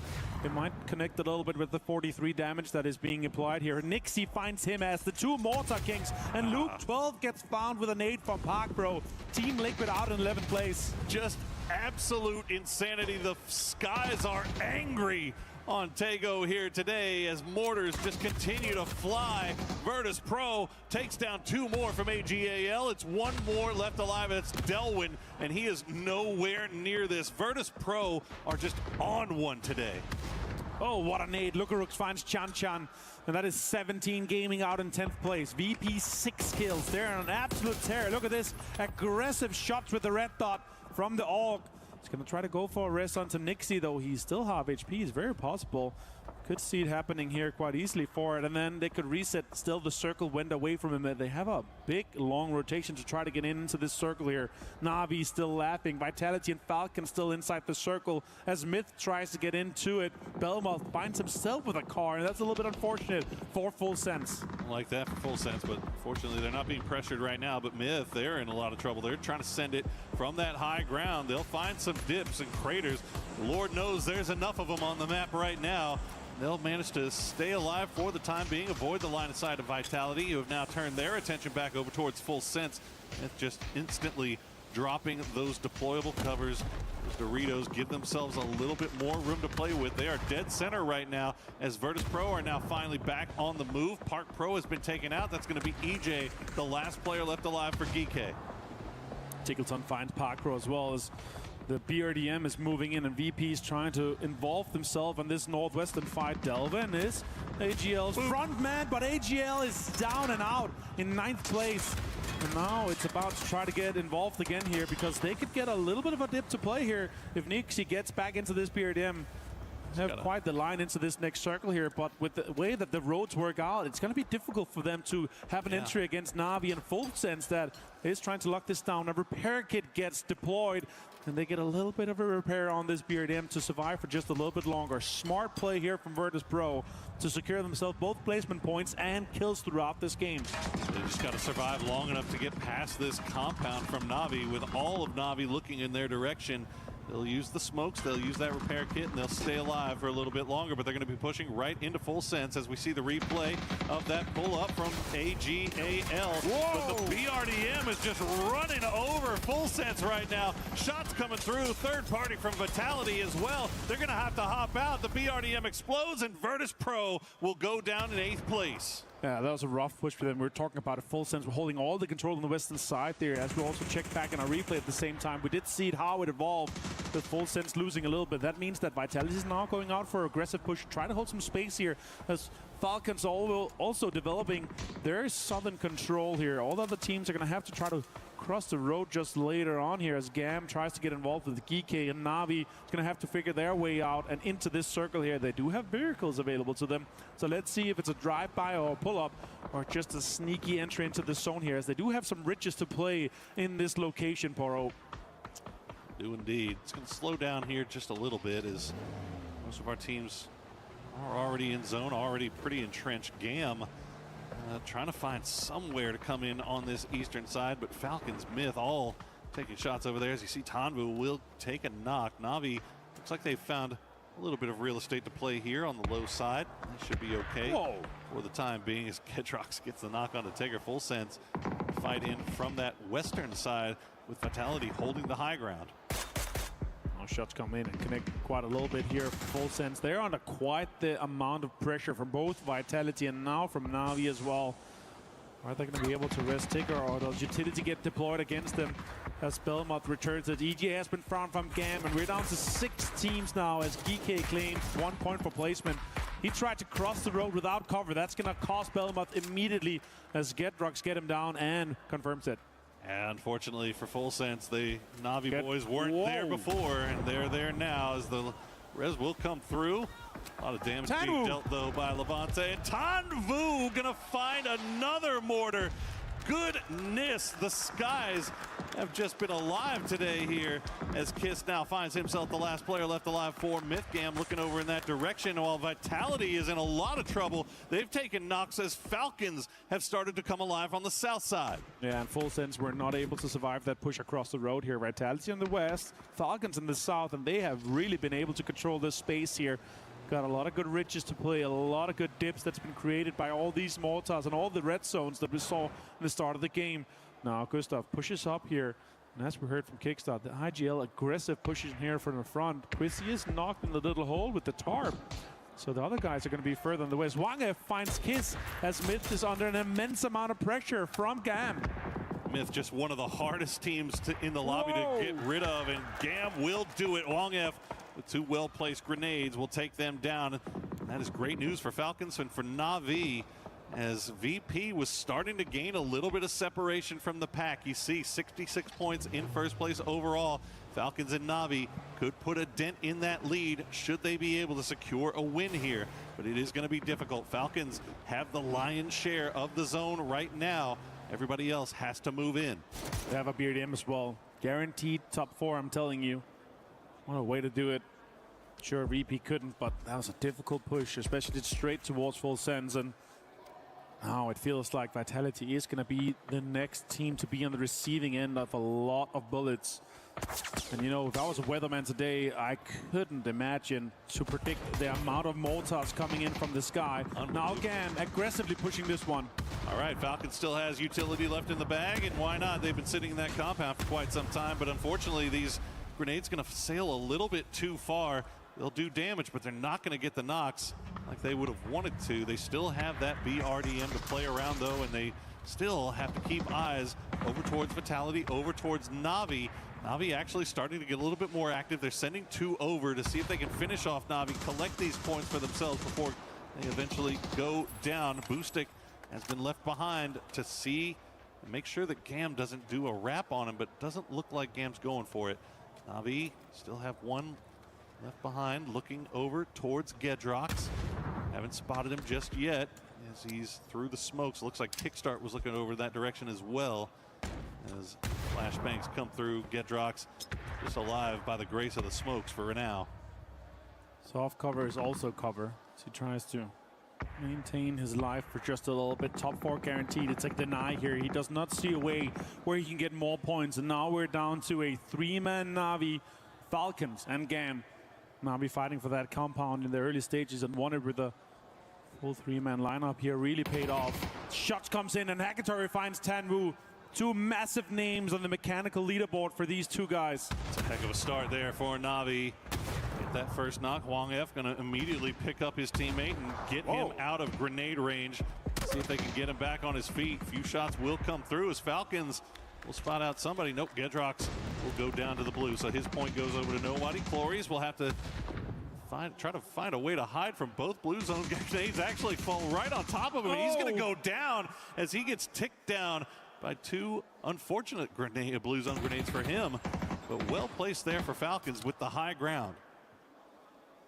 Levance's favorite grenade, and that's going to definitely have an impact for how GAM's going to be able to play this one here.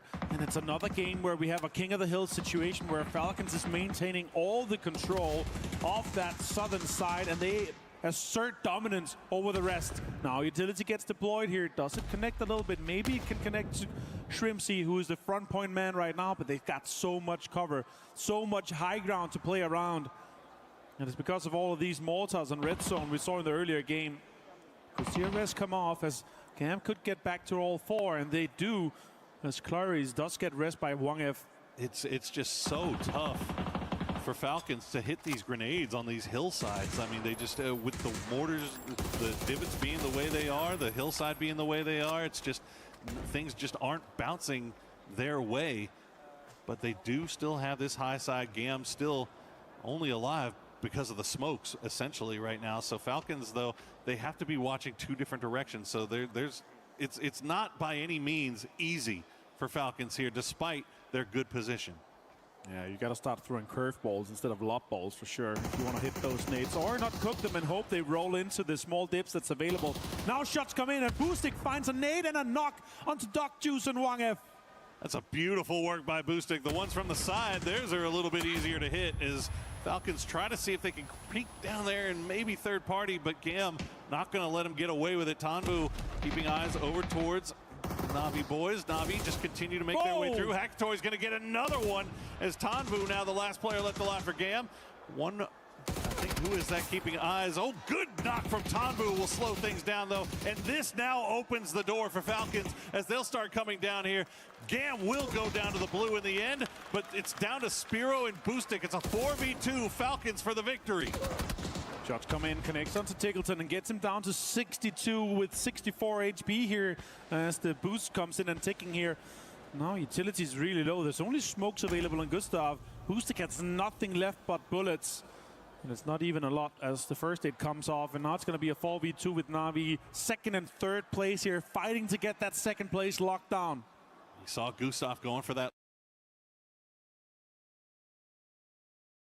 low downhill flanking angle. He's not seeing anything just yet. Spiro at the top of that hillside, just spraying the edges of the smoke just in case somebody's there. As Boostic creeps up a little bit closer, using that BRDM as cover to see if he can start figuring out where these Falcons guys are. But it's so tough to push up as Spiro will go down to the blue in the end, and Falcons know exactly where Boostic is, and they will collapse down and finish him off to get the victory. What a way to finish here for Team Falcons. Great game here, and all the fans in the arena are celebrating, of course. It's the defending club champions. They have won it before, and now they show that they are capable of doing it again. One chicken dinner here for Falcons, and great placement so far. Assert their dominance on the leaderboard. They finish on 2nd place overall here, just behind Virtus Pro. We have one more game though, Poro. It's going to be an insane one.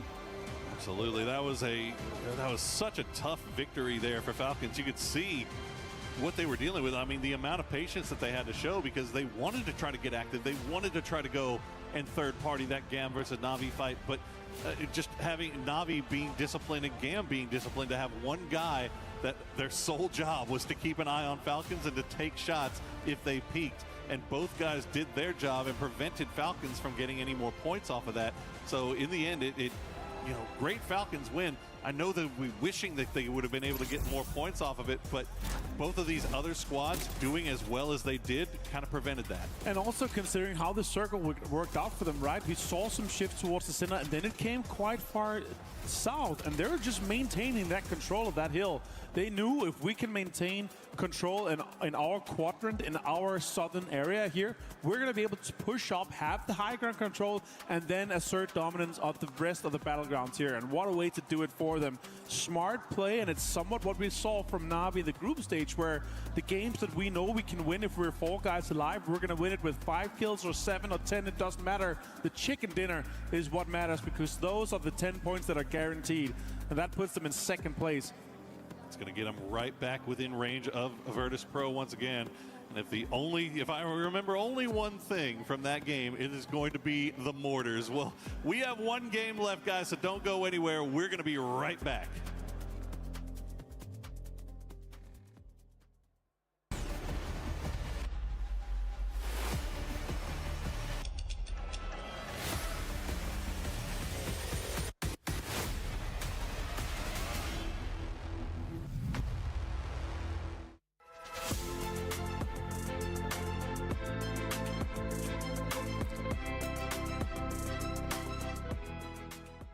everyone is playing, you're not yet. EWC Play is your all-in-one platform to compete in fantasy, pick'em, and quests for a grand total of $300,000 in prize pool. Build your dream fantasy team in 5 different games and track your score with live results tables. Predict the winner of every game, every group stage, and every tournament.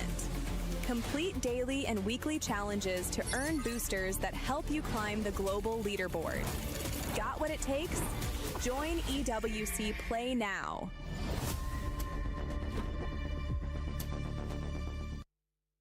Managed to grab Trav over from the Allianz Vault, and it's time to get a little bit of an update about what's been going on in TFT. Yeah, well, funnily enough, yesterday, Team Vitality, which came into it as kind of one of the mid-pack teams, to be honest with you, were knocked out, which is obviously a big thing for the club championship storylines. Other than that, though, the rest of it's kind of going swimmingly for the teams who are supposed to be doing quite well. AJL kind of powering through, doing a really good job. Virtus.pro have just been knocked out, though, by Team Vision, which was kind of a big storyline because they were both sat on about 950 points. Ooh. So that was one who was going to make that breakaway. And obviously, as you know, in Apex, they managed to get that top 8 position. Yeah. So having another top 8 position makes them eligible for the club championship. And that has kind of been the biggest storyline today. I love that. I love that. Obviously, we still got a little bit more left to go on your side of things. So we'll check back in just a little bit. Thank you, Glitter and Trav, with the club championship update. And for everybody currently predicting Falcons, congratulations if you were able to have them on your pick'ems. If you weren't, make sure you put them in your next one, or put whichever team you think is going to be winning in the next one. Go to the EWC website and the app and put in your pick'ems. And don't forget to use that hashtag EWC and hashtag EWC26.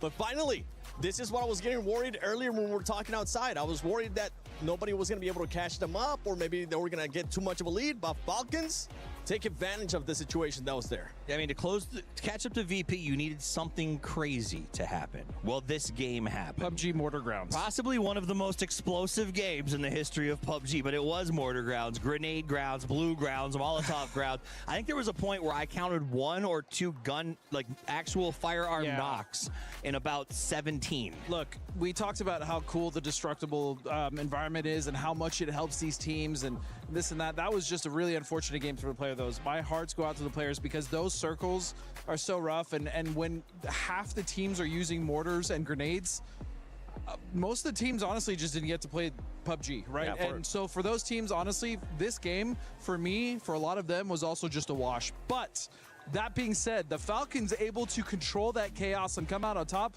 with Trigonometry. Dude, he started the war, bro. He started a 600-meter mortar. Yeah, a 600-meter mortar. And to all the players that were landing mortars, still very impressive. But yeah, rough to play against, man. That's a rough one for the players. Yeah, for a second, I thought we were on the moon there with how many craters we had on the map.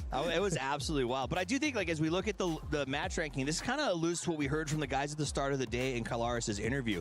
That sort of chaos breaks out. You have to be able to be flexible. You have to adjust. But Tulin said the changes are so fast and so furious that every team has to have a crazy level of agility.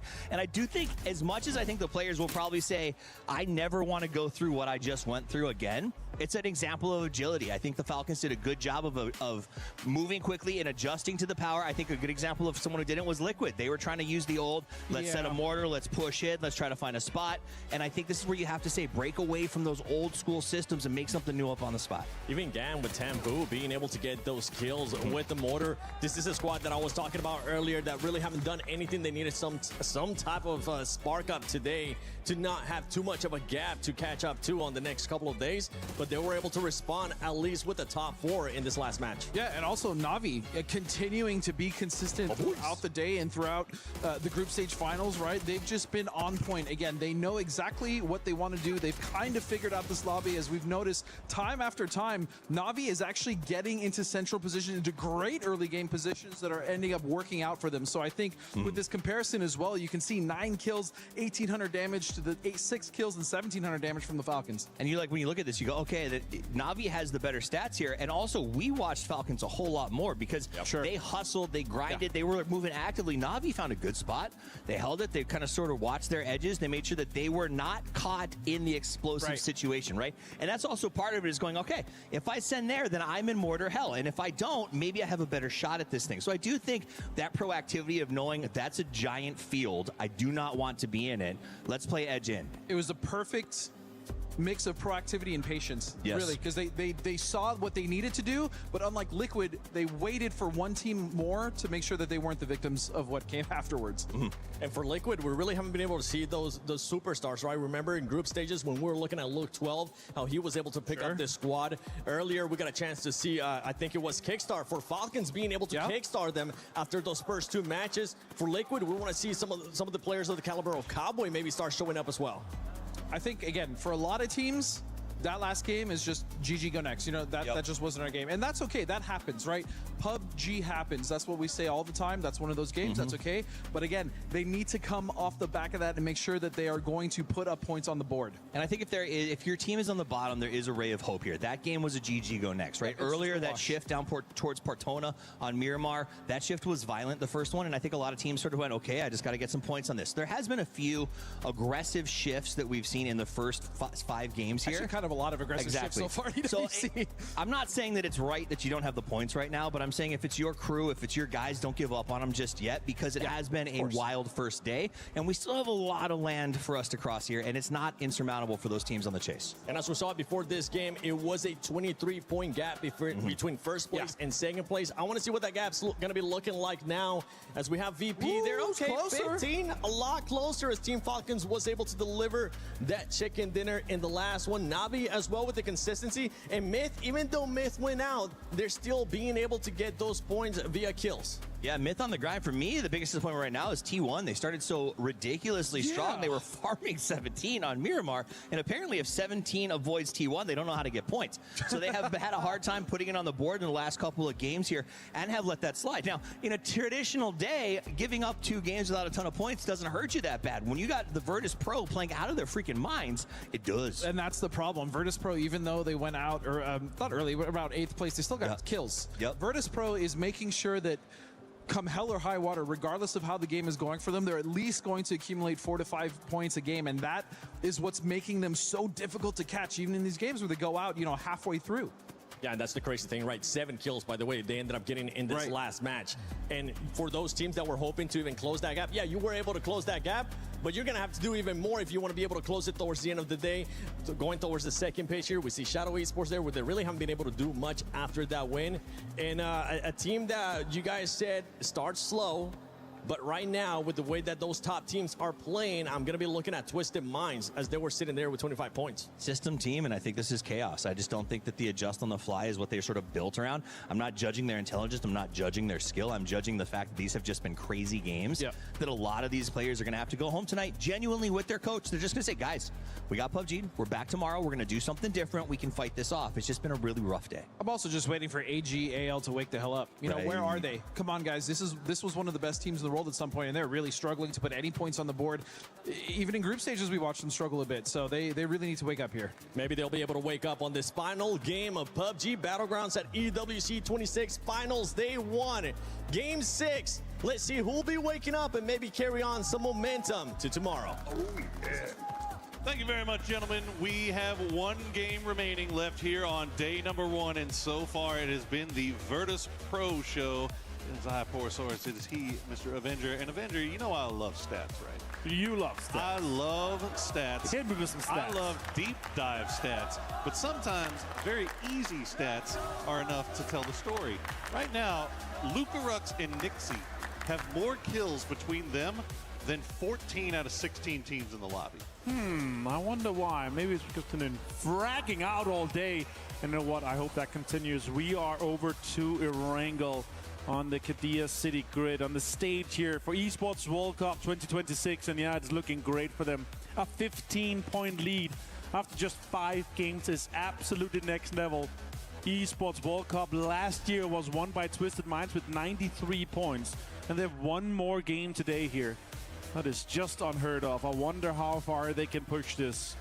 Again, you have to remember, once we're done with tomorrow, we're going to be adding some points. We're going to be moving into the 3rd day for match point. But imagine if they've just built this unsurmountable lead that is just impossible to catch. Just epic stuff from the Virtus Pro boys. And that's a heck of a way to start off your tournament if you have a nice little lead going at all. We were waiting to see if this was ever going to pop off today. There had been some rumors of GK versus AGAL. And it looks Two like shotguns. we'll wait all the way till the last game of the day to do it. Destroy going to go down first. Shotguns in hand for the rest of Geeke as they push around. Sololzi playing that wall, does have a flashbang, knows exactly where EJ is. Will try to make the push in. Shots come through, but no knocks to be found just yet. I love this hot drop here. It's so fun. The new compound south of the U Hill, close to a rest station. It's such a crucial compound to maintain control over, especially if you want the half-spawn cars. Well, shots comes in as well. I can't find Stelwin. And AGAL is down to just him as in Solalsi. Peeking through the windows is Doom. As Geeke now have Himas and Sololzi by themselves, but that is a dangerous duo. You do not want to take them lightly, and I think Geeke knows it. Stop down, loot up the rest of the compounds around them as they know exactly where Himas and Sololzi should be. Well, they know where Himas should be. I don't know if they know about Sololzi just yet, but And all the teams obviously know all these drop maps here, and we might have some action coming in. Levante is getting dangerously close to sniffing at this, so this could be interesting. You see him now on the...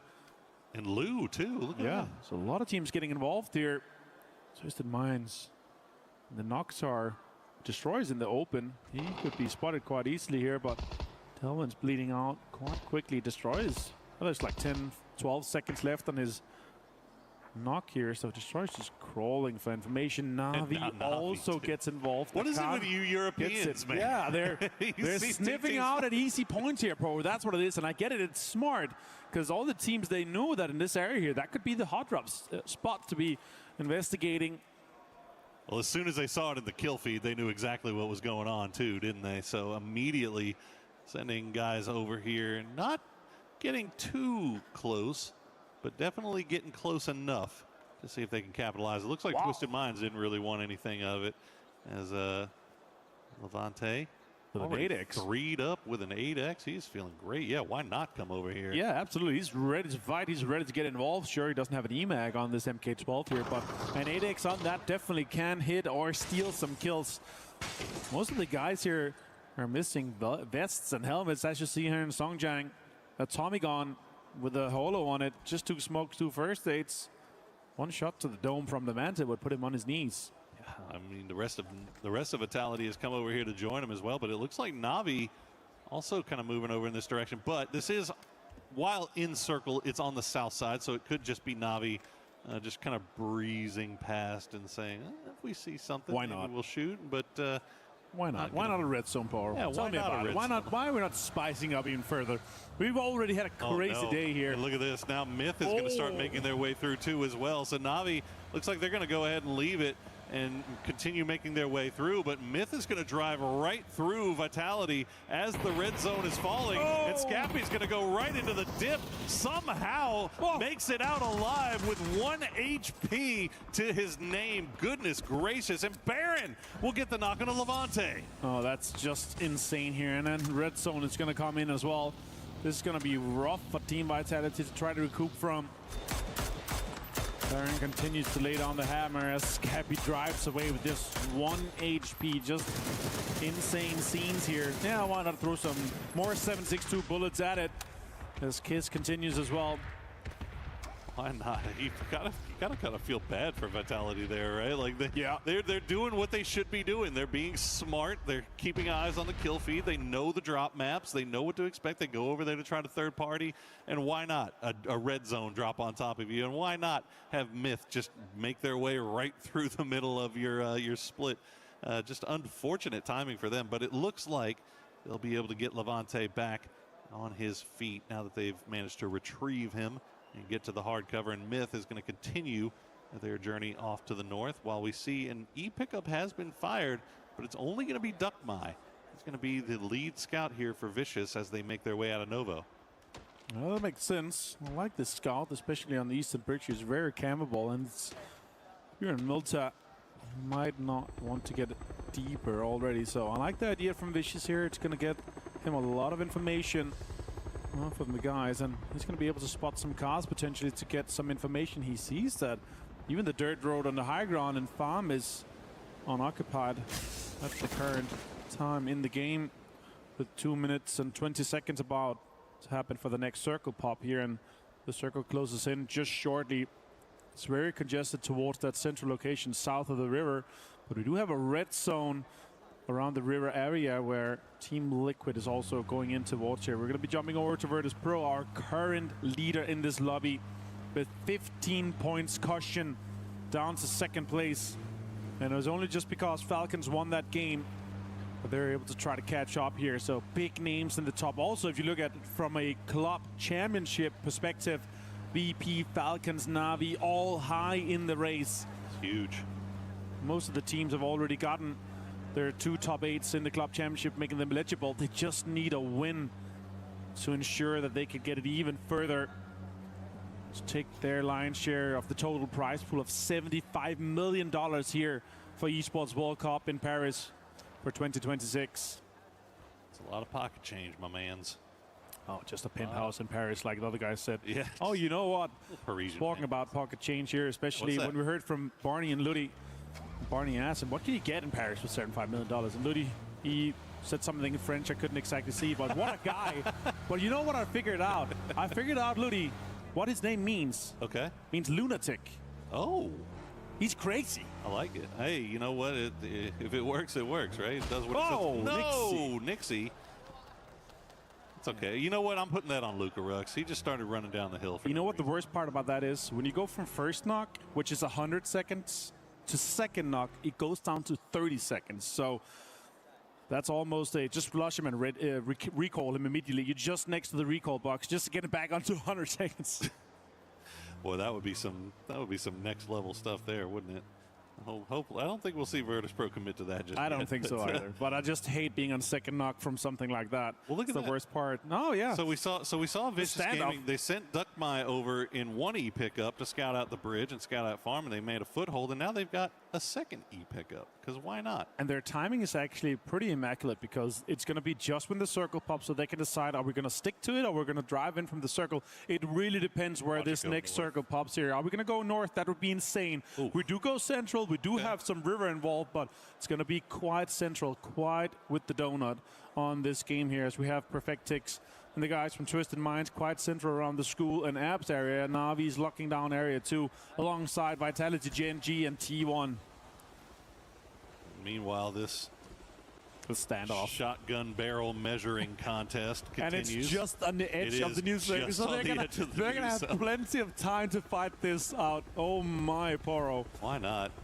Why not? I mean, there's a lot of reasons why not, but why not stick around and see if you could at least finish them off? If nothing else, like this was fun, something that we felt was coming at the beginning of the day. Is Twisted Minds will find Beamy wins it with 1 HP against Exempla.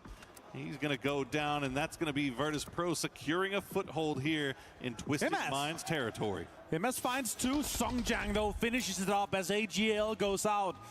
GK managed to wrap this one up, and Nixie flushes Example. That's very unfortunate for Twisted Minds, so it's going to be rough for them to try to defend this area here. They had to disengage from their split. They had a 1-1-2 split, but now all of them are involved with this fight here. Having lost Example is just super unfortunate, but VP with a full pull-up onto this, I would say the highest priority on the apps here. Oh my goodness. It's going to be crucial. And if you thought Geeke was out of the woods after finishing off AGAL there, well, you don't know our teams. Falcons wrapped down there, and wouldn't you know it, Vicious drop from their E pickup almost immediately upon hitting the circle, and they are looking down in this direction as well. So Geeke, while they do defeat AGAL in the end, they are still stuck in this compound.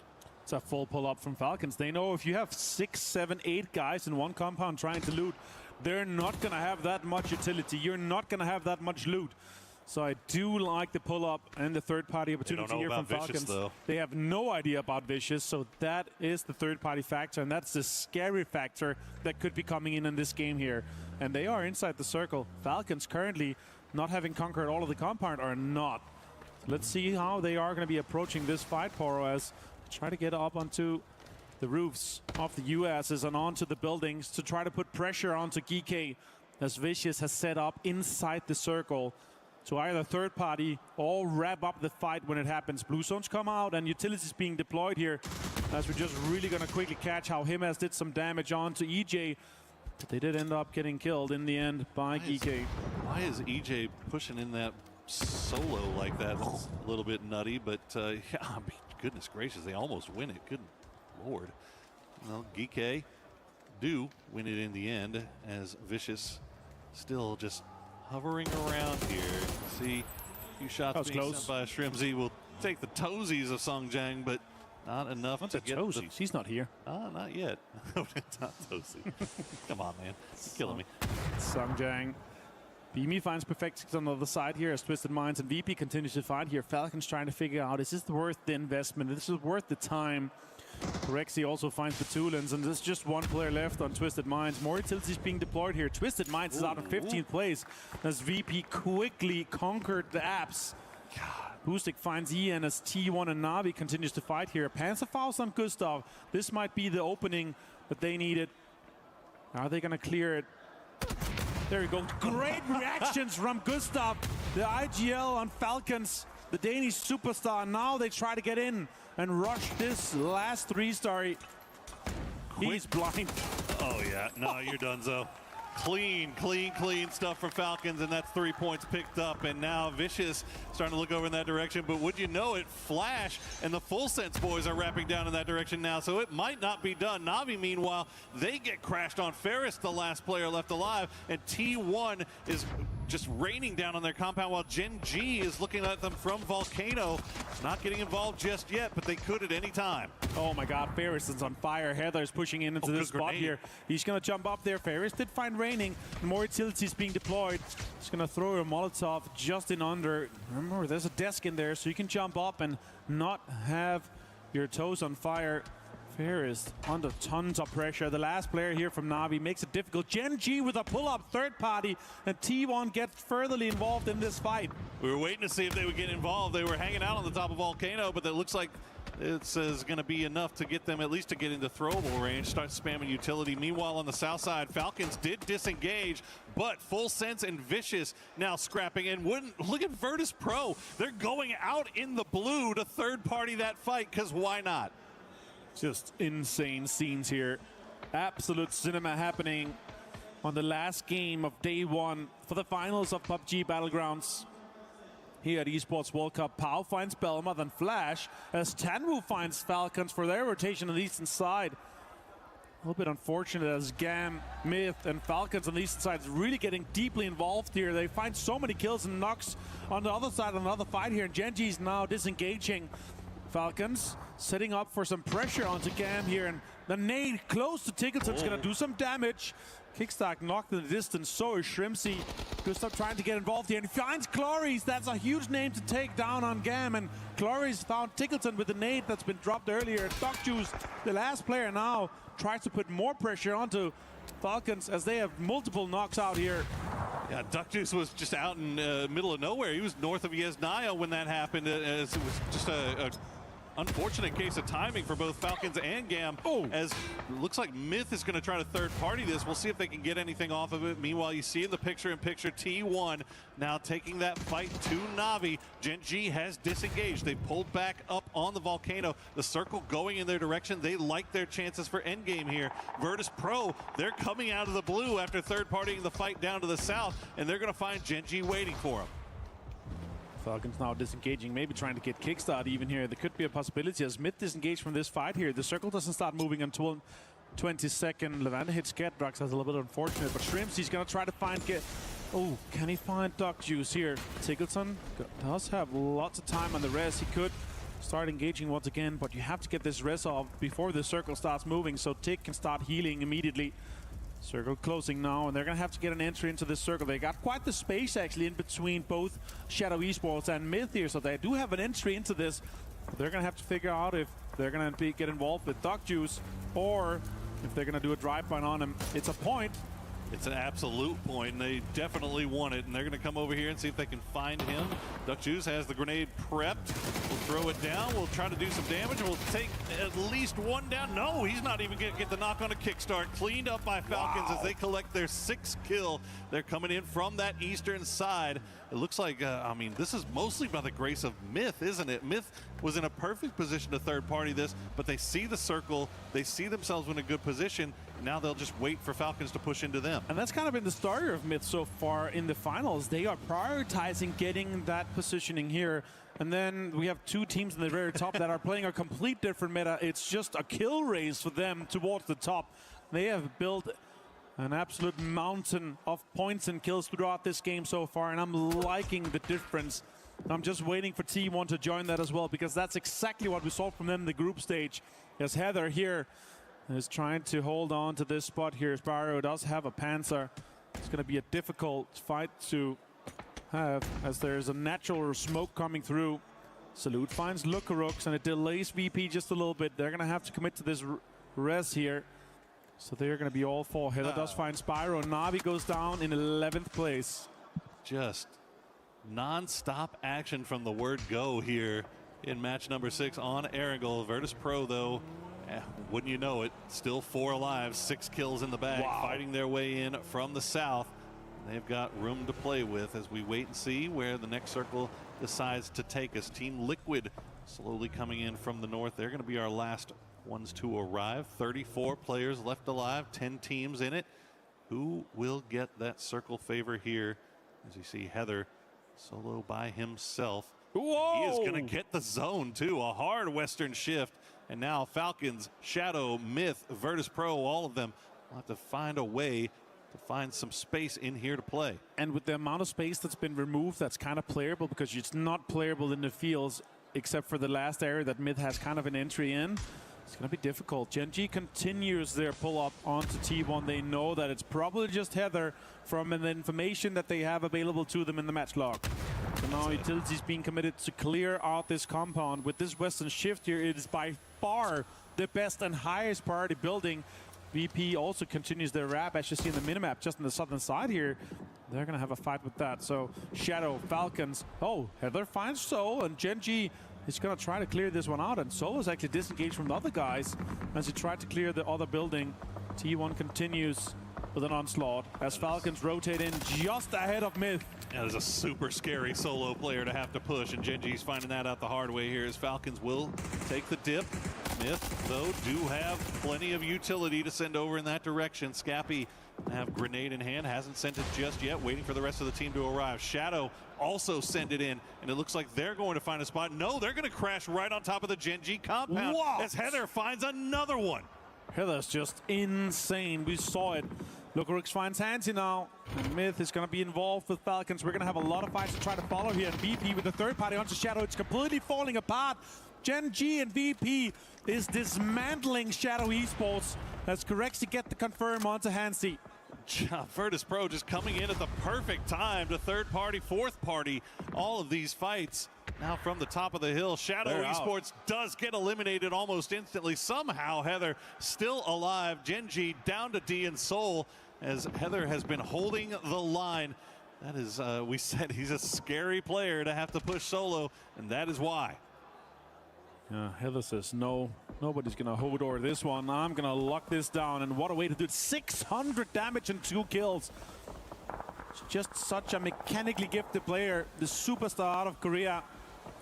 Can T1 try to catch on to this lead that Falcons and VP have built? It's going to be difficult with just one player in this game here, but he's going to try to do it. Try to make the most of it. As D with a shotgun is below him. They're going to coexist in this compound here, as it is on the western side. VP maintains control of Volcano. Vitality is still inside the compound.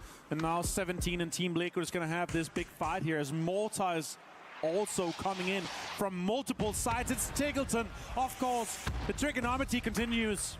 Who else but Tiggleton as the mortars will land around Team Liquid. They tried to pull up, and it's not going to happen. Another mortar will find its place as Purdy Curdy, now the last player left alive for Team Liquid. Falcons picks up all 3 because of Tiggleton's mortar work. 9 kills now for the team.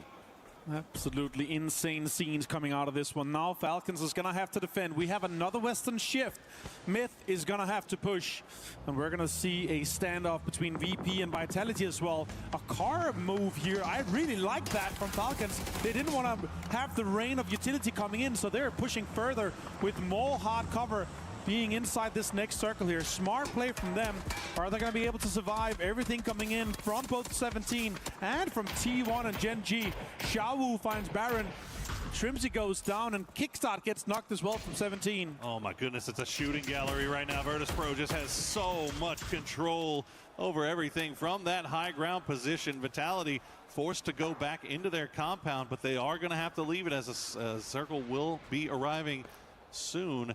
Myth also kind of in the same boat. They have to find a way in here, but I mean, the best plot for them probably is looking like where Falcons is. 17 have to leave their compound. They're going to crash right on top of the compound of death, doom, and destruction, still occupied by Heather and D, and Seoul is just off to their west. Gonna be a scary push now. Falcons survived quite a bit here, managed to hold on to 3 men alive as they have some hard cover. Links in hand, shots to come in towards Ilgos. Cars are getting destroyed. Wenbo finds Heather and T1 is eliminated. We're down to 6 teams and 19 players. Tickleton 4 kills, Gustav 3.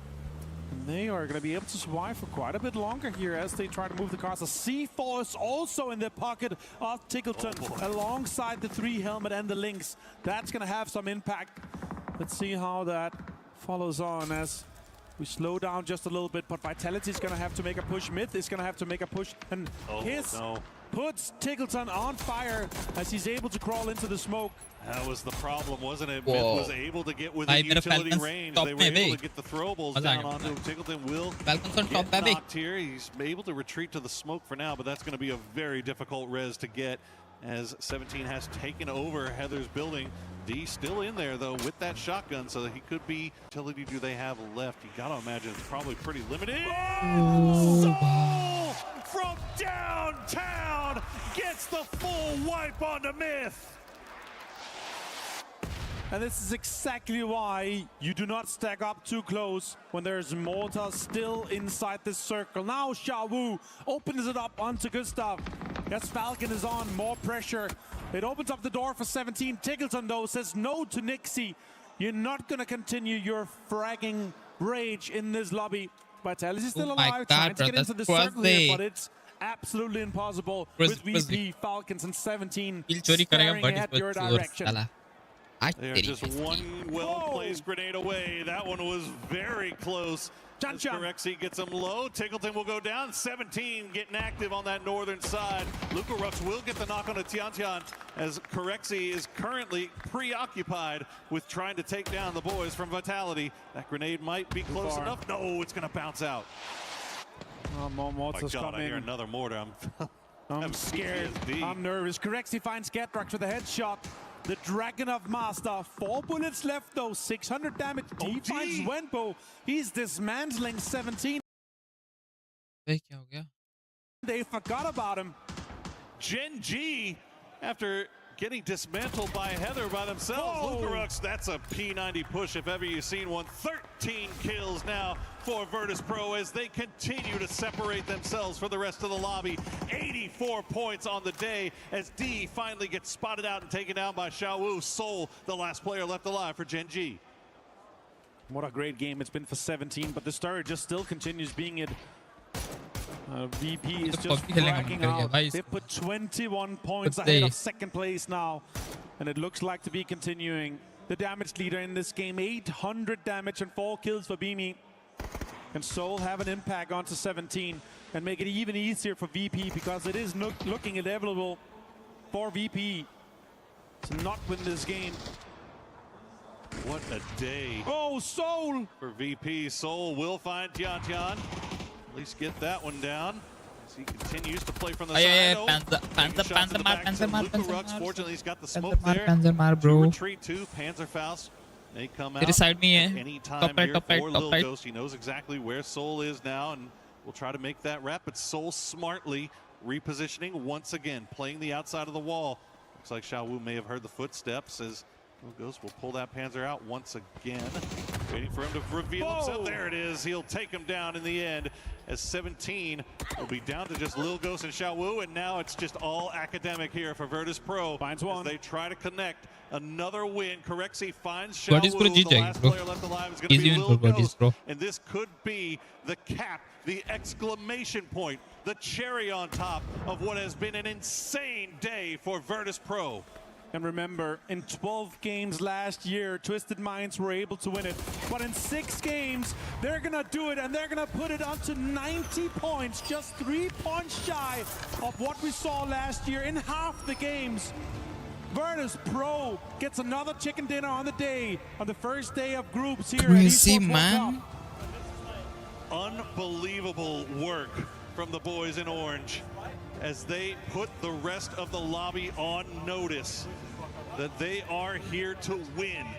And it is going to take a mountain of work to try to catch them. You just have to hope they slow themselves down in some way tomorrow, because we've seen some phenomenal performances from other teams. Falcons, 63 points on the day. That would be the story in and of itself had it not been for the fact that Virtus Pro is damn near 30 points clear of them.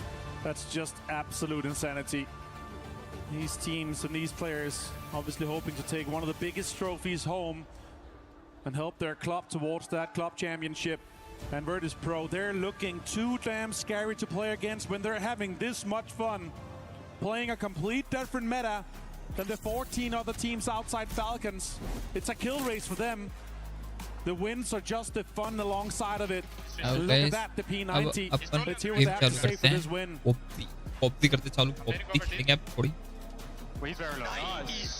It was just nice. Collected. Just moving different through the lobby right now. This was the last one, right? Different. Virtus Pro, what a performance on day one. And they've been talking about it. You know what? You know who's the best at making a snowball? Who's that? It's a polar bear. I like to see it. Polar bears, well, you can't find a snowball if you're not in the ice, and they are just living in it right now. Cold as ice. You can hear it in their comms there at the end.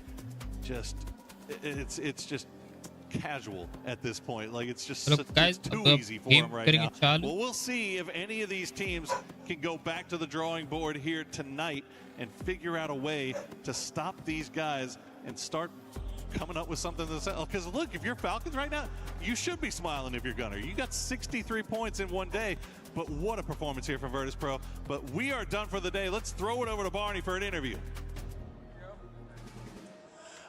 चलो guys, अब होगा gaming रोंडो, ठीक बा? अब होवे gaming, अब ये सब ना होवे भाई, होवे गेमिंग, गेम कैप्चर लाया जाए, गेम कैप्चर बंद किया जाए, ना कैप्चर पबजी,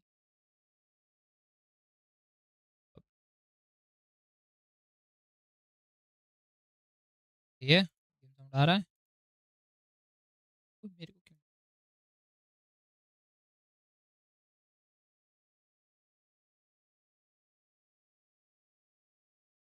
नहीं आ रहा है गेम वाह गेम साउंड तुम लोग को आ रहा है आया आया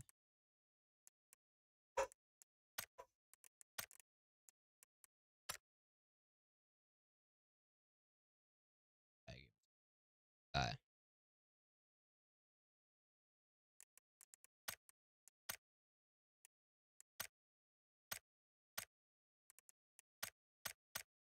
पे मिरामार हटा दिया व्हाट द हेक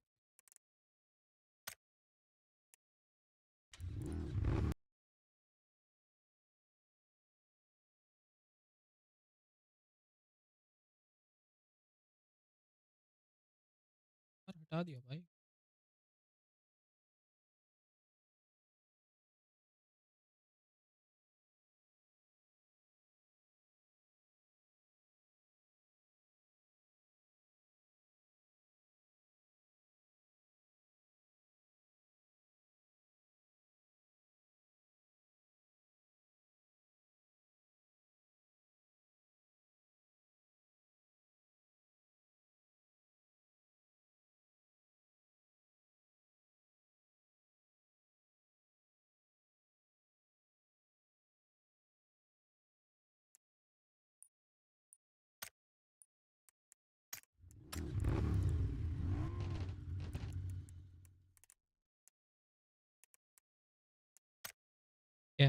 एक सर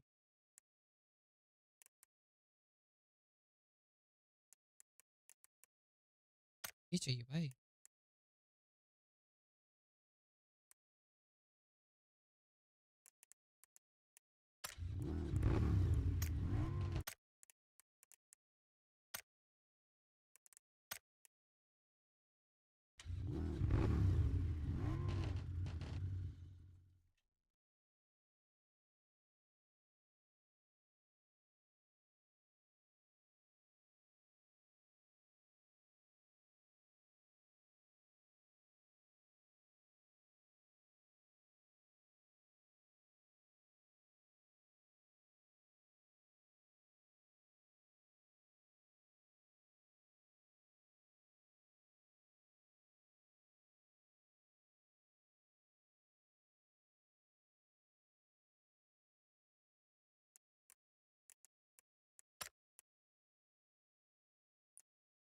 ये लेके देखिए क्या क्या है इसमें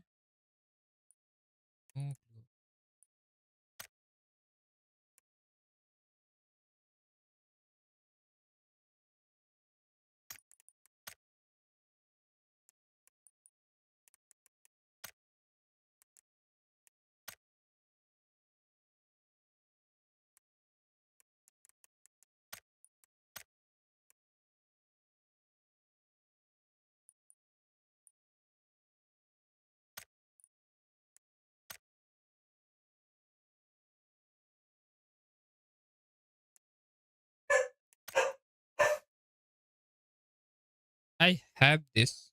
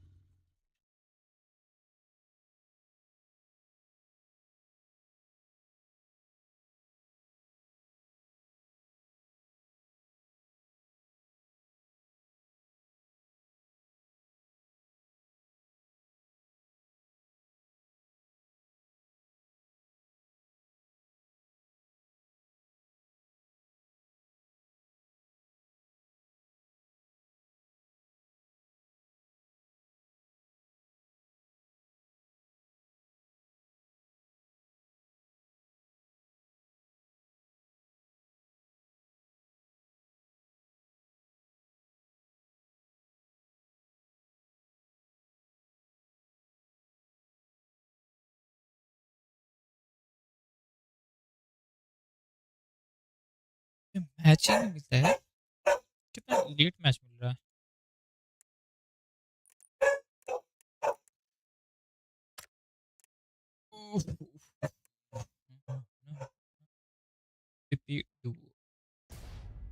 मिल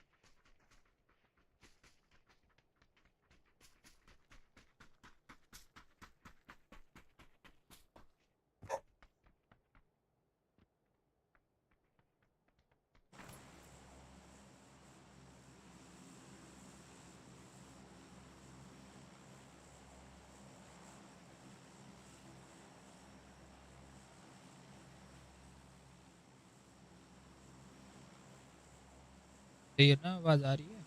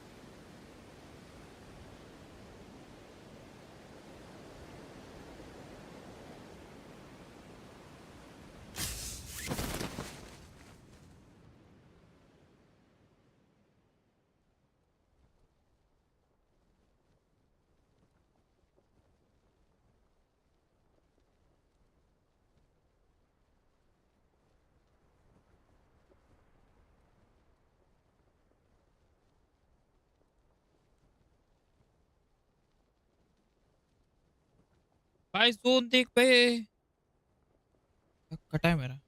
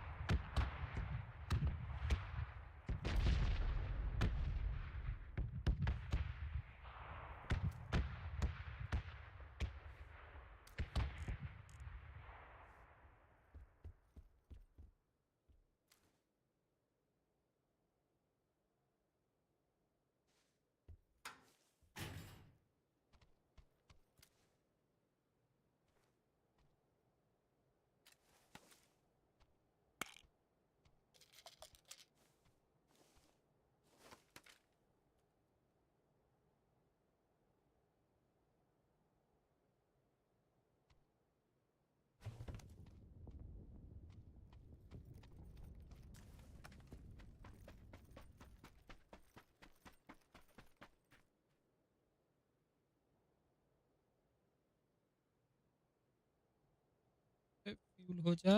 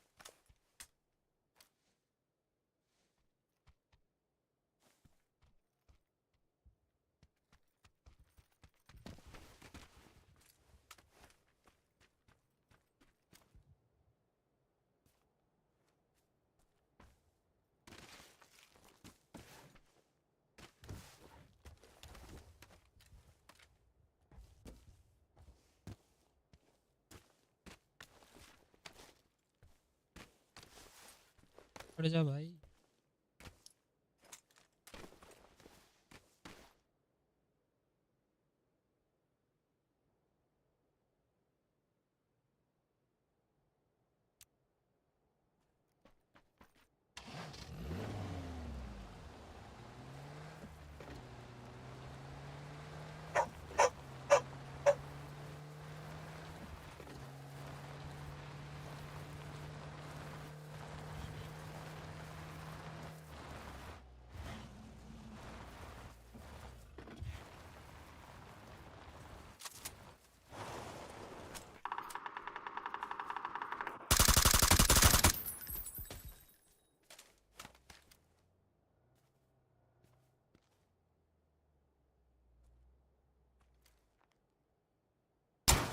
What?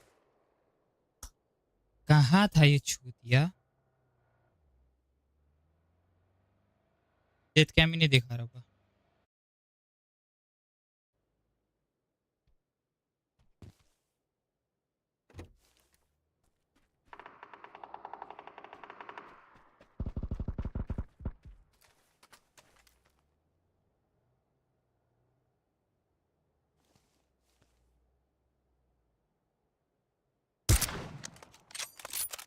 ये बंदा कितना कैंप कर रहा था बे?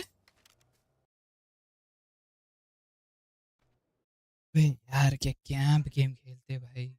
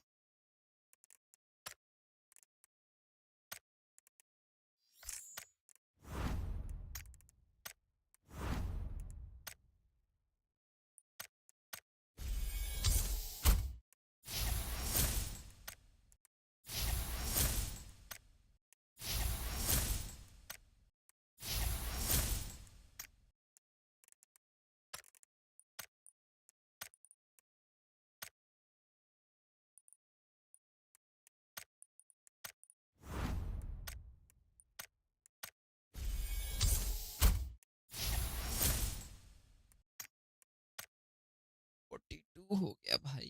इसको क्राफ्ट 45, इसको चाहिए 35।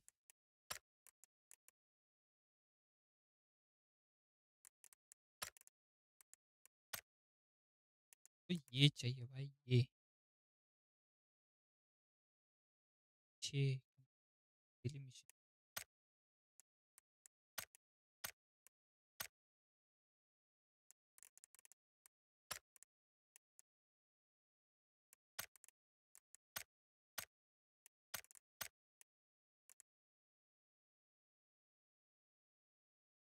सही है।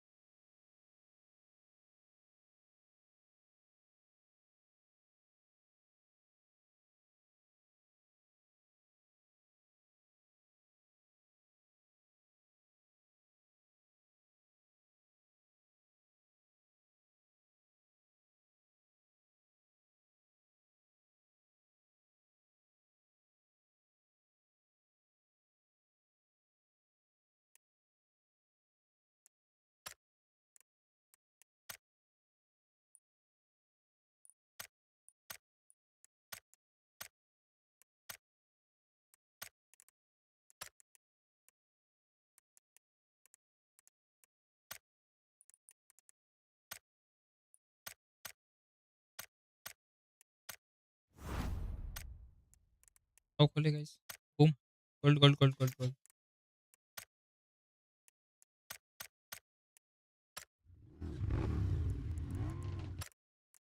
कोई लोड क्यों नहीं आ रहा? What the fuck, man? क्या है?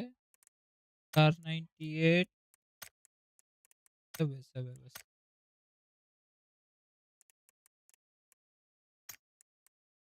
Colored smokes.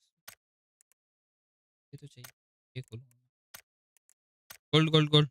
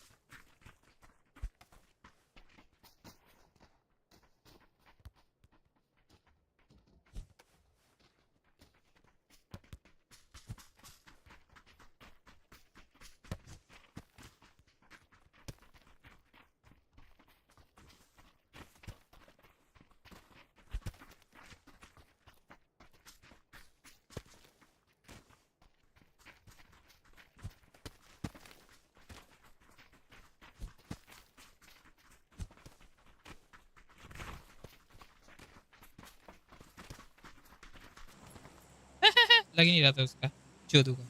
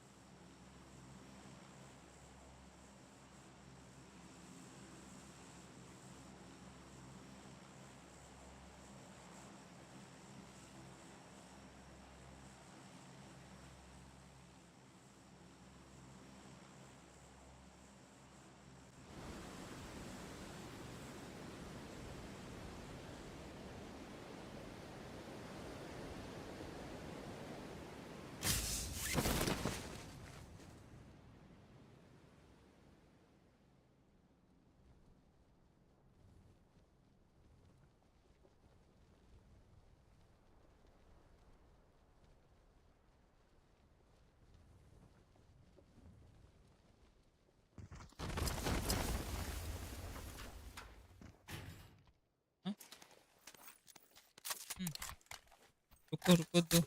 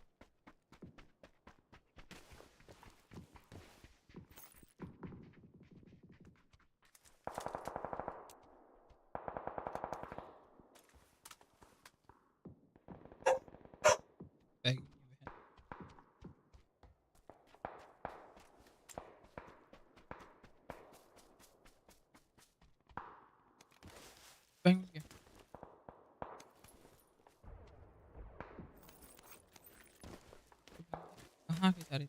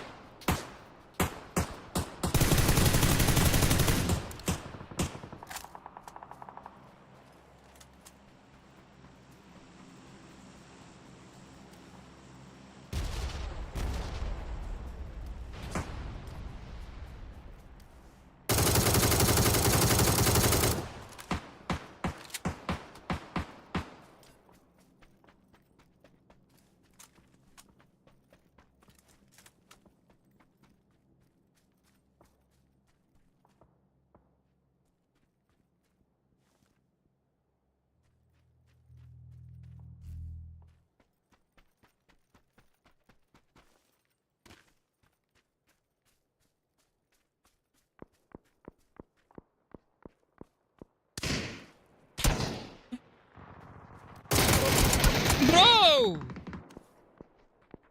बे यार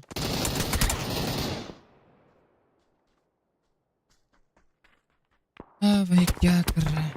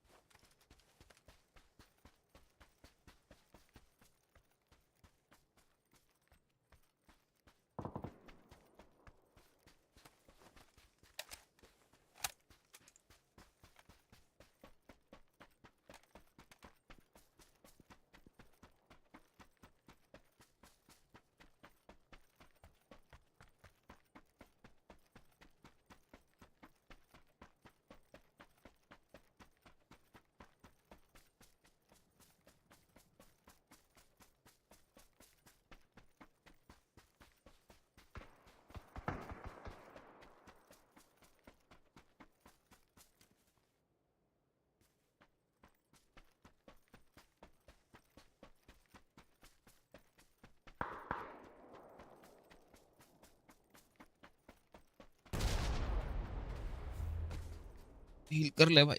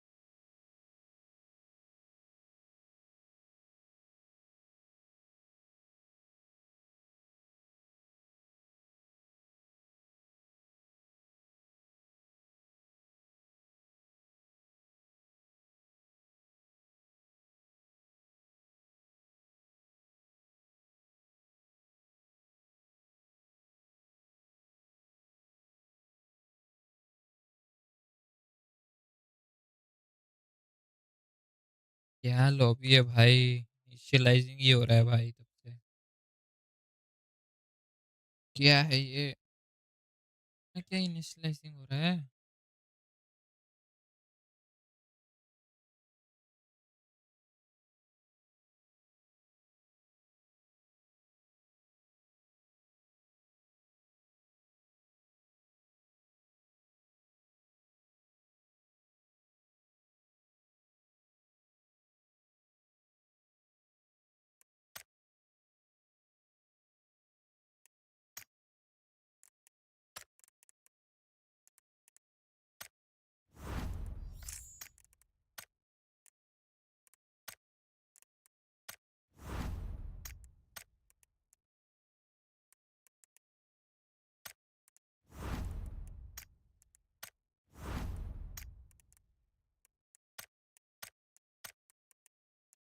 basic training A grade fire, क्या है ये बकचोदी?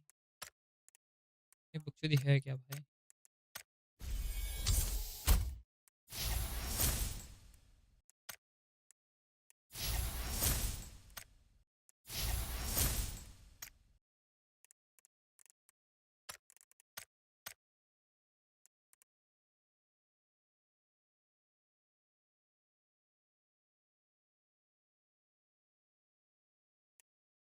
अबे किया तो डुओ में सरवाइव 20 मिनट।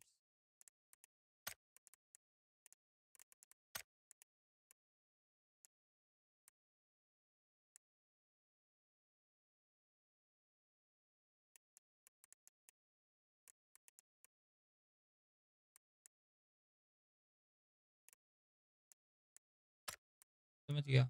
ये मेरे को कौन से में करना है ये मिशन? सोलो में कर सकता हूँ? हाँ सोलो में कर सकता हूँ। सोलो दो भाई, सोलो में करेंगे।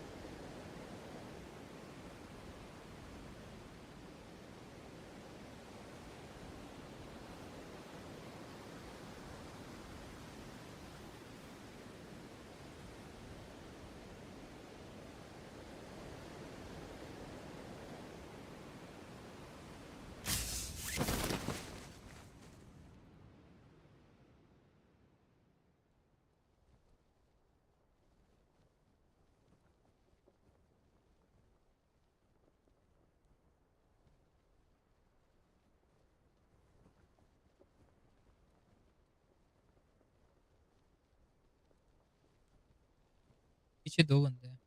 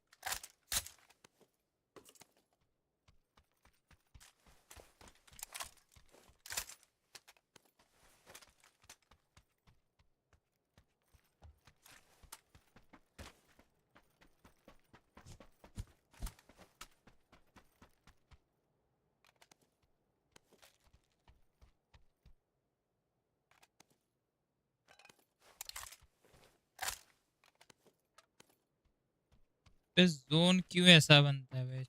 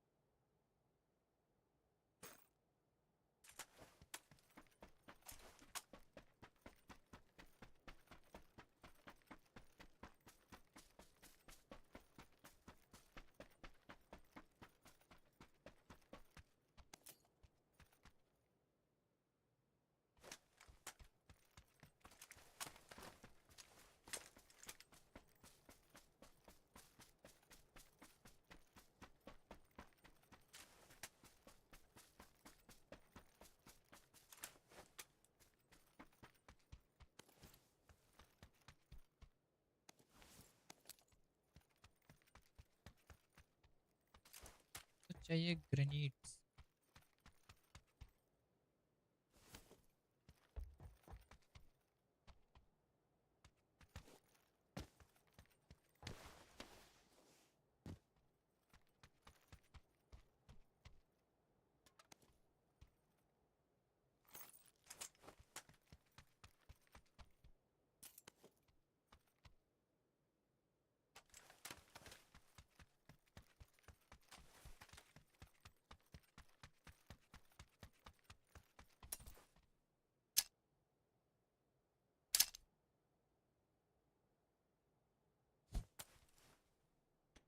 ओह, ऐसे फेंक सकता हूँ basically. Okay, got it.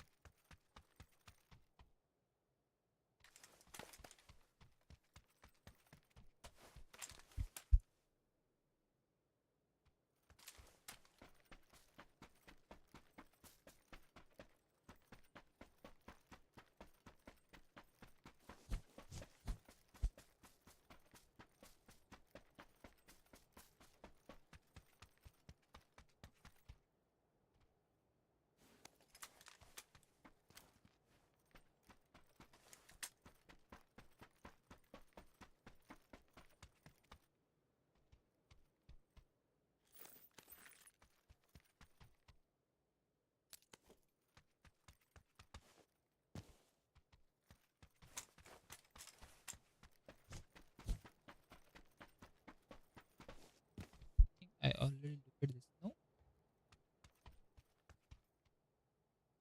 Just a second.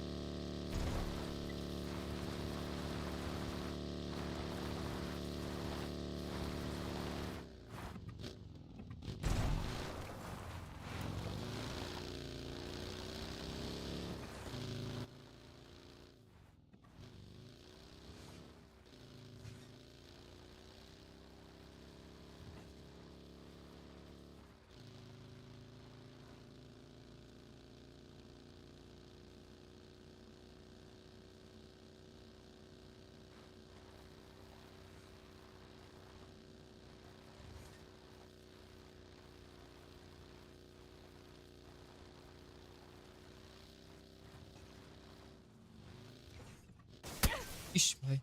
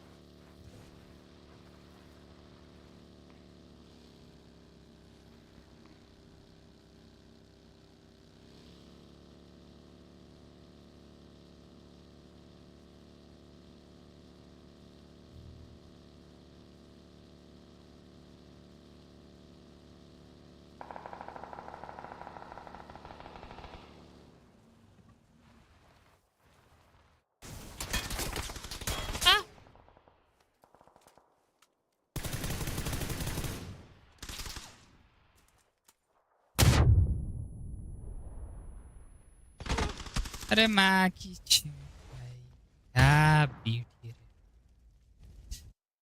कुछ भी फेंको कुछ नहीं पता क्या ही है।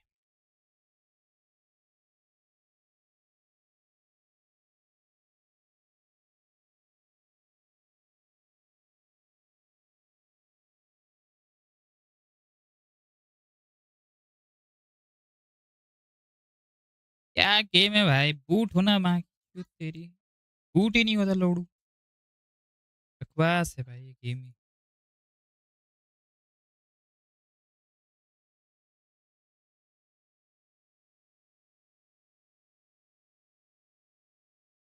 क्या झांटू गेम है भाई क्या झांटू चीज है भाई ये बंदा ये गेम बाकी इसको अनइंस्टॉल करो यार क्या पे भाई लोड ही होने में इसको 7 घंटे लगते हैं भाई